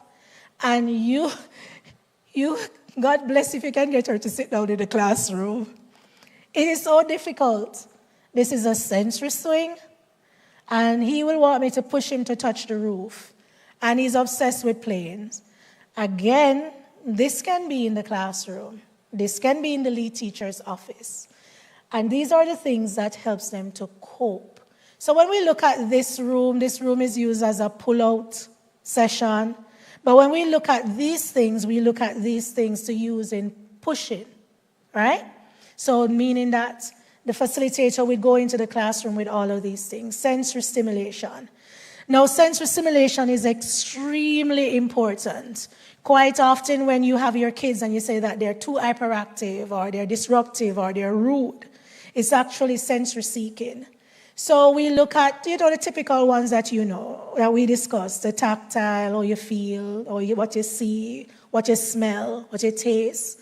But there are 2 important ones, the vestibular and the proprioceptive. And quite often, children who do not sit can't cope. They're vestibular seekers, meaning that they're seeking off movement, because without the movement, they can't process. They can't learn. They can't be the best that they're supposed to be. You can skip. Oh, forget Sammy have the thing. Boy, I tell you, I'm not processing. So when we look at the sensory, we can go straight to the last one. Sorry. So when we look at this is needed for inclusion. And you realize that the first one, we look at the tactile, we look at the vestibular, the proprioceptive. The gustatory is very much tied to the olfactory, what you smell, what you taste. And that is also tied into the tactile. So a lot of children that's not eating is because they don't like the texture or the smell of the food. And there are many ways that you can get around that. And then we also look at the 2 most important ones. Well, 3. They're called the power senses. And in order to facilitate inclusion, you need to focus on these 3. Sensory processing is very much something that we have to look at. And you need to implement it in your daily activity if you want your child as parents to be themselves, be better. Because quite often, when we look at impairment and disability, there is a medical definition and a social definition, which is the neurodivergent movement. Now, the medical definition is what we're kind of doing, where we say that the disability is within the person. The person is disabled, the person is impaired, the person has a limitation. But the social movement is what we're fighting for, where we say that the environment disables the person. So I can cope in any environment, in an environment, I can be the best that I can be if the environment is suitable for my ability. So I don't like changes. I like to set up my environment in a special way. So, you know, if I should get a job where I get an office, I won't change up that office because it has to be suited where I can be the best that I can be. Because guess what? When my bipolar mind is the best that it can be, it is awesome. It's like a superpower. Thoughts and ideas and creativity just flows. When I'm not regulated, I am depressed. I can be suicidal, extremely anxious, and sometimes upset easily. My husband bears that one, right? So we need to understand this. Inclusion, you realize that the senses, it goes up, and if you're not regulated in a sensory way, it goes right up to cognitive development. So that's why ECC is pushing you to set up little sensory areas, to do all of these things. It's important because a child needs to thrive, a child needs to grow, a child needs to sit here because they're getting older. So we need to have a social understanding of the neurodivergent person. We need to have a neurodivergent movement. We need to all understand that we are all under the neurodiverse umbrella. Every society is neurodiverse. That means it has the persons who claim that they're normal, and it has the persons who we're different, but we need each other because where I can't cope, you can. So you back me up. And what you can't cope with or you can't do, we can. And we help each other. We need to change our system. We need to offer inclusion. We need to stop integrating.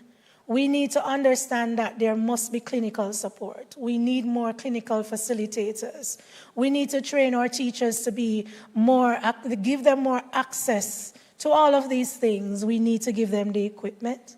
We need to give them the resources. And when I speak about resources, I'm not only talking about these things, but we are talking about the person. So this is for one of my little girls. And she's so good now she can regulate herself. So this is heavy. And she has really bad anxiety. She said, my mother said, Miss, my mom said, anxiety going to kill me. And she's very young, but she's so good at understanding. And she will tell her that she's anxious.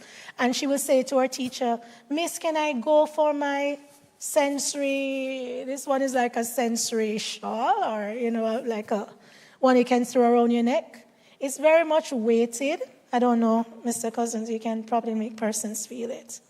So it makes her calm. And when she has this, she's better able to learn. If she doesn't have it, she's going to be she's going to fidget, she's going to be anxious. Yeah, so she keeps it on around her neck. And again, for children with dyslexia, as we know quite often, it's an interpretation of written language. And quite sometimes it's so mixed and everything is all over the place. So when they're reading, we use these things, reading strips, and quite often it needs color. So they may like the color yellow, and the color yellow will pull their eyes to this specific line, and it blocks out everything else, so it makes them more functional in the classroom. And this will be considered as pushing facilitation. And it makes the child benefit from equity. And then there are various things to help them to communicate. I mean, a lot of persons don't even know that if you don't breathe properly, you can't speak properly. So we have some children who are, when they're in Maine, it is flowing over the words. This is also used for persons when they had COVID and their lungs got damaged. Helps them to breathe. But we also use it, especially for children who may have CP and they're not able to breathe properly to get the words out. So there are various things, chewy tubes, help a child instead of biting. So I have biters, you have biters, they bite everybody. So quite often they're not biting because they're rude or disruptive. They're biting because they're anxious, or they require the specific sensory. They need to clinch down on something. So giving them a chewy tube and redirecting the behavior to use a chewy tube instead of the little boy's hand will help the child to cope. And it gives your classroom balance. There are so many, as I said, there are so many other things. Visual stimulation, tactile stimulation. So these are fidgets. And what you can do when the child has these things, they can learn to regulate. Because these are some of the things that they can keep in their pockets. So they can regulate, and it helps them to cope. The one that you're feeling, this is the vest. I remember when my son was younger. My son, he's currently at Calabar, first form. And he was so anxious. When he was going to school, I would make him wear this under his clothes. So when he used to wear it outside, I'm telling him, say, have on policeman vest. And then he was getting too carried away showing off the policeman vest. So it was losing the purpose of him focusing on showing off the policeman vest instead of it doing the benefit. So I say, you're going to wear it under your clothes, you know. So he would wear it under his school uniform, and it helped him to be still, helped him to process, helped him to cope. This is push-in, clinical support, and it's needed. These things are...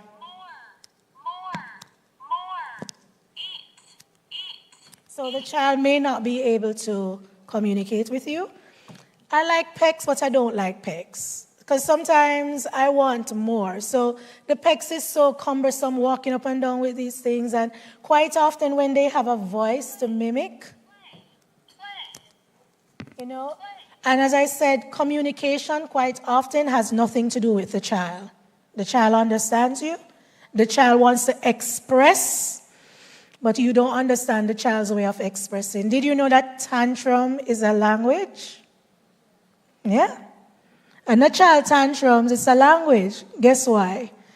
The child tantrum to get the tablet. Show down themselves, kick over everything, and you give the tablet. Oh, I don't need for talk. Because every time I throw myself on the ground, I get the tablet. That's a language. That's how they're expressing themselves. So there are various types of ways to communicate, and we must make the child explore all of them.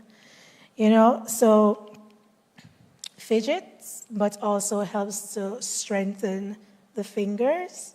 You know, so I'm a junkie when it comes on to this. I don't scroll on TikTok, I scroll on Amazon. And I put all of them in my basket, but I can't afford them. But they're just there to look at. You know, this helps to amplify the sound. Quite often the child they do not understand how loud or how low they're speaking. They're not regulating their voice. This can help them to amplify their voice, and it also makes them identify their voice. A lot of them don't identify themselves, so they don't even know the use of their own voice, and this kind of makes the voice personal. This is who I am. This is what I sound like, and it gives the child a purpose. So tactile input, sensory stimulation, so the child will be pulled out.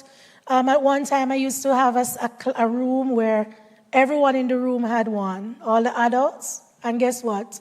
The children will also learn to do it themselves. So I have some kids, as they see it, they take it up. And they start to brush themselves. Because this helps them to cope. Yeah. So, I don't know. Do you offer them questions? Can they ask? Okay. All right. So thank you so much, Mrs. James. I think I may need to borrow your vest or your shawl tomorrow morning. Are there any questions? We have no questions? I was very good at explaining them. Yes, you were. We have one down the corner.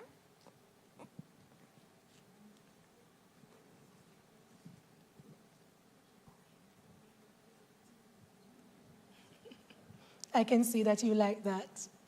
The vest. I can see you like the shawl. Good afternoon, everyone. All this information is mind-blowing. My question is, though, can we get your slide? The Miss information? Sandy? So we'll just send you our email and you can put it through on the register. All right, thank you. Another thing for... Or give you my information? Mm-hmm.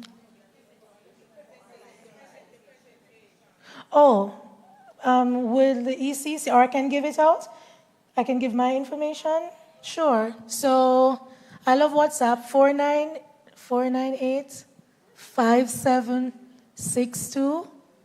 So you can send me a WhatsApp or Adonijah Group, ADONIJAH, group at yahoo.com.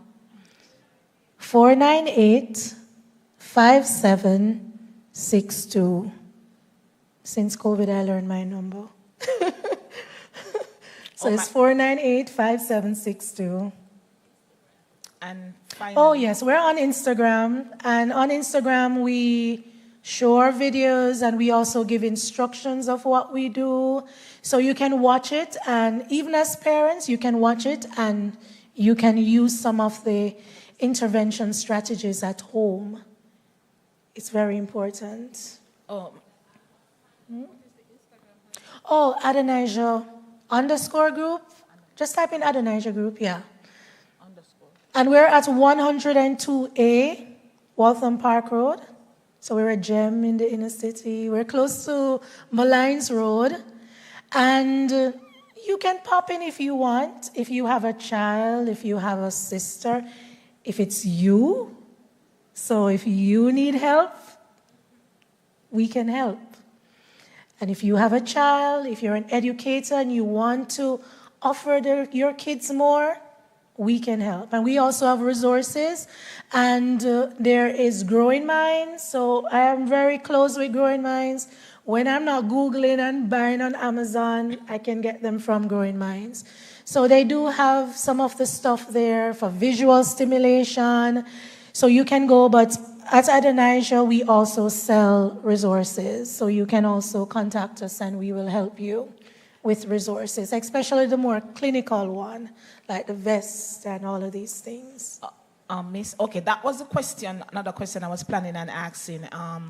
If we can come to you for individual help, like if you have a student or something. Yes. What I'm going to beg of you to do now for us as educators, is it possible that you can come one of the main advocate leader to the government to let them know? Because you're saying no, I would be proud of that. That would be good because we know that we're not to have no form of exclusion, everybody. And I have 20 children in my class and 7 are special needs.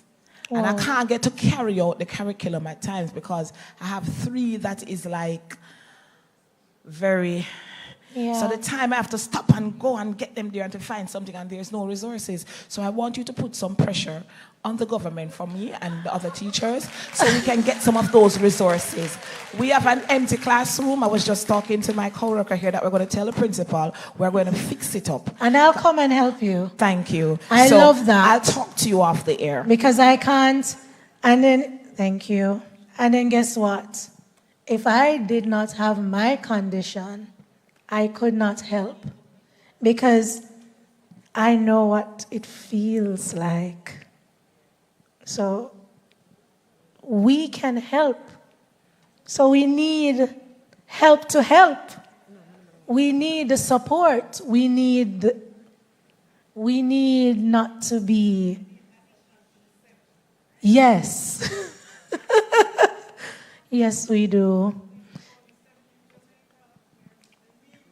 We need more. We need more. I do a course at Michael that I do teach all of these things. Continuing studies. So quite often I have early childhood educators. You know, you're better than special educators. Why? You are at the foundation. And you work with the intimacy of development. Don't tell them that I said that here. But you are what we need, because I think I could be more if I had persons like you who actually know what I was going through. Because I never have no sense, until I diagnosed myself. Yeah, I actually diagnosed myself. And I was scared to go to people for help. So when we were diagnosing a child with, they thought it was schizophrenia. So we were going through the checklist. And we were doing the bipolar. I must say, but wait. I mean, this is me. So I was scared to go to the doctor. And I remember one day I crashed. And I was just sitting in the mirror trying to put on makeup and pushing up my lips. And my husband said, "What's wrong with you?" I said, "I can't put on my mask." I couldn't put on my mask to go out there and listen to the parents them and see the kids or teachers. And he said, "It's time for you to get help." But I was scared because a lot of the psychologists, I also send my kids to them. I said, "But I don't want to feel so mad about I work with their kids."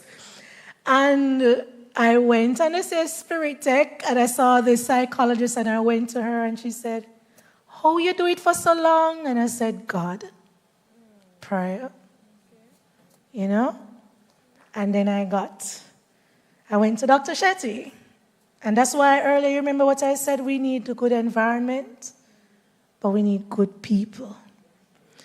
And Mrs. Campbell and Miss Orgill and Mrs. Sandy, you alone can manage the legislature. I'll be there. Call on me. My bipolar condition make me enough. But most of all, I want everyone that's like me to get where I am or beyond, because we can. We must, because we need a society that accepts and embraces diversity.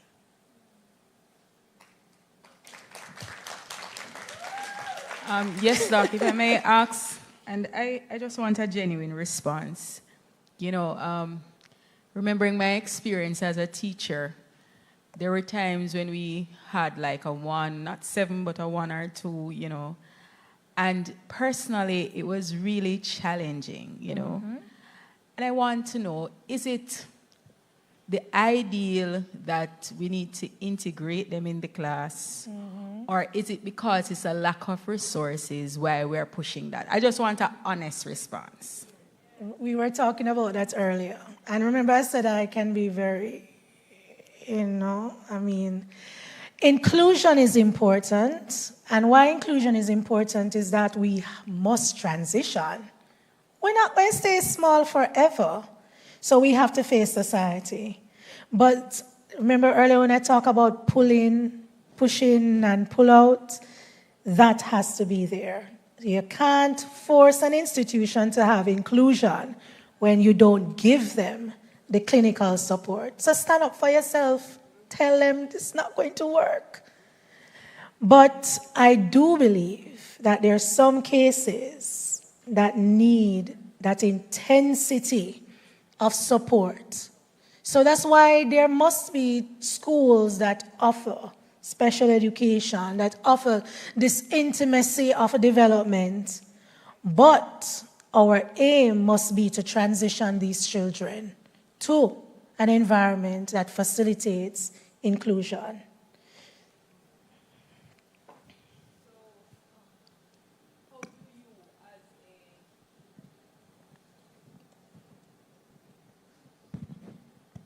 I see you place a lot of emphasis on being the right person. So how do you as a teacher deal with the low meltdown that you have and the inadequacies that you feel when you feel as if you're not meeting the needs, and you don't want to discriminate? Yeah. And yes, we can always tell the administrators, whatever, but this child is already in your class, these children are there, and you're just not balancing. Yeah. How do you deal with yourself? Go in the bathroom and cry.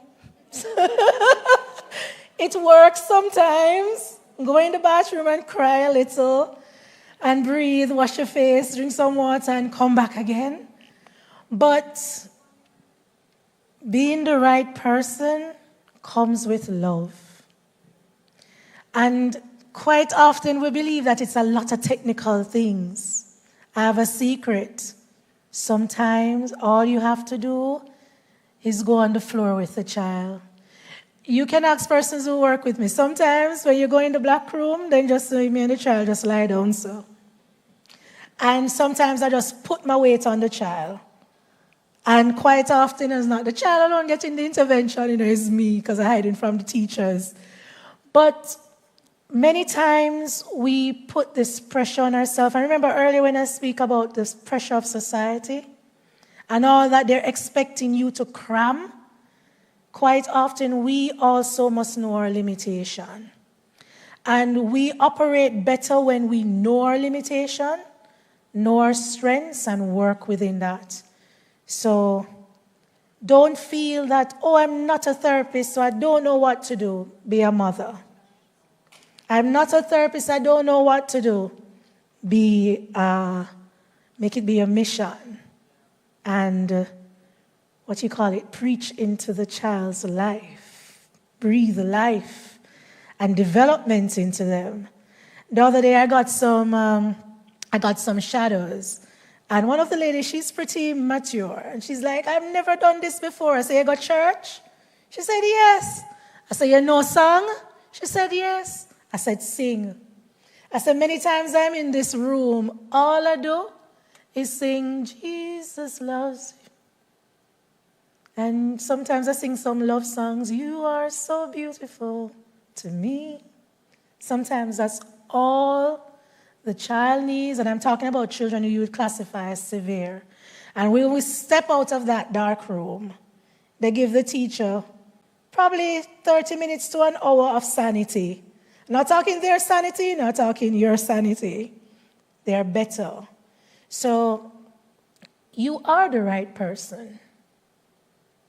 Go into the bathroom and cry when you feel overwhelmed, because at that time you're going to take out your stress on the child, And when the child goes loud, don't go up there with them.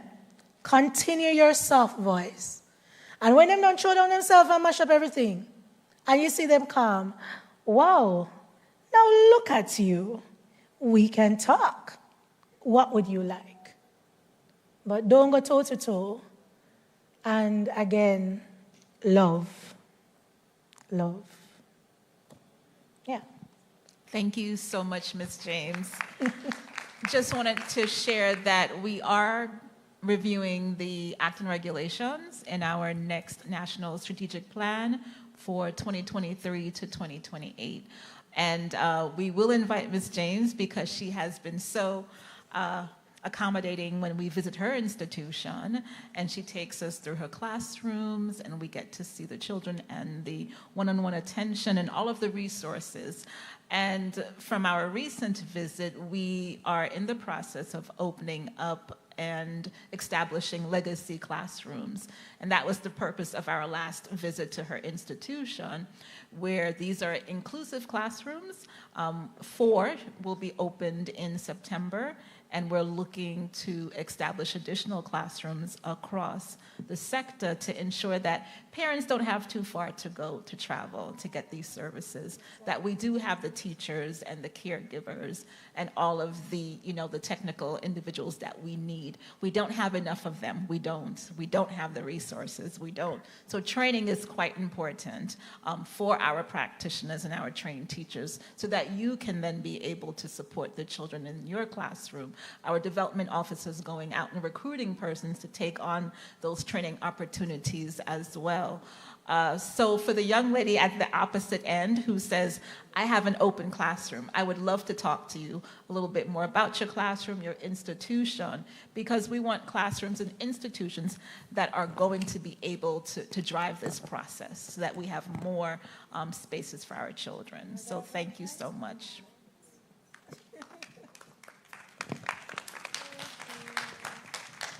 All right, so I have one last question. Thank you, Mrs. Campbell. How do you break the news to a parent that their child is exceptional?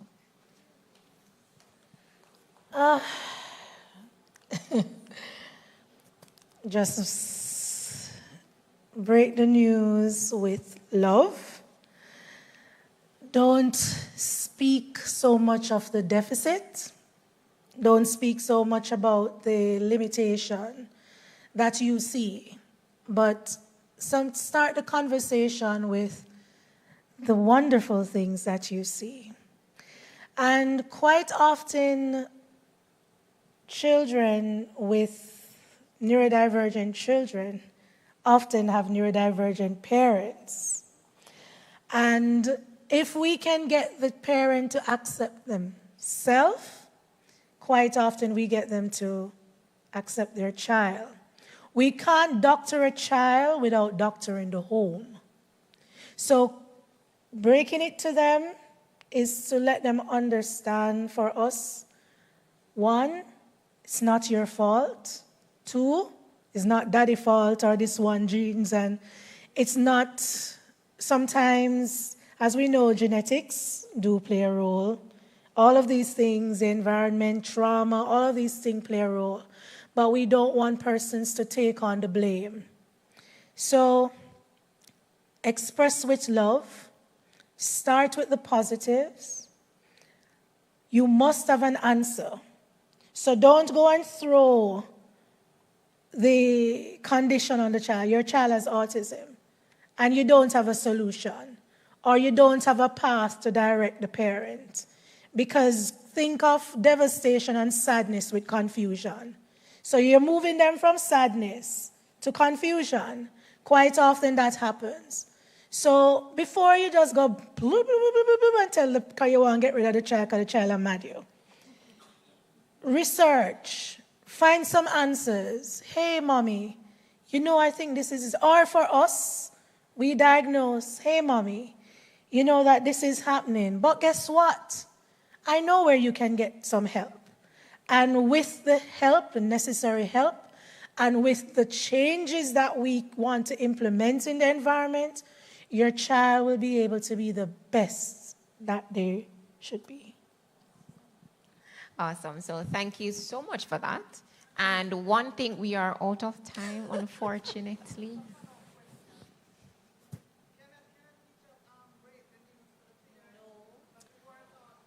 No. It's best the lead teacher, the principal, and quite often don't diagnose.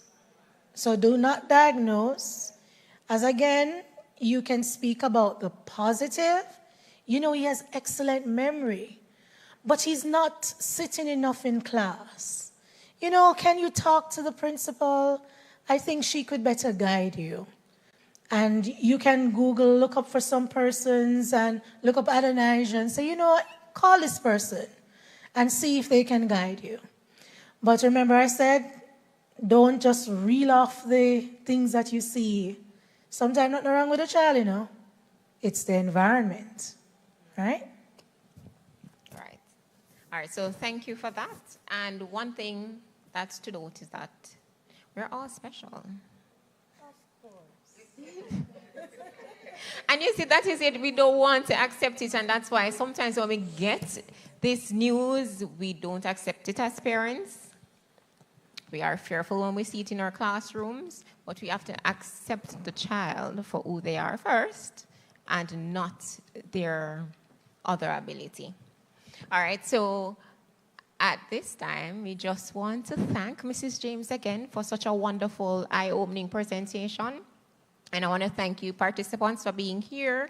And as we transition into the next session, where we'll be looking at supporting families in the post-pandemic period, I'm going to ask you to just stay with us as we change over the stage. Thank you.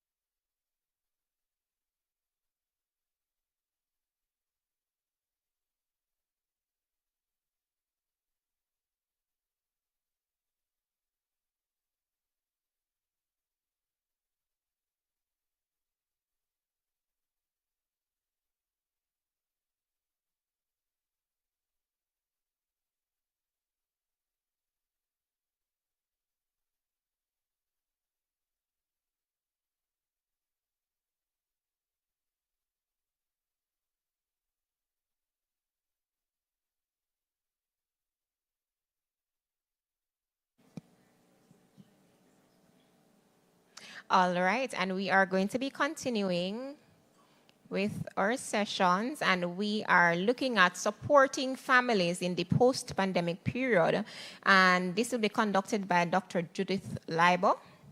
Now, Dr. Leiber is a clinical fellowship, child and youth psychiatry.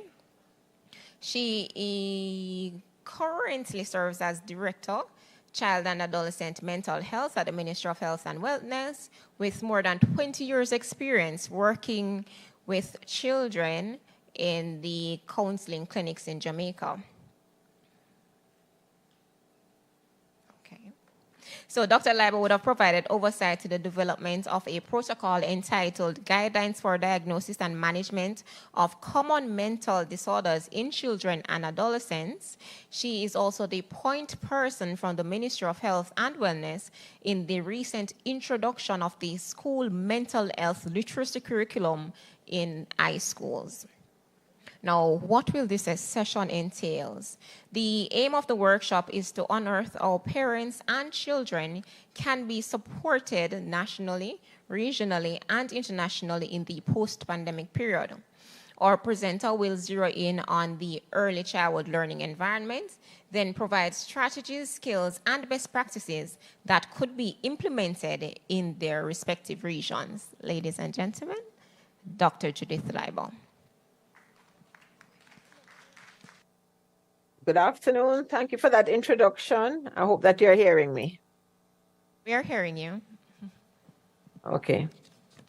So a topic I was given was supporting parents in the post-COVID era, but I'll cover both. It's applicable to both. So some of the challenges that we have seen in the child guidance clinic really have to do with grief and trauma, grief and loss. Because remember, in COVID, some of us lost our family members, our extended family members, maybe a grandma who would babysit, or a grandma to whom a child was very close. And this particular young man, about 8 years old, he actually lost his father to COVID. And he was very close to his father. So at this time now, he's showing a fair amount of aggression, and he's easily triggered. So anything that frustrates him results in an outburst. So this is his way of dealing with the grief and loss that he has experienced. And is experiencing it, the change in his life, because now he's being shifted from one setting to another. So a lot of changes in this young man's life, and this is how he's dealing with it. Another challenge which presents to us is anxiety or separation anxiety, or some amount of school avoidance, and when it is worse, we call it school phobia. And a lot of folks have come up to me and asked me, why are some kids so reluctant to return to school?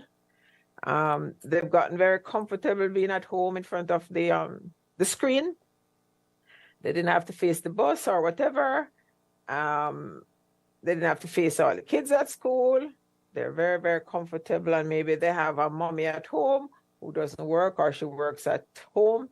So they're really having a good time staying at home with mommy. So sometimes that contributes to them not wanting to go to school and being so reluctant to return to school.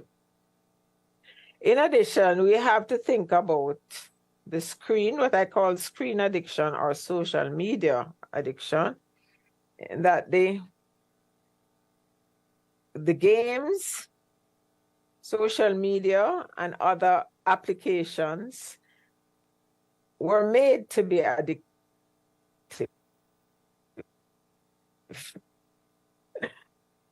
So some of them seem so hooked on it. And of course, we've heard of instances, not with young children, but with adolescents who have actually become very aggressive towards their parents when the parent took away the phone or the tablet on which they were playing. So that is something we have to consider again in terms of possible addiction to this game or whatever, or just screen time. And of course, we know that the while they were in COVID or at home in COVID, they were probably multitasking. So yes, the class was going on, but perhaps they had their phone right there. So they were between tablet and phone. So they became accustomed to what I call partial attention. So it's very hard for them now to come back into a situation where it's expected that they give full 100% attention to a particular activity or a particular lecture or a teacher or class. I noticed that you have had a presentation about speech delay. Quite a few parents came with their children. They entered COVID around the time when they would start speaking, maybe age 1, 1.5, 2. And now they're, let's say, 4, 4.5, 5, and they're not speaking as parents would like, or they're not speaking as much as, let's say, the older child spoke, as early as the older one spoke. And they have some social awkwardness as well. So some of the parents are worried,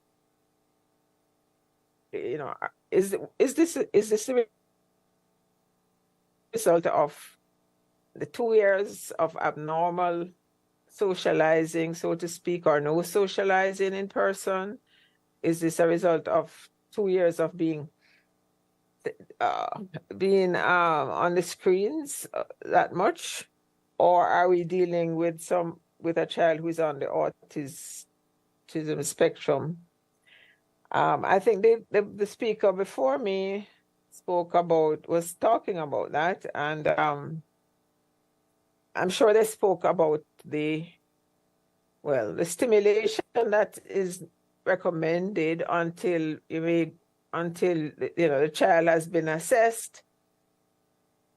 Basically, you give the child the benefit of the doubt, and you do not go to the worst case scenario. Yes, you want this child assessed, but in the meantime, you're going to stimulate them with speech and reading, and talking to them and interaction as much as possible,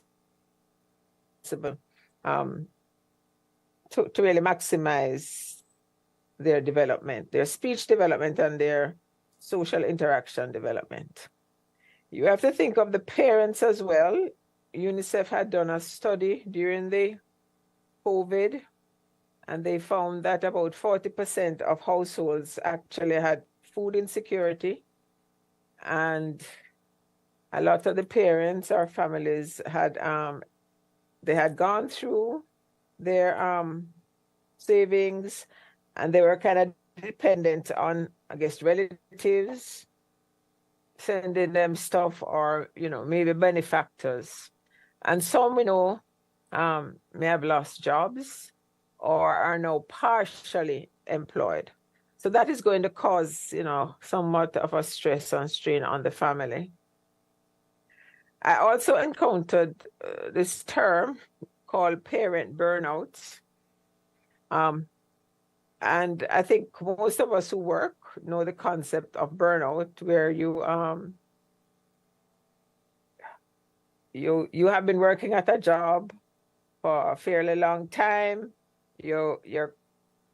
It's taken quite a lot of your energy, emotional and physical energy. There may be some amount of frustration, and you just feel like you have very little energy to bring to whatever you're doing. So if you imagine a parent who was trying to work from home, had children, not one child, had children who they had to be supervised in home economic challenges as well. And let's even say a single parent who had to be dealing with all of this on their own.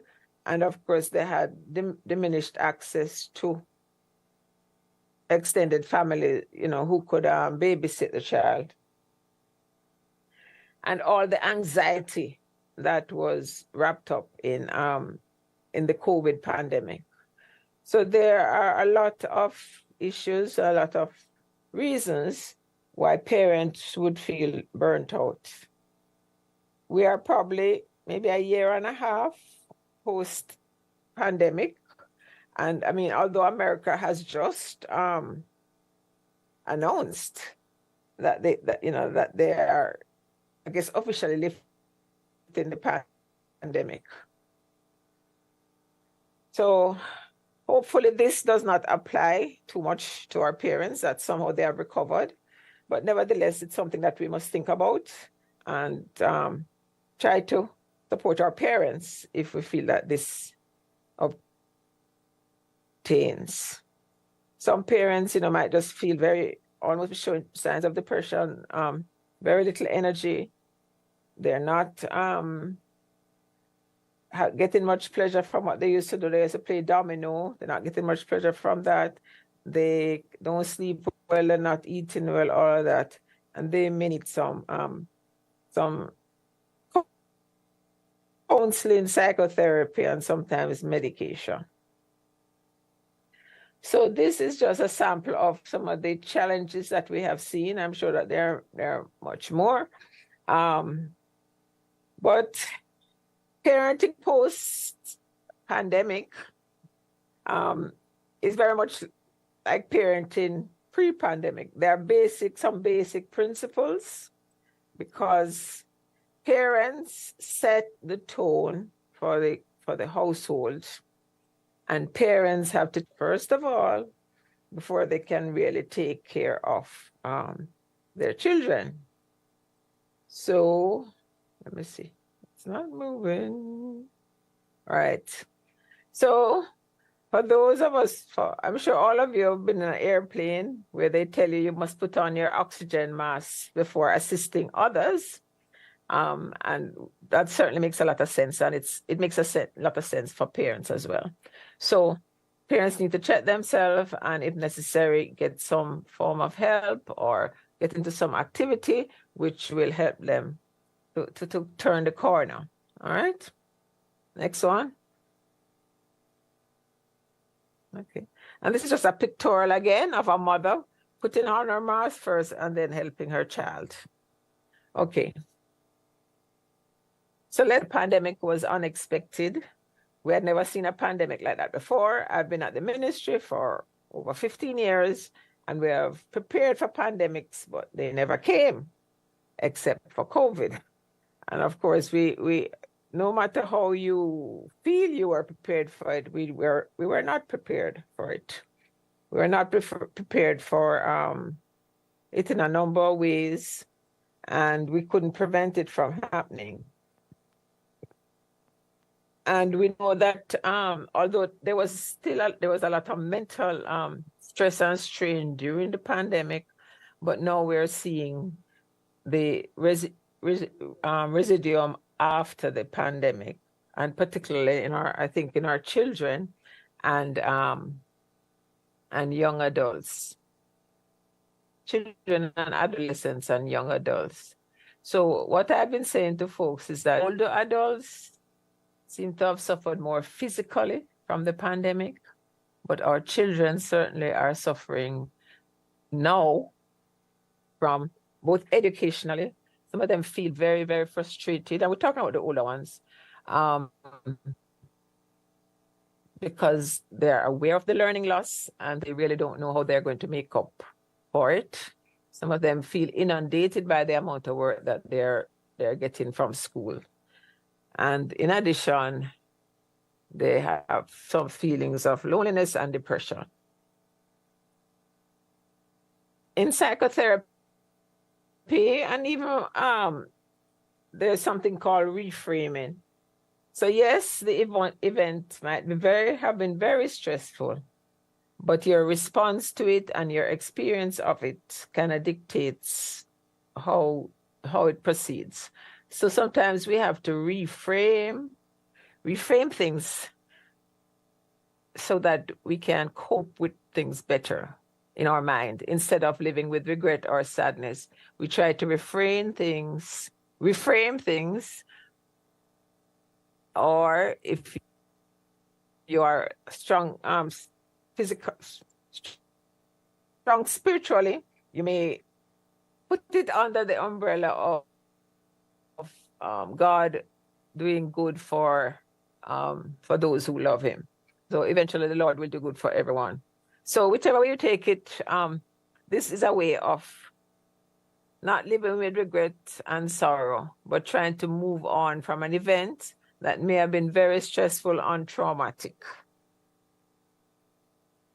So I'm going to suggest 8 R's of resilience for my coping skills toolbox for our parents, and it can also apply to our children.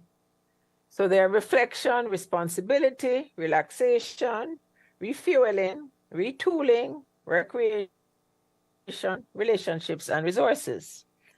So in reflection, we're talking about feelings, and I don't know how many of you have heard of emotional intelligence. And even from the youngest one, from they start talking, we can start talking about feelings or showing them a smiley face, that this is, happy, this person is happy, maybe a sad face, this person is sad, an angry face, this person is angry. So we start talking about feelings very early. And we also want to start talking about other people's feelings. How do you think somebody else would feel? Or, is your brother angry or happy now? So we ourselves have to assess our feelings, try to gauge our feelings. And we also would like our children from early on, we would like to give them words for their feelings and let them recognize that other people have feelings. So we're trying to teach them empathy. And ultimately, we are helping them to regulate their feelings or manage.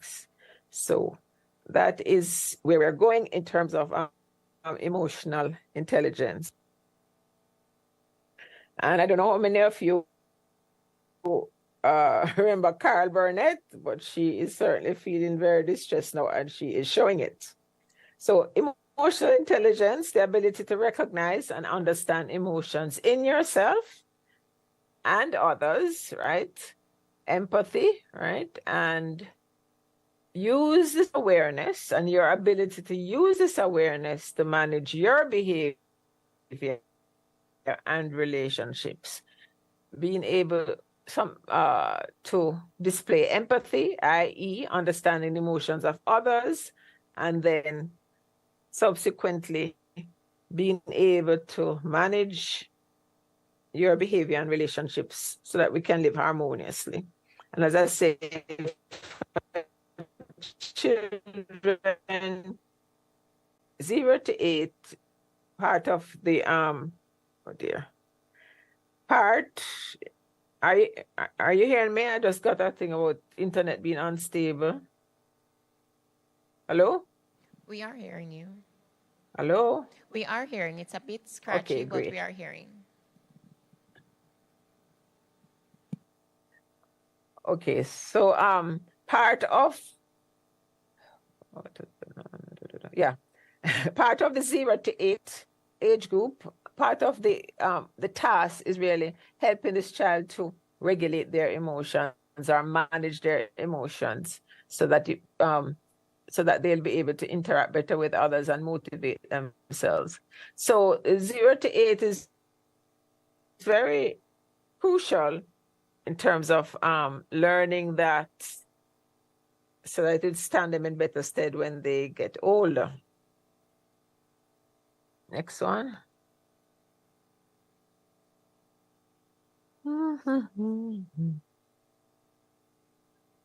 All right, let's go to the next one. Okay. Something that we would also like to tell parents to develop the ability to listen to their youngsters and to other people around them. And that listening helps them to learn. And also our children, we also want to teach them the importance of listening to learn. I don't think a lot of people, I notice that a lot of people, when they're talking, it's almost as if they're not listening to you, but they are formulating the thoughts in their heads and they interrupt and you wonder if they heard what you said. So learning to listen so that you can concentrate on what this person is saying and give them a good answer is a very important skill. Empathic listening, I'm sure you've heard this before, but we can always bear a reminder. People will forget what you said, and they may forget what you did, but they'll never forget how you made them feel. So please remember that. All right. So reflection as well include meditation. And definitely our children do better with where they have a spiritual connection, where they have some spiritual alignment and development, and where that is fostered in the home and in the community, and they have a robust, caring church or a spiritual community. So that is important. And for us as adults too, we need that amount of meditation, whatever your higher power is, that time of solitude, that time of silence, so that you can dig into your inner resources and center yourself. So this is also a part of reflection. Then there's relaxation, a variety of activities that you can do, like gardening, read a book. You can read a big book to your child. You can get your child to paint. If you're so minded, you do crossword puzzles. You may watch their favorite comedy. And again, you may bring meditation and prayer into it. If you're into mindfulness, you can do that. Playing music. Some people dance or drama or craft. A number of things that you can do to feel relaxed and get a hobby. Relaxation, now this is a skill which everybody needs to learn. And basically it's box breathing. At the count of 4, you inhale as much as you can. Then you do nothing for another count of 4. Of course, you're counting in your head. And then you exhale for the count of 4. And then you're going to have count again to 4, where you're neither inhaling nor exhaling. And then you start the cycle all over again. Inhaling to the count of 4, holding it to the count of 4, exhaling the count of 4, and then not doing anything to the count of 4, and you start the process again. I practice it when I'm getting very tense, and it works. So you can do it when you're feeling tense, and also we can teach our children when you see them feeling tense or upset to try, or to, some people call it belly breathing, box breathing, so that they can learn to calm themselves when they're feeling anxious. For us as adults, we set the tone. So no matter our children, and gratitude is a wonderful virtue, can change your outlook on life. So we want to encourage that, both in ourselves and also in our children, looking at seeing the cup as not half empty, but half full. What are the good things in your life? What are the things that you are thankful for? And some people do like a gratitude journal. Every day you write down 4 things that you are grateful for. And that does a world of good for their mental health. Okay, this is retooling now, working smarter. And the fact that I can stay in my office and be speaking to you using Zoom platform and YouTube and whatever else is an example of retooling. So COVID had a lot of bad, but it had some good residual components, and one is our ability to communicate by virtual means, a lot of virtual, a lot of apps. And I think that has certainly made our work easier, so we don't have to be driving from one place to the other. The imperative is to go.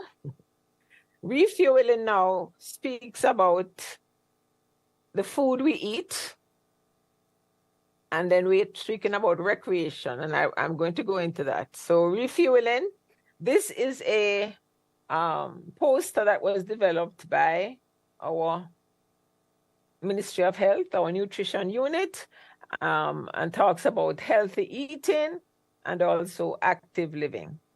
And I'm sure that you have seen this somewhere around the place, okay? Exercise tips, very, very important. Don't put it off, set a goal. Try to be active at least 1 hour a day. Try to warm up and stretch before and warm up, stretch and warm up before and even after. And you can make it a family affair as well. And you, if you don't want to do it all at one time, you can do it in chunks. And remember to stay hydrated, all right? So a number of exercise tips, very important. We know that exercise produces increased production, causes increased production of one of the feel-good hormones, endorphins in our brain. So that also can, de-stress us if we're feeling really stressed. And we can encourage our children to do it as well, so that we can take them away from the screen and make them become much more active. Because I don't know how many of you know, but childhood obesity is becoming a growing problem. Okay, now during COVID, although the Drug Council, that is National Council on Drug Abuse, tried to ask persons to reduce their substance use, the results show after COVID that substance use went up, alcohol, cigarette, and marijuana. So persons were using these substances more, maybe as a coping mechanism. Maybe they felt bored. And then what happened sometimes is that, let's say there was a young adult, maybe in his 30s, no, not young, 30s or 40s, go out every day and he'd be active. So by the time he comes home, mother or grandmother would not know whether he had smoked or not, because he did it sometime during the day. Now, because everybody was in one space for the entire day, you had mothers, auntie, grandmas who are now getting concerned about how much their relative was smoking. And quite a few of them called the helpline, and they also called the NCDA to ask how they could get help for their relative. Now, if you remember, I mentioned recreation, and in tying in the substance use, recreation is doing something that makes you feel good, but it is also good for you. And I'm going to say it again, doing something that makes you feel good, but it must also be good for you. So smoking a cigarette may make you feel good and more relaxed. Smoking ganja may make you less aggressive, but is it good for you? So we always have to ask ourselves this question when we think of getting into recreational activities And as I say, use of recreational drugs as well. Alcohol, same thing. Okay. And we know in COVID, we know only too well the relationships are so very, very important. So although at first they called it social distancing, we had to change it to physical distancing because we wanted to encourage folks to get in touch with each other. And I know most people really took advantage of all the different means, FaceTime and whatever, to get in touch with relatives and friends. So that is a way too of de-stressing, talking to a friend. Now, there are some people who, when they come to you and they're distressed, you say, well, do you trust anybody? Can you talk to anybody? And they'll say, no, doc, me not keep friend. And they see that as a virtue. But basically, each of us needs at least one person that we can really trust quite a bit when we are in distress. So people and relationships, very, very important. And now that we are out of COVID, seeing persons face to face, much more satisfying, much more fulfilling than talking on the phone or maybe sending a text to them. All right. So we have to make time to spend time with persons face to face, because as human beings, it fulfills us much more than the other means. Our young people seem to,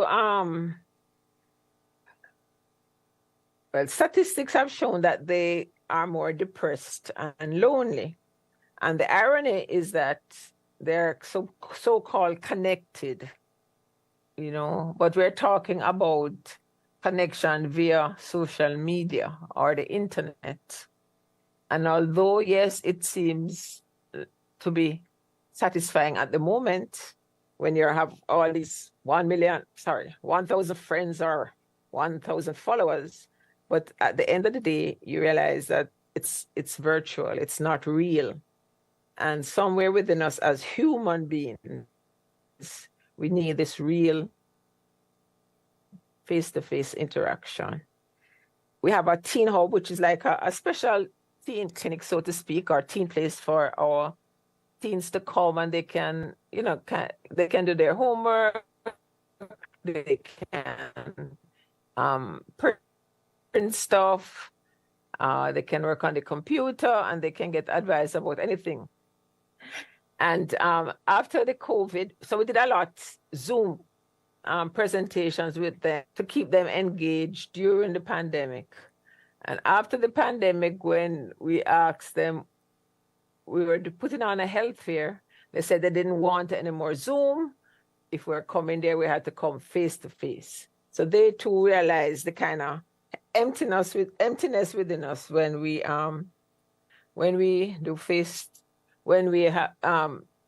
connect by these virtual means. So social connectedness, physical distancing during COVID, but we want to make connections and we want to bring people together in a harmonious way. Now, this is what happens when, for all of us, at some point, you just feel like it's too much. It's too much. Life is just expecting too much from me. My employer expects too much from me. My wife or my husband is expecting too much from me, or even the children expecting too much. What do I do? What do I do? And I'm pleading with you to reach out for help. Prevention helpline, 888 New Life. 888 New Life. And we've had a number of calls from both men and women in emotional distress, and we have helped them. So there is a number that you can call when you're feeling like you're at the end of your tether and you don't know what to do. If you call and you don't get through, we have a system whereby the person who is on duty is able to log the calls. Well, the system logs the calls that were unanswered and they'll call you back. So don't be distressed if you don't get through the first time. Now, for children, there's also a helpline. So if you feel that your child, even age 7, 8, 6, would like to speak to someone, the Children's Advocate has set up a helpline for children up to age 18. And that is 888 SAF, safe spot, but the T is silent. And she did a presentation where she spoke about the results from the helpline. And she said the youngest person who had called was age 3. Well, when we interrogated it further, she had had assistance, but I guess the person who was age 3 was really able to, to convey something via the helpline. So that is another avenue for parents that they can encourage their children if they feel they don't want to talk to them, or for some reason they are angry with them, and they want to speak to somebody else. You have trusted counselors on the helpline.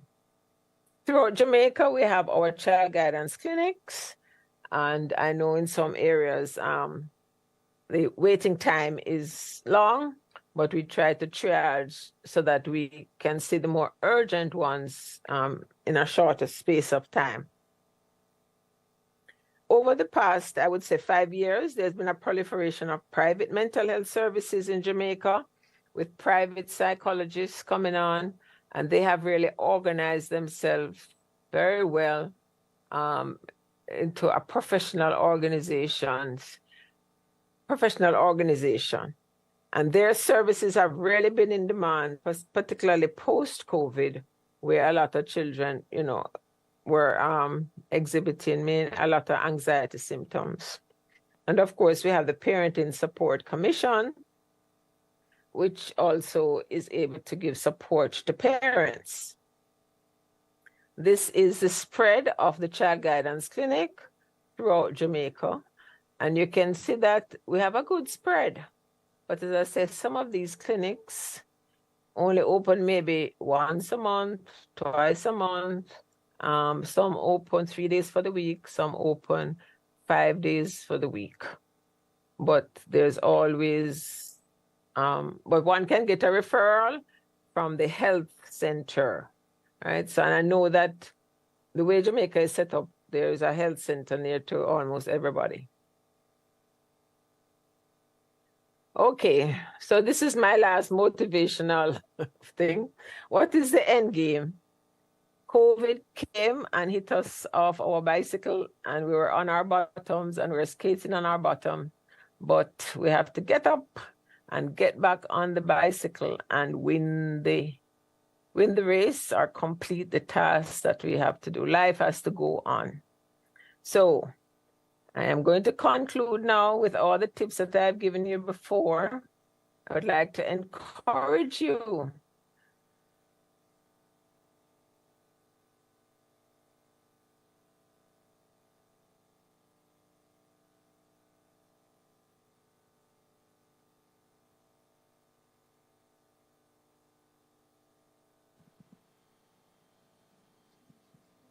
Dr. Leiber, are you hearing us?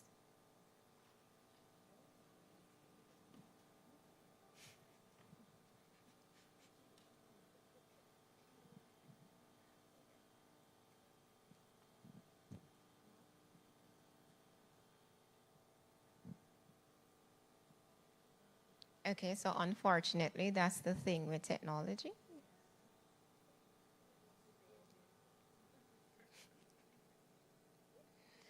Unpredictable and unstable. And I won't be able to answer your questions. you, I can't ask if you have any. But I hope you would have gotten something from the presentation just now, right? A whole lot of coping skills that are within our reach in our homes, things that we can use with our children and our parents. I was speaking with a parent some time ago, and she mentioned that she would have lost her job during COVID. That's about 3 years ago. She still has not. She's back. Hi. I'm not hearing you, Dr. Lego. Not hearing me? I'm hearing you now. Awesome. Okay. All right, so thank you so much for that presentation. And while you were away, our participants were saying that they learned a lot of coping skills, thanks to you. You know, we were reminded of some of those within our reach. And I just want to share with you, a parent from our parent place would have mentioned that she would have lost her job during COVID. And since then, she has been somewhat unemployable because of her age. And what she does for money is, you know, the bare minimum. How would you encourage someone like that in terms of retooling and using what she has? Well, I'm not sure what her skills are. So it could be re-examining her skills to see which one, she could, maybe she has skills that she's not even using or even though she has, or if she could start doing something at home that could make money. I don't know, dressmaking, or I know not many people do, buy dresses there, but that's just an example. So what does she have around her that can be utilized? What does she have?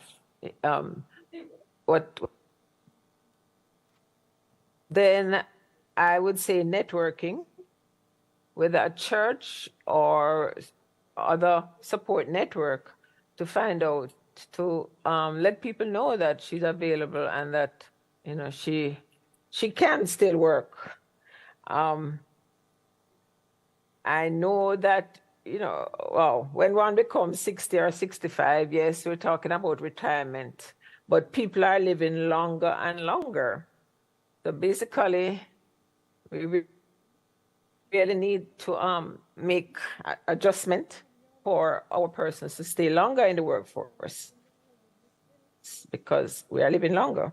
So what I would suggest to her, as I say, is just kind of making an inventory of what her skills are, what she has around her, that could be put to some, economic use, networking, either through church or some other support network, or maybe a community organization. And also, I've seen persons go back and actually do a course. So I don't know if she has the money for that, but all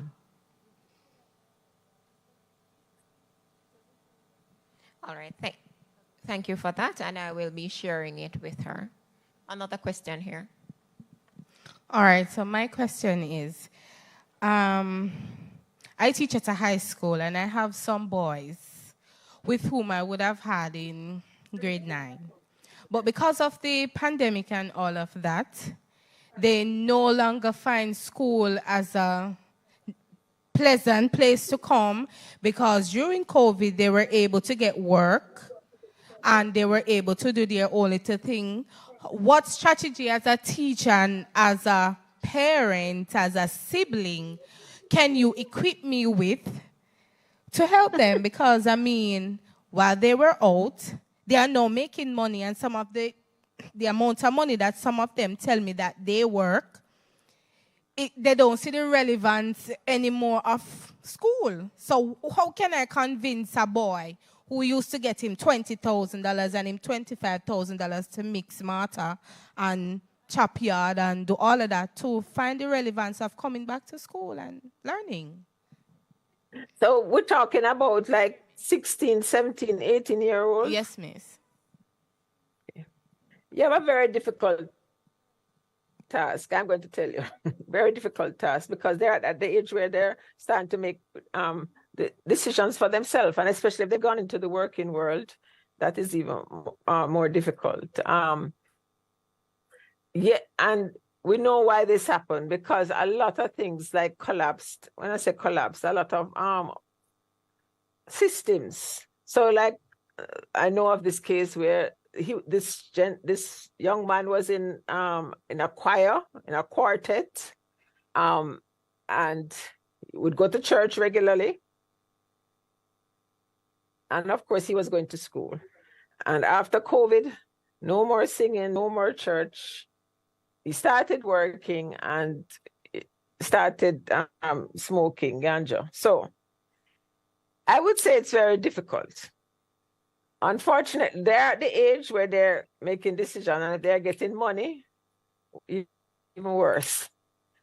The only way you can convince them is basically by talking with them, finding out their long-term goals, and trying to show that they're being kind of penny wise and pound foolish. But I don't know if that will convince them. So it's basically reasoning with them and seeing if you can find a handle, something that they want, that in the future that they will not be able to achieve if they continue mixing mortar, making them see a kind of bigger vision of themselves. That is the only way you're really going to get them. But I appreciate your effort, and as I say, this was a common lament of a lot of parents during and post-COVID. Yes, thank you for that, Dr. Leiber. Are there any other questions?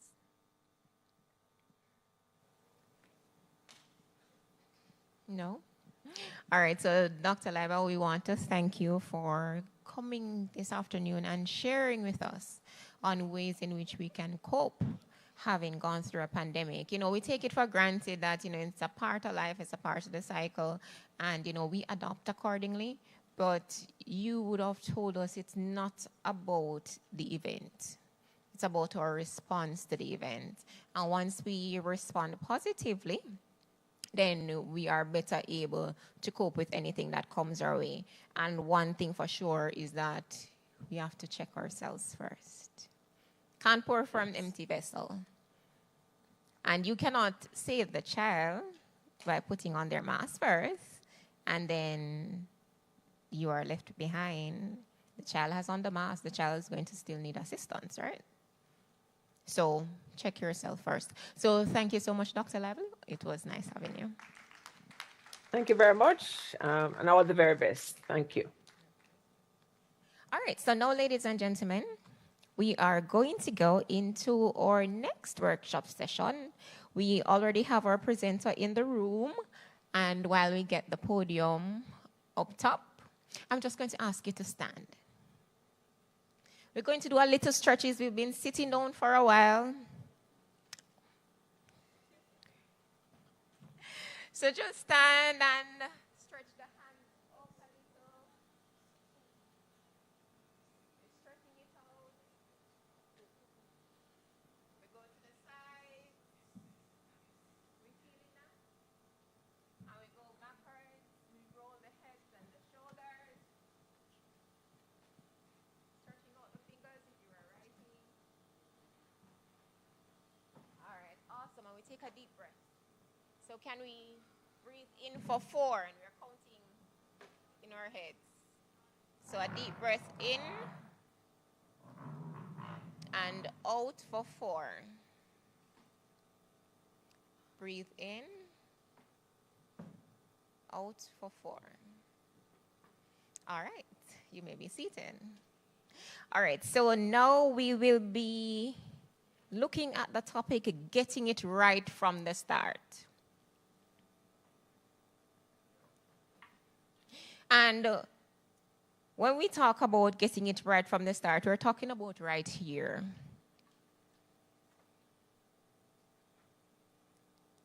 and that is from conception. So the aim of this presentation is to share with parents how parenting perspective impacts the outcomes of children's early years, nationally, internationally, and regionally. It will also provide strategies and skills that could be implemented as best practices to enhance parenting skills and to help children to bridge the challenges and to successfully own these challenges in the early childhood learning environment. And with us this afternoon is Miss Glenys Salmon. Glenys Salmon is an accomplished and multifaceted professional with a highly respected track record of expertise and service in the fields of communication, marketing, publishing, training, and facilitation. She currently serves in a consultancy role as a communication specialist to a diverse range of local, regional, and international organizations, and as a manuscript development expert and publisher with the award-winning publishing house Bala Press. She is a skilled communicator. Ms. Salmon is a strong advocate and active participant in serving and advancing the social good through volunteerism. In this regard, she has a long and distinguished record of service to many organizations and social causes, including Parenting Partners Caribbean as an advocate and consultant, trainer, and facilitator of positive parenting, the Book Industry Association of Jamaica as an advocate in promoting literacy and the reading habits. She's with the JMMB Jones Duncan Foundation as a lead facilitator in the Conversations for Greatness program, and she also works with the Mustard Seed communities and many other social intervention programs and philanthropic undertakings. Ms. Salmon's professional and social outreach agenda is underpinned by her Christian faith, which serves to drive her mission of service to others. She also promotes and sustains positive behaviors and the behavior in individuals, the community, and wider society. So at this time, I will turn over to you, Ms. Salmon. Okay, thank you. Good afternoon, everyone. You know, I'm still working on finding such a brief two-line introduction, which pretty much says, Glenys Salmon is human, she, first off, and she is a journey companion in life, helping, supporting, empowering as many persons as she can. Wouldn't that be enough? Yes, I'd say.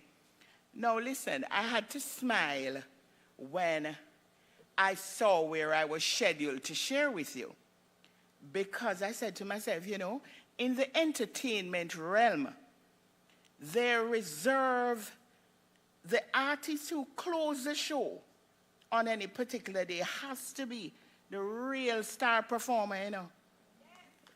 Yes. Hello? Yes. Well, I can assure you I'm not that. I will not be entertaining, but I will definitely try to be engaging and keep your interest, because after all these days, after, what, it's your third day?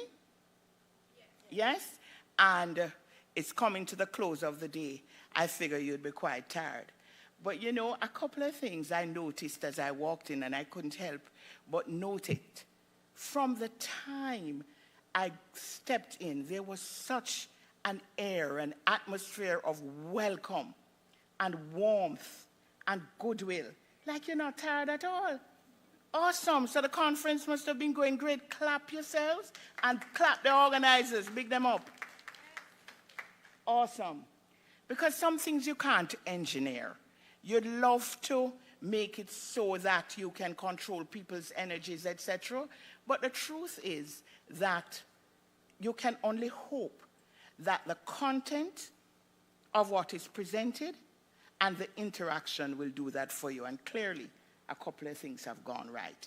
So I want to commend the ECC and its partners for staging yet another brilliant conference. Clap them, man. So, good afternoon, all of you who are educators, policymakers, board members, advocates, partners, and parents, all of us who are gathered here in this space and online to examine and discuss a topic of utmost importance, getting it right from the start, perspective of parenting in Jamaica, which is aligned to the overarching theme of this conference, transforming education through the resilient educator. Now, by way of background, let me share with you a little story about a powerful beginning that got it right from the start. Now, in the early 90s, a group of professionals from several different agencies were tasked with creating parenting materials.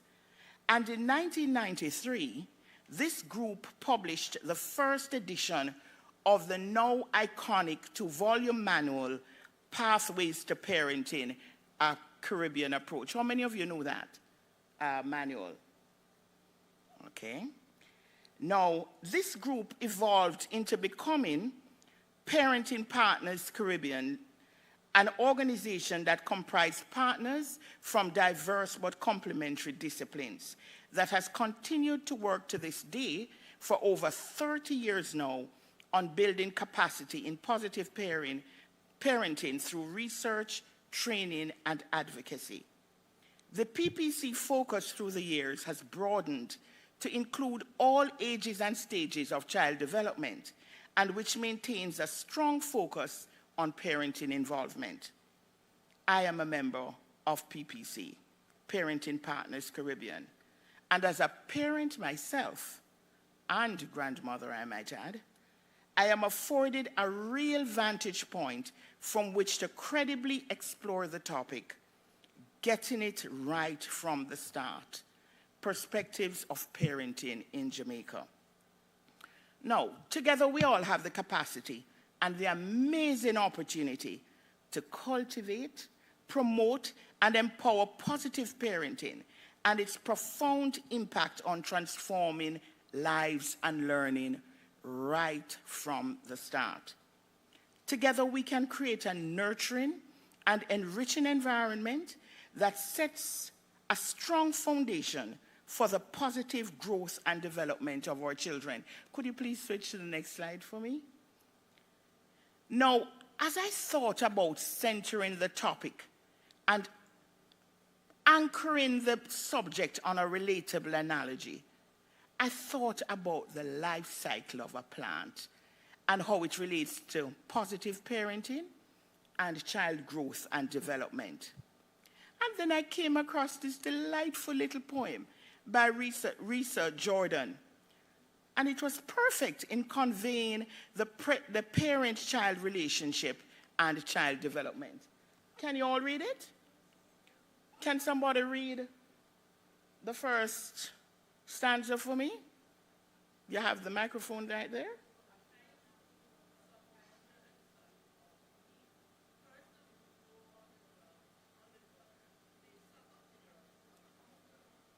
Yes, can somebody pick up?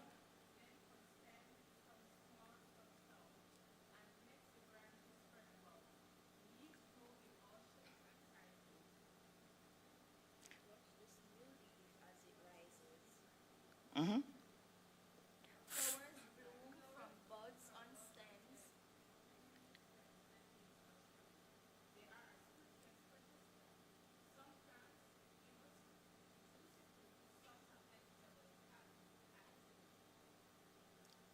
New seeds travel to and fro by wind and water on the go, and the cycle keeps on going. Soon new stems and leaves are showing. Can you see child growth and development in that? Can you see how relatable it is to the topic that we'll be discussing this evening? Perfect. And by the way, I have prepared my presentation in such a way that you will all be getting a copy of it, right? So it will be sent to you. So all of these references will be there, because I really can't expect you all to remember everything I've shared with you, can I? There you go. Now, before we get further into the presentation, it's very important that I establish, next slide please, some key terms and concepts that I will be using and over again. So it's very important that we establish a common understanding. Before I get to that, however, I want to say that in this presentation, I will discuss how the quality of parent-child relationship influence various aspects of child development, such as socio-emotional, cognitive, physical, and health outcomes. I will also provide some strategies and skills that could be implemented as best practices to enhance parenting skills and to help children bridge the issues and be successful in their early childhood development. But first, let us define some key terms and concepts as stated and implied in the topic under discussion, getting it right from the start, perspective of parenting in Jamaica. So what do we mean when we talk about parenting perspective? This refers to the beliefs, the attitudes, values, and expectations that parents have about themselves, their children, and their role as parents. Parenting perspectives shapes how parents interact with their children and how they respond to their needs and behaviors. And as the discussion progresses, you will begin to realize just how really profound this particular topic is, because sometimes we gloss over parenting perspectives as I've defined it here. Now let us look at child development. This refers to the changes that occur in children from birth to adolescence in various domains, such as physical, cognitive, social, emotional, and moral. Now, child development is influenced by multiple factors, such as genetics, environment, culture, and relationships. And I know you know this, but it bears repeating. And when we talk about parent-child relationship, it refers to the emotional bond and communication between a parent and a child. Parent-child relationship quality refers to the degree of warmth, sensitivity, responsiveness, consistency, and support that parents provide to their children. Now, let us look at the effects of parenting perspectives. Next slide, please. Now, the main argument of this presentation is that parenting perspective plays a significant role in child development, and that positive parent-child relationships are essential for optimal outcomes in children's early years.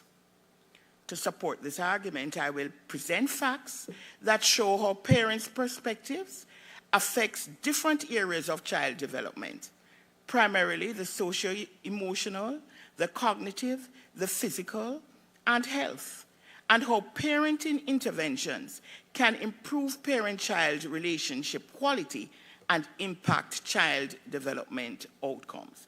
Now, as we go along, while time may not permit, I only have an hour, I would have loved for us to be very interactive.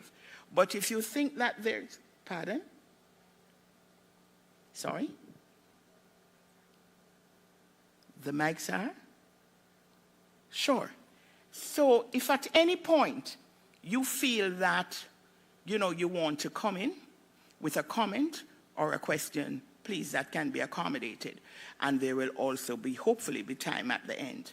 But I thought I would just do this a broad presentation before.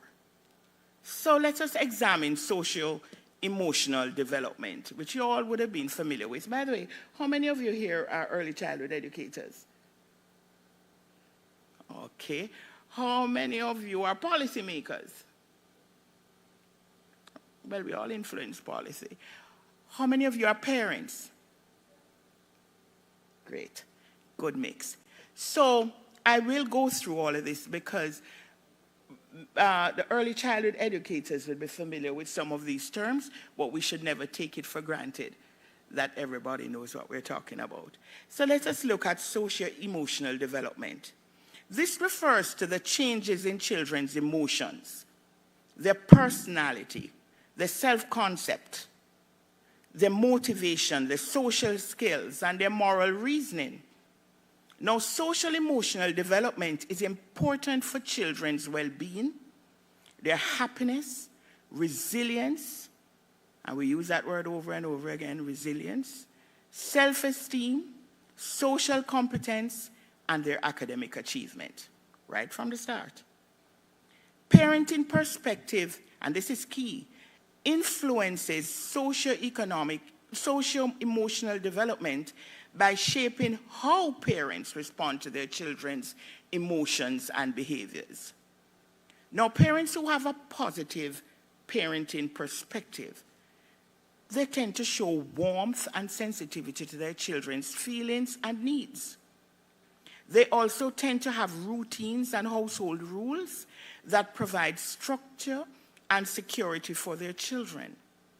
They tend also to use appropriate discipline without harshness or violence. These parenting practices foster a secure attachment between parents and children and creates a strong emotional bond that provides a sense of safety and trust for children. Secure attachment promotes positive socio-emotional outcomes in children, such as empathy, self-regulation, social competence, self-esteem, and again, resilience. Now, on the other hand, parents who have a negative parenting perspective tend to show coldness and hostility to their children's feelings and needs. They also tend to have chaotic or rigid environments that create stress and uncertainty for their children. They tend also to use harsh or abusive discipline that harms or frightens their children. These parenting practices, they undermine a secure attachment between parents and children and create an insecure or disorganized attachment. Insecure or disorganized attachment impairs positive socio-emotional outcomes in children and increases the risk of emotional problems, behavior problems, aggression, anxiety, and depression. Now, just hearing that alone, do you think that we're paying enough attention to parents, the parenting perspectives? Because maybe if we did, our interventions could be more targeted, they could be more effective. But sometimes we gloss over it. What do you think? I see some heads nodding. Good. Now let us look at cognitive development. Cognitive development refers to changes in children's thinking, their reasoning, their memory, their language, and problem-solving skills. Cognitive development is important for children's intellectual growth, their learning, their creativity, and their academic achievement. Now, parenting perspective influences cognitive development by shaping how parents stimulate and support their children's learning and curiosity. Parents who have a positive parenting perspectives, and you will find that I look at the outcomes of positive parenting perspectives as well as the negative parenting perspectives. The parents who have a positive parenting perspective tend to follow their children's lead and respond in a predictable way. They also tend to share interests and talk with their children about various topics. And they also tend to encourage their children to explore and discover new things. On the other hand, parents who have a negative parenting perspective, they tend to ignore or reject their children's interests and preferences. They tend to limit even books and talks with their children to maybe just a few topics. They tend to also discourage their children from exploring and discovering new things. These parenting practices leads to difficulties in cognitive development, such as poor language skills, poor communication skills, poor social skills, poor academic performance. So as educators, many of you are on this room, on this side of the room. When you see the children seem not to be able to, their language skills not properly developed, their communication skills not properly developed, they have poor social skills, poor academic performance, you may want to look at the parent perspective. May want to have a talk with the parents, because sometimes the challenges you face almost always begins right there at home with the parents. You just have to know what layers you're going to get under, lift up and get under, because sometimes, as I said, we just stay on the surface. Now let us look at physical development, and this one I can relate to. Physical development refers to the changes in children's growth, their motor skills, coordination, and their health. Physical development is important for children's well-being, overall fitness, and self-confidence. Now, parenting perspective influences physical development by shaping how parents support their children's health and safety. So parents who have a positive parenting perspective tend to provide their children with nutritious food, adequate sleep, regular exercise, and preventive health care. They also tend to protect their children from harm, such as accidents, injuries, illnesses, or abuse. These parenting practices promote positive physical outcomes in children, such as healthy weight, strong muscles, good balance, and immunity. Now, just to take an anecdote from my own personal life. So, my granddaughter, before she moved away from Jamaica, spent a lot of time with me. Now, we are two different ends of the seesaw. She is very active. She wants to go swimming. She wants to do this and that. Well, this grandma was not exactly up to it. Remember now, she's spending a lot of time with me. Well, wouldn't you know that by the time she got to high school, I watched a poor little thing begin to lose interest in physical activity. And I said to myself, obviously, upon reflection, I didn't think of it at the time, that my own parenting perspective may have influenced her own attitude and responses to the need for physical exercise. Because as grandma, maybe in the back of my, much as I love this child, maybe I was thinking, well, you know, why am I saddled with all of this responsibility? I've gone through it already, you know? And so you'd be surprised how the perspective of the parent, whomever plays the parenting role, can influence even things like the child's physical development. On the other hand, parents who have a negative parenting perspective with respect to physical development, they tend to neglect or abuse their children's health and safety.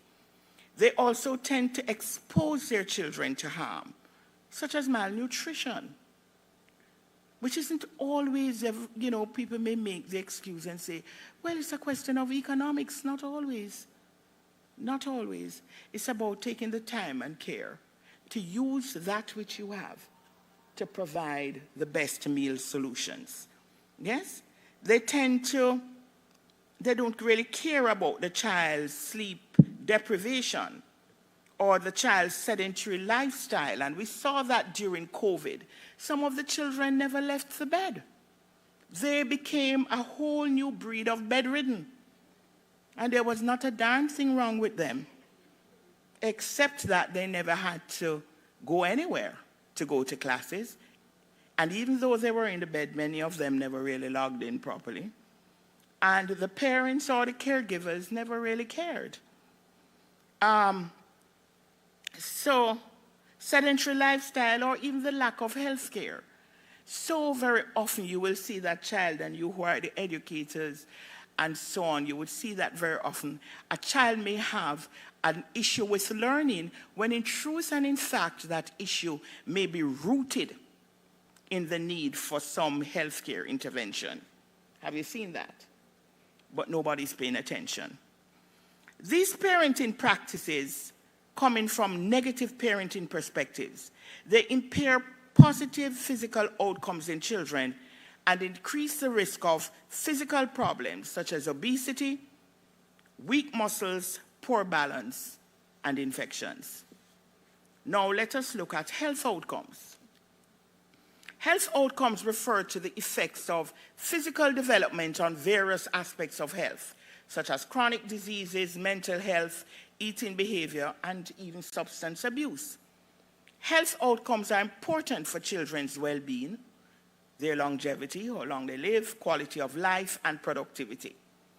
Parenting perspectives, and you notice I keep focusing on parenting perspectives, influences health outcomes by shaping how parents model and teach their children healthy habits and coping skills. Parents who have a positive parenting perspective tend to adopt healthy lifestyles, such as eating well, exercising regularly, managing stress, avoiding unhealthy habits, you know, the smoking, the alcohol, drug use or abuse, and those aren't the only ones.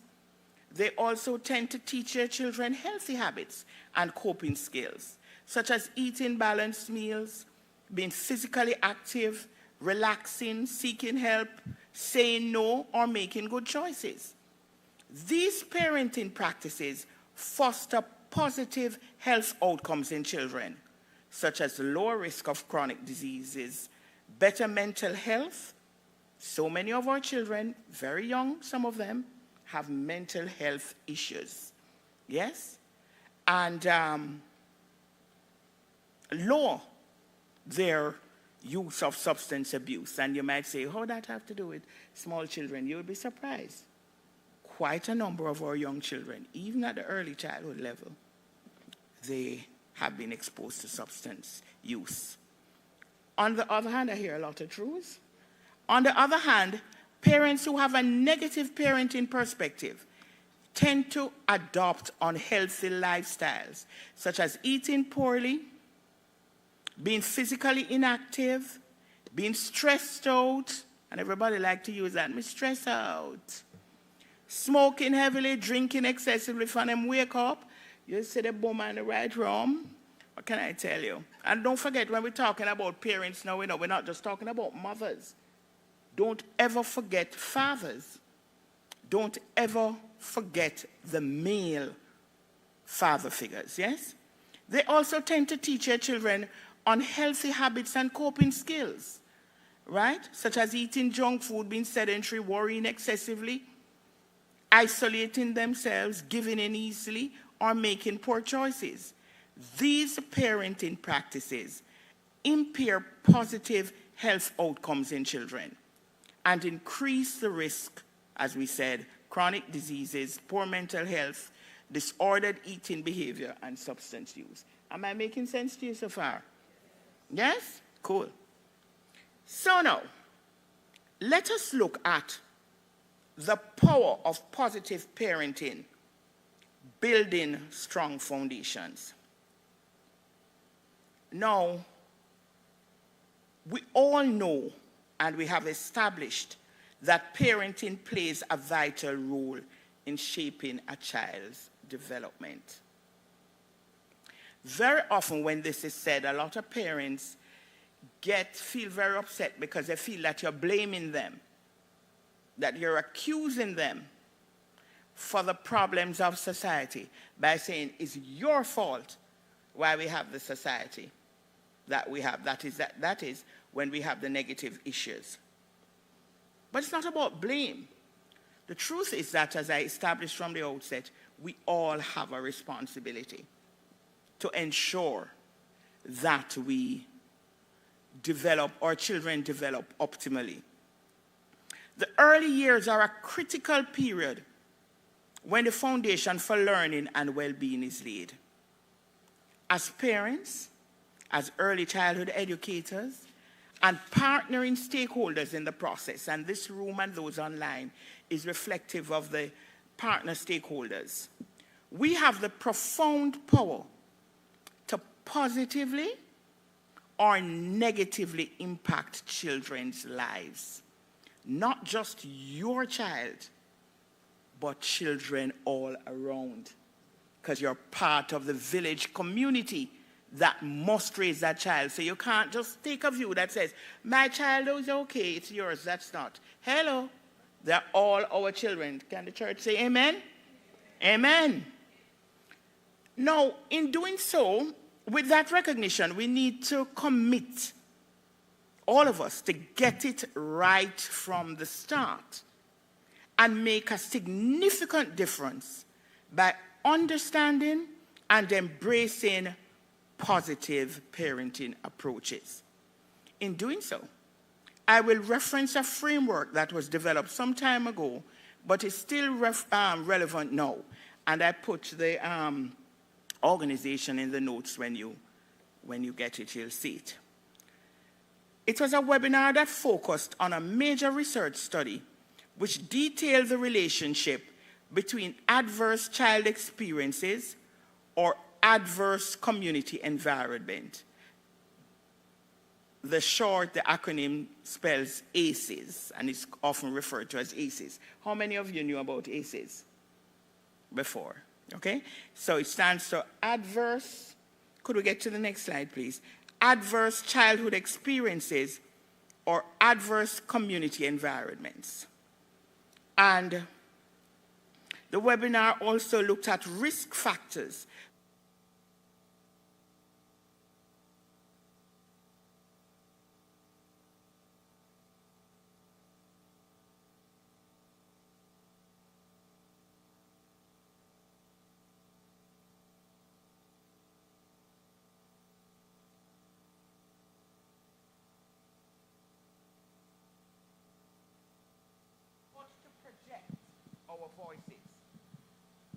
Thank you. So while we're thankful for the amplification that microphones bring, the truth is that God gave us a voice that with or without it, we can project. Yes? Now, this framework, I decided to share it with you because it is useful, because it provides the evidence based on decades of research studies of the key elements that parents and other primary caregivers need to provide in order to get it right from the start. So let us look at adverse childhood experiences or adverse community environments. So, can we all read that together? So the adverse childhood experiences, maternal depression, emotional and sexual abuse, can't hear you. Physical and emotional neglect, mental illness, divorce, substance abuse, domestic violence, homelessness, and you could add to that list. Those are some very critical childhood experiences that can affect a child's growth and development continuing into adulthood. How many of you, if we had had the time and this was a workshop, we could have shared with each other stories of how so much of our childhood experiences continue to linger with us and shape our perspectives on so many things. Agreed? Now, when we look at adverse community environments, poverty, discrimination, community disruption, lack of opportunity, economic mobility and social capital, poor housing quality and affordability, violence, all of those are adverse childhood experiences and adverse community experiences. And so if we use this framework to now think about Jamaica, and by extension the wider Caribbean, just looking at this list and thinking about the children within our early childhood institutions and the families and communities from which they come, we know without a doubt that far too many of our children come into the early childhood institutions with multiple ACEs, adverse childhood experiences, or adverse community environments, and nobody is taking the time or the care. Too many people are ignoring that. We know, too, that the more ACEs they experience, the more likely they will be at higher risk of serious health and behavioral issues, even early death later in life. You see the increase in incidences of suicides, etc., or attempted suicides among our very young children? Yes? So, the question I ask is this. Are children then doomed to these outcomes which the ACE surveys have described? Can the narrative be flipped? Is there hope rather than the doomed outlook? Fortunately, surveys have been undertaken that not only ask adults about their ACEs, but also asked about their positive childhood experiences, PCEs. These surveys questioned adults about how often they felt able to talk to their family about feelings, felt their family stood by them during difficult times, enjoyed participating in community traditions, felt a sense of belonging in school, felt supported by friends, had at least 2 non-parent adults who took genuine interest in them, felt safe and protected by an adult in their home. Do that audit with yourself, that self-audit. Ask yourself, what positive childhood experiences did I have that is now serving me well and has served my growth and development? Now, what the studies found, in short, was that the higher numbers of positive childhood experiences, thank God, actually mitigated or reduced the negative effects of childhood experiences and adverse community environments. You hear what I said? So you could still have, the child could experience adverse childhood and community experiences. However, if they had some positive experiences, it can override the positive experiences. Is that true for even yourself? Yes. So it behoves all of us to try in whatever way we can to cause a child to experience some positives that, in spite of the challenges they may be experiencing, they can still overcome. And that is part of what the village community is charged to do. I'm not boring you yet? We're good? All right, cool. So it looks like the performance going well.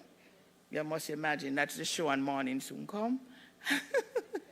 Anyway, promoting, the next thing I'm going to look at is promoting positive life experiences, which is an antidote to the ACEs.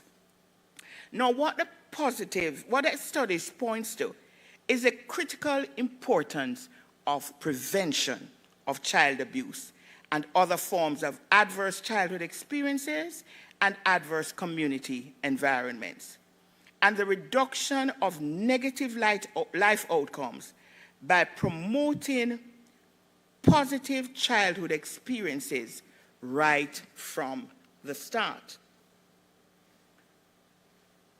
I want to give you this little story. During COVID, now, I go to a church. I started going to a church. I was brought up Catholic, just started getting exposed to an evangelical type of worship. The church I chose to go to is actually, nearby an inner city community. Tarrant, and the real inner city part of that is a place called, good heavens, Ambrook Lane. A few of the children come to the church, and I befriended them. Got to know their little stories, not just to give them things, but you want to establish a relationship, you want to chat with them and so on. And there was one little girl who I favored in particular. Well, somewhere during COVID, she was only 14 years old, she got pregnant. And it was for her brother. And when I said to her, I can afford to call her first name, I said, Vanessa, did he force himself on you? It was her half-brother. And by the way, they made a point, the family made a point of saying, our only half-brother, as if to say, that excuse things, yes? Perspectives, yes? So anyway, I said, did he force himself on you? She said, no, miss, he just climbed on top of me and I make him do what him have to do. Long and short of it is, I went to Ambrooklyn, though I was warned not to go in that community because it's particularly volatile. But when you walk with God, hey, no fear, yes? Long and short of it is that I went. And my God, 7 families live in a little enclave. They're just wooden structures, really one room. In Vanessa's little portion, 7 people live in that space. There's no bathroom or anything. There's a community bathroom outside of the little enclave that everybody in that community go to. What passes through a bed, piece of sponge and piece of ply on 4 blocks, kind of a thing. She shares the sleeping space with the half-brother, a brother, her little sister, and a deaf-mute mother. In the room, there is an uncle, a grandfather, and I think somebody else. I don't remember whom.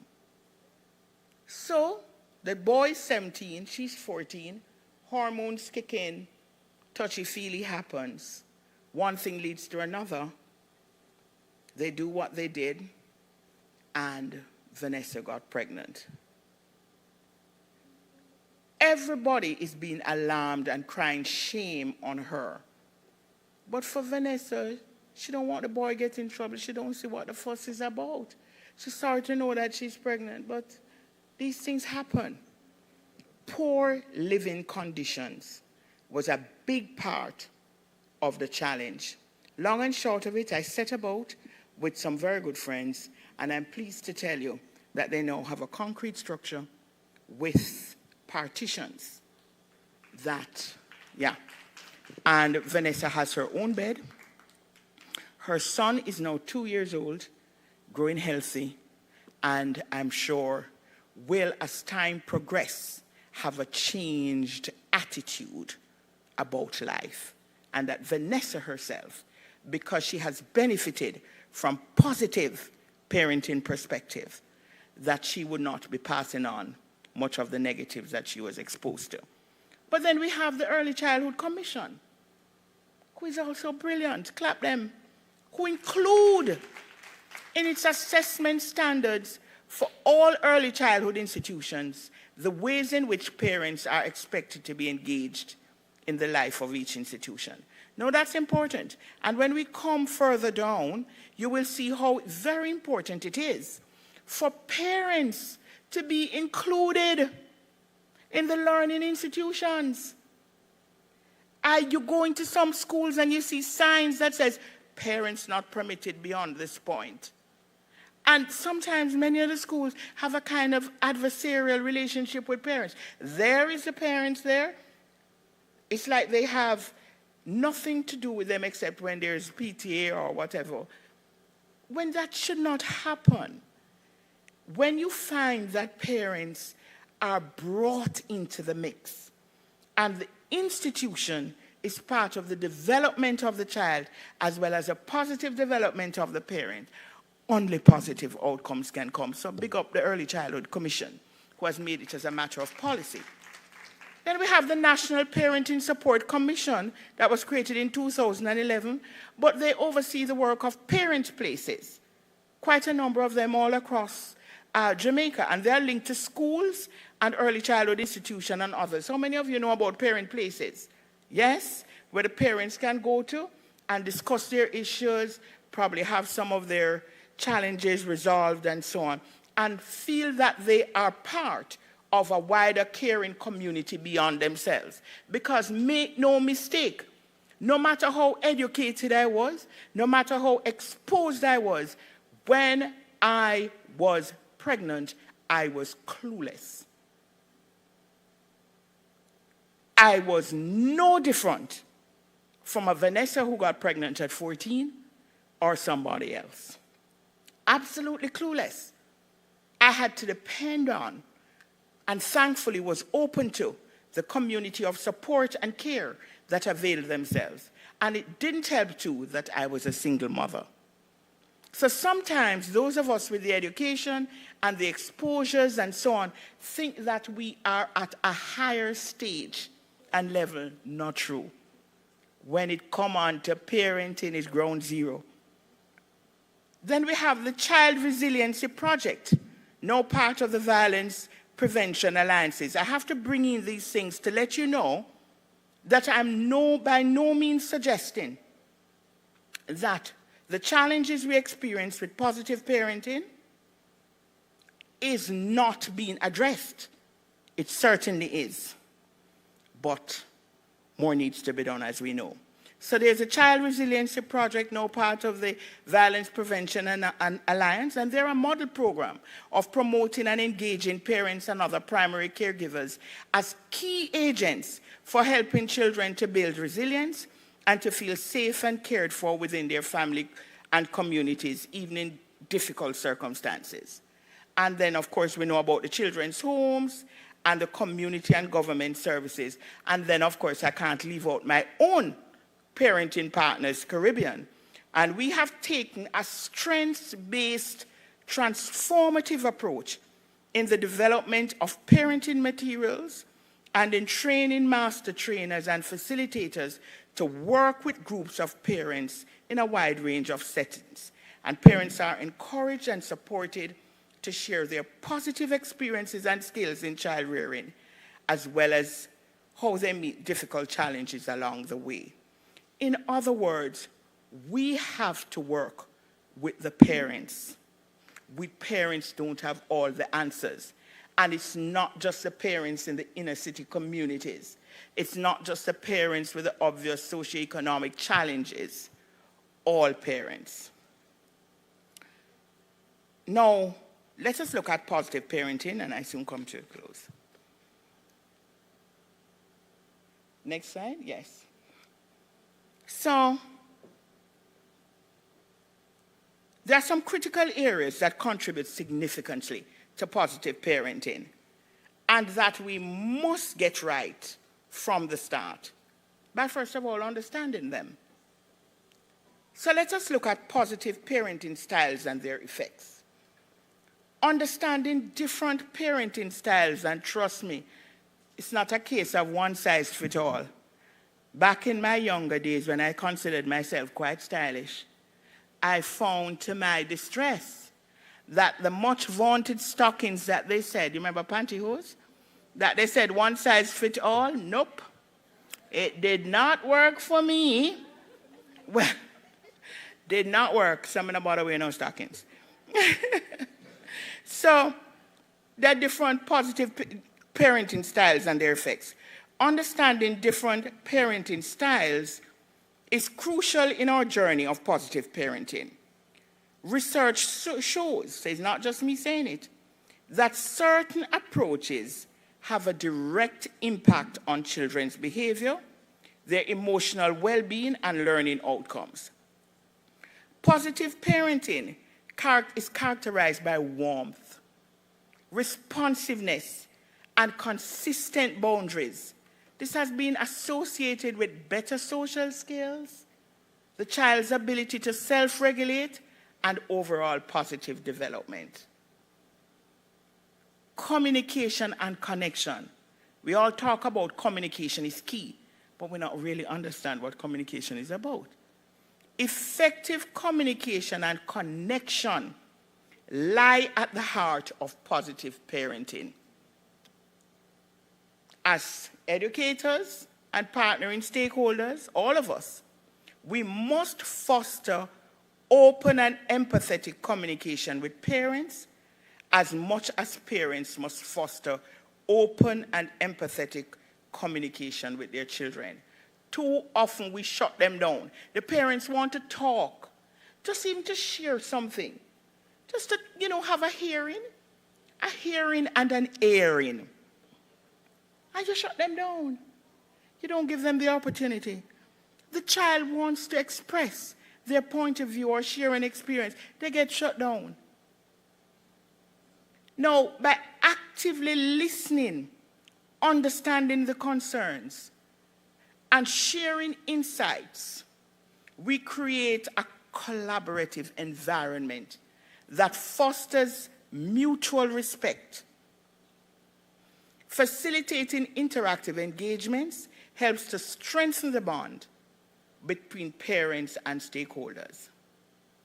Allow people an opportunity to share.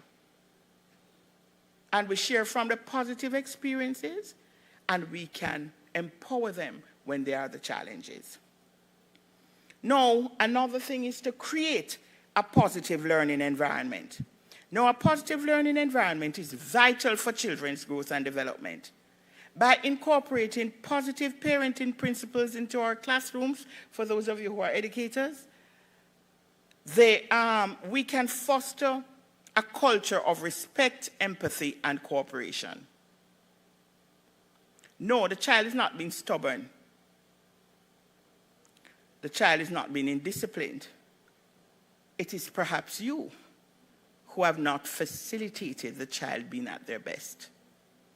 Or that parent. Sometimes when I hear the issues, it comes over the news about how parents have engaged in all kinds of, how should we put it now, less than respectful ways with the school administrators and so on. And I said to myself, how much has that school, before it got to that point, facilitated collaboration, partnership with the parents? Because you will find that the communities that foster close links through good communication, they don't have those issues, right? So you need to create a positive learning environment. This includes modeling positive behaviors. And notice I keep using the word modeling, because so often we talk, but we do not act. We have to model.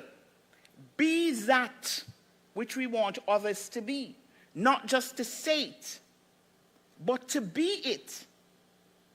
Yes? Which is a challenge a lot of Jamaicans are having now, but we're not going into that arena.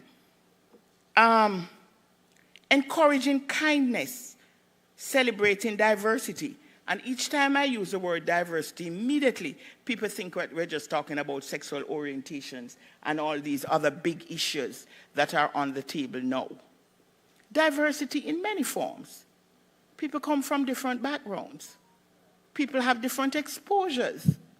People are different. You understand? I mean, I remember at school, it was a good thing that I had a home environment that I pretty much grew up confident, but I had a very bad lisp. And it meant that some words that I spoke didn't come out like as the word I intended. And it was greeted with laughter, and I was severely mocked. But it was all good. I didn't suffer adversely from that. But when children witness positive interactions between parents and educators, they learn valuable life skills and develop a love of learning. So if you're speaking with a parent, educators, in front of their children, but your tone, your manner is less than respectful, and the child is witnessing that, you can't expect them to love learning. Can you not love their mother? Why you talk to her like that, so? Encouraging parent involvement in schools. This is important. Parental involvement is a powerful catalyst for a child's success. When parents actively participate in their child's education, it creates a shared responsibility for their learning journey. No, it's not just limited to coming to PTA. It's not just limited to asking them to contribute this or that, but get them involved. Hey! No. To use the analogy of the entertainer, that would be called a forward. Yes? So you say forward? Yes, quite so. Anyway, so encourage parental involvement in schools. We can organize family engagement activities. The school can do that. Workshops, events that encourage parents to be involved in their children's schooling experience. By fostering a sense of ownership and partnership, we strengthen the educational ecosystem. There's a parent, I went to a funeral on Sunday. There's this parent at Hampton who made the most amazing fudge. And all of us came to love this fudge. And she herself became quite iconic. You should see the outpouring of generations of Hamptonians who turned up at her funeral. And we didn't have to wait for her funeral to show her love and respect. And her children, some of whom came to the school, grew up feeling such a strong sense of belonging because their mother, who was just a poor lady from the community, showed off a skill that was appreciated. You got me? Yes. So, those are some of the things. Now, truly coming to the end, let us look at prevention strategies. You know, they say prevention better than cure. We tend to make the thing get away from we, and then now we become reactive. A stitch in time saves 9. And all around, we see the fabric of society falling apart in so many ways. What are some of the preventative measures? We see the crime statistics. We see the poor health indicators. We see the school dropouts. When I hear that there's a song, a very popular song, that the kids absolutely love called Fully Dance. And it has, you've heard it? By the way, you have to be open to listen to these things, you know. So I listen to all of them. I learned the dance they call dirt. And I hear the genesis of dirt is that if a dirt, in other words, if me dead, me dead. Because they are growing up in an environment where there's a sense of hopelessness. So they're going to live them life now. Take all the risk, because if me dead, me dead. If a dirt. So if you notice, the dance has this spasmodic jerk, mimicking death, the death throes. Don't ask me to do it. This is not, no. This, I used to perform at Powerful Men and Women, but this is not a concert, yes? I say, they know me. I did wear plenty of makeup and wigs, so I don't know you recognize me. But anyway, we see these negatives, but we must remain focused on prevention and not despair. When parents and caregivers are welcomed and can observe and become engaged in this case, in the activities of a basic school, when they can attend a series of workshops which will strengthen their understanding of their child's developmental needs and potentials. I did a workshop for a group of parents who never understood age stage development. And them say, Miss, me never know, you know. Me say me pick me, I do so and so, but me never know say that thing for do. Yes? And they were so enlightened. When they can learn from facilitators and other parents some more effective strategies for behavior management than harsh words and punishment, when they can see how important it is to help their young children express their feelings, to explore their world with parental support, to learn how to play fair and make friends, to feel safe within their home and community environments, when they do these things, they strengthen their own resilience along with that of their children. And they can look forward to more PCEs, positive childhood experiences, than ACEs, adverse childhood or adverse community experiences, as their children grow older into adulthood. So, final,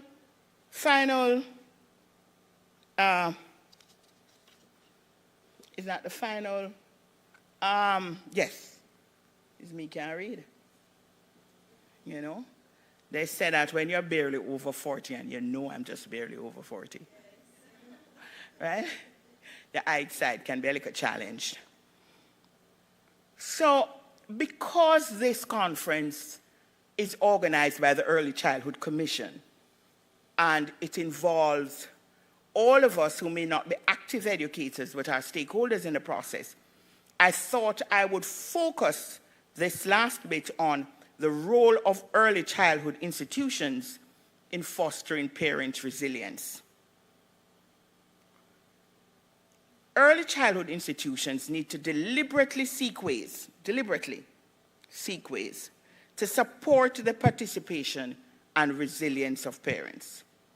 Some recommendations or suggestions for best practices to enhance parenting skills and to help children bridge the issues and be successful in their early childhood and learning environment are what I would propose. I don't think I have a slide for that, no? Treating parents as equal partners when figuring out which services must benefit them and their children. Engage with them, because maybe you have plans and so on that seem right to you. But maybe when you talk with the parents, maybe just could be tweaked a little bit, or just even get them to understand. Making sure that programs meet the specific needs of families. I'll never forget going to a workshop and we were discussing with parents alternative ways rather than use beating and other forms of punishment. And, you know, we talked about things like denying them privileges of TV and naughty corner. This lady put up her hand. Miss, then when me lock off the TV and deny for me pitney, as you say, watch a TV, they want me watch because I want TV in the little space. And miss, there is no naughty corner because the whole house, I want naughty corner. Sometimes we don't know their realities, but we say things that they can't relate to. And then we wonder why it is they seem not to be cooperating. They are not cooperating because they don't get it. So make sure that the program meets the specific needs of families. Make sure that families with multiple service needs receive coordinated services. I looked at this conference center. It's going through renovation. Nobody considered special needs. And granted, my own special needs was not severe. But I was just thinking how I could have been denied the opportunity to share with you physically, and you could have been denied hearing me because probably I could not negotiate all the many ways that I had to, all the obstacles to get to this room. Sometimes we don't take into consideration the special needs of our children and our families, not just the children. I told you about Vanessa. Her mother was a deaf mute. How can she be called to school to discuss so-and-so? You know sign language? Did you invest in learning sign language so you could communicate with her? So then all you both are doing is just looking at each other, and she has shown up for numbers. Creating opportunities for parents to connect with and receive support from other parents and with similar circumstances. One of the reasons why Parenting Partners Caribbean come from a strengths-based position is that we recognize that almost all the answers rely on the parents themselves. And if they got opportunities to share, they're the ones who can encourage and empower and enable each other, because the wisdom, the experience, all of that lies with them. Addressing trauma in order to prevent it from interfering with parenting and healthy child development, and most institutions are good at doing that. making sure that programs are well suited for the diverse cultures of families, enhancing efforts to involve fathers. And it is so interesting, a survey was done involving early childhood educators, and they were asked to come up with a word or phrase that immediately come to mind when they hear the word mother and when they hear the word father. And when they heard mother, all kinds of positive words came up. Nurturing, loving, all of that. When they hear father, harsh, discipline, etc. And by discipline, they mean cruel, not discipline to be disciplined, but we use discipline interchangeably with punishment, physical punishment. The point is that sometimes we ourselves as educators have those biases in our heads, in our minds that we pass on in our attitudes and behaviors and even in our utterances. So we have to enhance efforts to involve fathers, because sometimes fathers feel alienated. They feel alienated from the very mothers of their children when the relationship breaks up, when they feel not able to provide economically, and they know they go to school and their worse feel that way too. Establish a parent report card. That's a little suggestion I'd like to suggest for you all, where you enable parents, mothers and fathers, to examine and rate themselves over a period, causing them to examine, who am I as a father? Who am I as a mother? How effective am I? And PPC has developed one, and I've used it to good effect. You might want to develop one. The same way the children go home with a report card, maybe the parents can also get a report card themselves. It would be very interesting, too, if it was the children who rated their parents. And so in conclusion, it's been a long show. I never get to dance. I mean, we do like a poem and stuff, but it wasn't enough. In conclusion, we have discussed how parenting perspective impacts the outcome of children's early years in 4 areas: the socio-emotional development, the cognitive development, the physical development, and health outcomes. We have discussed the fact that positive parent-child relationships are essential for optimal outcomes in children's early years. Trust me, the early years are critical. And that negative parent-child relationships are detrimental for child development. We have shared vital information from web sources that supports this fact. The implications and significance of this presentation, therefore, is that we need to recognize the importance of parenting perspectives. And I certainly am urging all of you, as individuals and as organizations, the organizations you represent, to really spend some time looking at parenting perspectives. If you need help in enabling you to do that, call on me, call on PPC. We'll be happy to do that with you. Because it is so important in influencing child development. And we need to provide support to parents who struggle with parenting challenges. Let's face it, guys. We have a lot of parents who didn't want to have children. We have a lot of parents who don't even like the fathers of their children. We have a lot of parents who feel that children is a burden, is a stress. We have a lot of parents who feel that you're on your own. Me have to live my life. You on your own. And they're not just talking to their teenage children, the little ones as well. They have challenges of one kind or another. So, we discussed a lot. It wasn't intended to be a lecture. I tried to sound as conversational as I could. But the truth is that in 1 hour, you can't always have the kind of engagement that you would require. So, I really thank you for your attention. And I hope you enjoyed the presentation and you learned something new. Yes?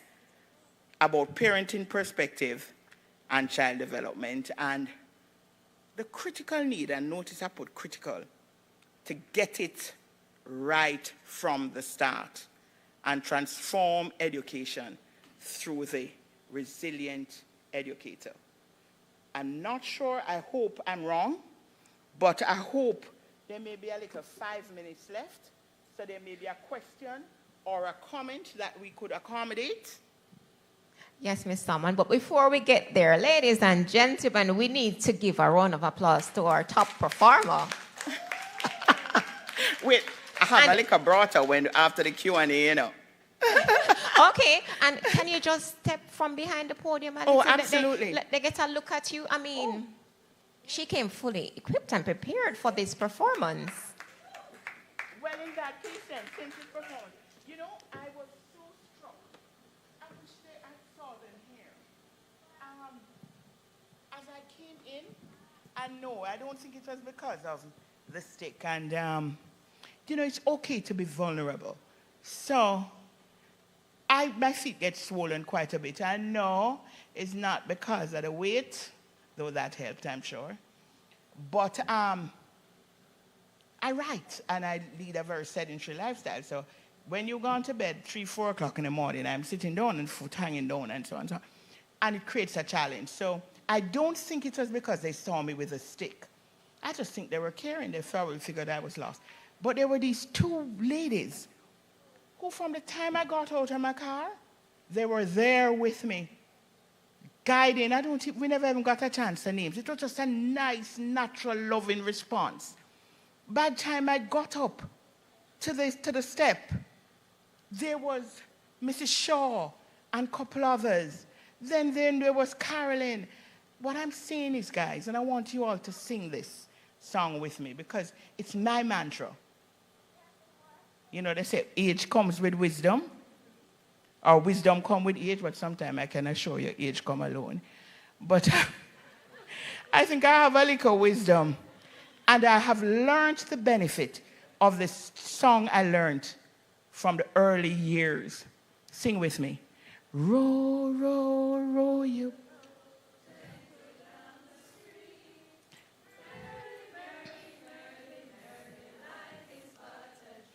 Pull up. Now listen, I want you to sing it. Like, you know, what I love with little children is that they do everything with such abandon. Yes? I want you to sing it. Just imagine that you're like a child again, especially when school near done and you can't wait to go outside and play. So I want you to sing loud and lustily. Come, ready, 1, 2, 3.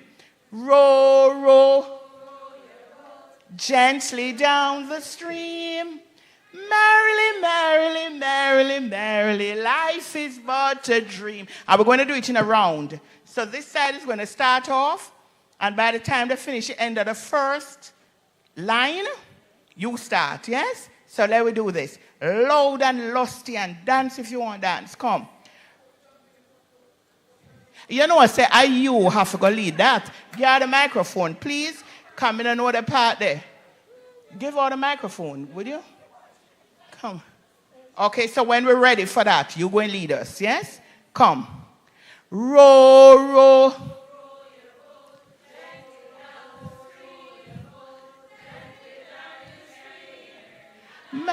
Merrily, merrily, merrily, life is but a dream. Again. Row, row, row your boat gently down the stream. Gently down the stream. Louder. Merrily, merrily, merrily, merrily, life is but a dream. At your time now, you know. I don't know the part there. Here. Here. No, man, she need. No, not yet. Because you see like how you missed the cue? We have to go do it again. Now listen. I noticed that these children over here clearly benefited from positive parenting practices because they sound healthy and lusty and alive. This set of kids here, I'm letting down the parents because I know them try them best.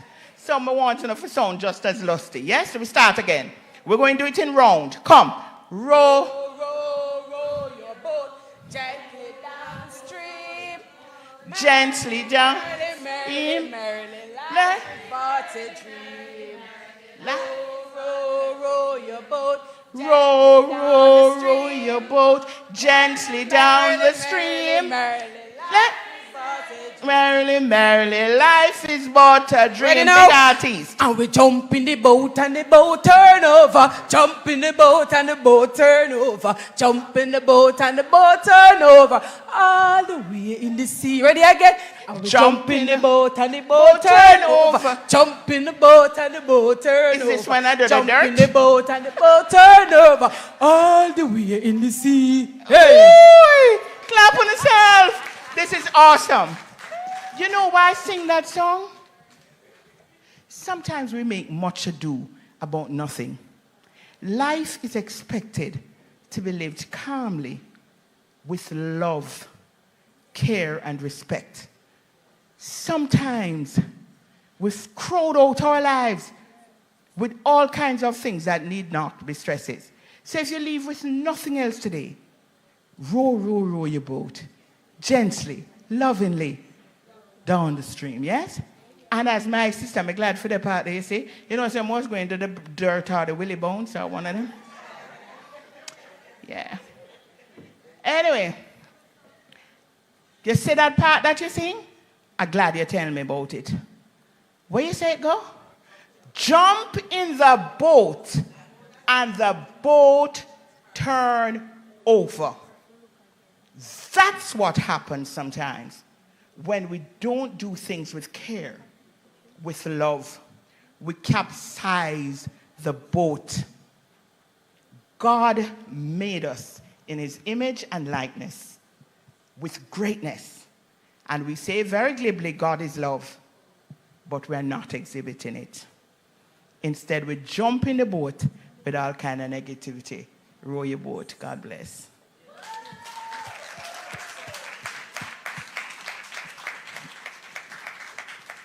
Are there any questions for Ms. Salmon?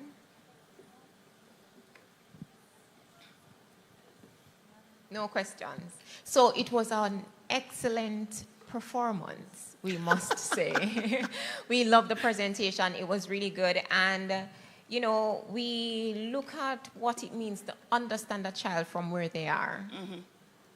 Because in order to get it right, we have to know the child's background. Why does the child behave like this? Mm-hmm. Do we know that the different personalities coming in there, what they would have learned at home, what they're getting now at school, and then they have friends that they're learning from. So we have to be mindful of these little things that come in, and we should shy away from tending to label them before we understand who they are and why they do the things that they do. Before we go, I have a question, and I have a gift. Oh. So, if anyone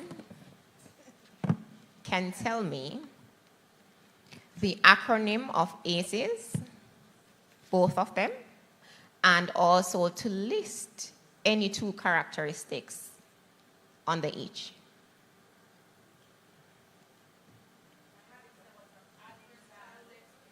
Hold on. Very good.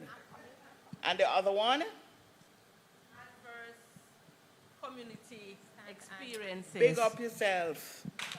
Yes. Adverse childhood experiences and adverse community experiences. And under adverse childhood experiences, we have emotional and sexual abuse, physical and emotional neglect. And under the other section, we have discrimination and poverty. Wow. Clapper. Clapper, please. Yes. All right, so thank you so much for that. We have adverse childhood experiences and adverse community environments. So. And don't forget, you'll be getting the presentation. To be sent to you digitally. Yes. So we also had someone online who got it correctly. Yes. So please to share. Trevlyn Williams. Trevlyn. So Trevlyn Williams, I will ask you to share your information in the chat, and we will take that down and we'll see how best we can get a gift to you. All right, so now we have made it to the end of day 3. Can I just ask 2 questions and you'll get a gift from me? Okay. 2 persons, any 2 online or here, 1 from here, 1 online. Tell me what is your biggest takeaway and what you felt. 1, your biggest takeaway, and 2, 1 that you felt, didn't really need to, you're not going to tell me that. Just give me the biggest takeaway. Anybody? Yes?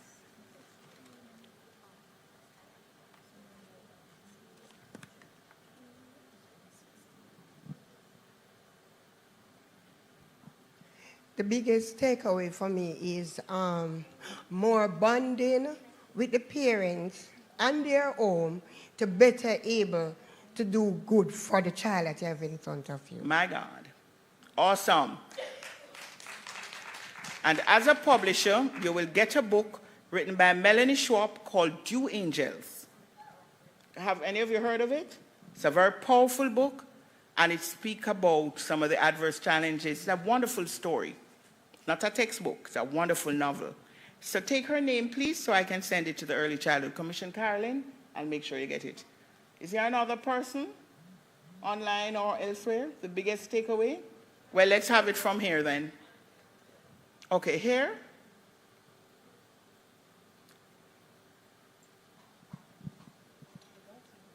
My biggest takeaway is to get the parents involved in our school and my school. Awesome. I think I'm also going to give you a copy of Dew Angels. Do you like to read? Good. It's either that or no. For you, I'm going to let you have, do you all know Dr. Hickswell Douglas? He was the Chief Education Officer for Children with Special Needs at the Ministry of Education.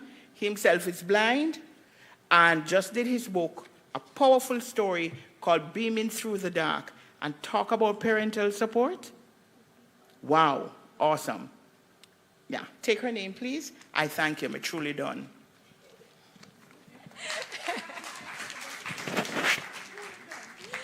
Thank you, Ms. Salmon. And one more thing to add in terms of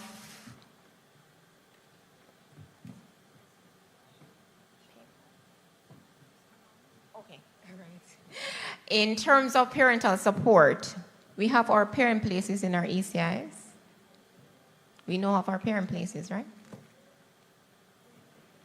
We are aware of our parent places. So you can reach out to your development officer and see how best we can offer that support to your parents. So we are now at the end of day 3. I want to thank you so much for being with us from morning until now. And I hope to see you guys tomorrow morning, where we will be looking at barreled children to get our day started.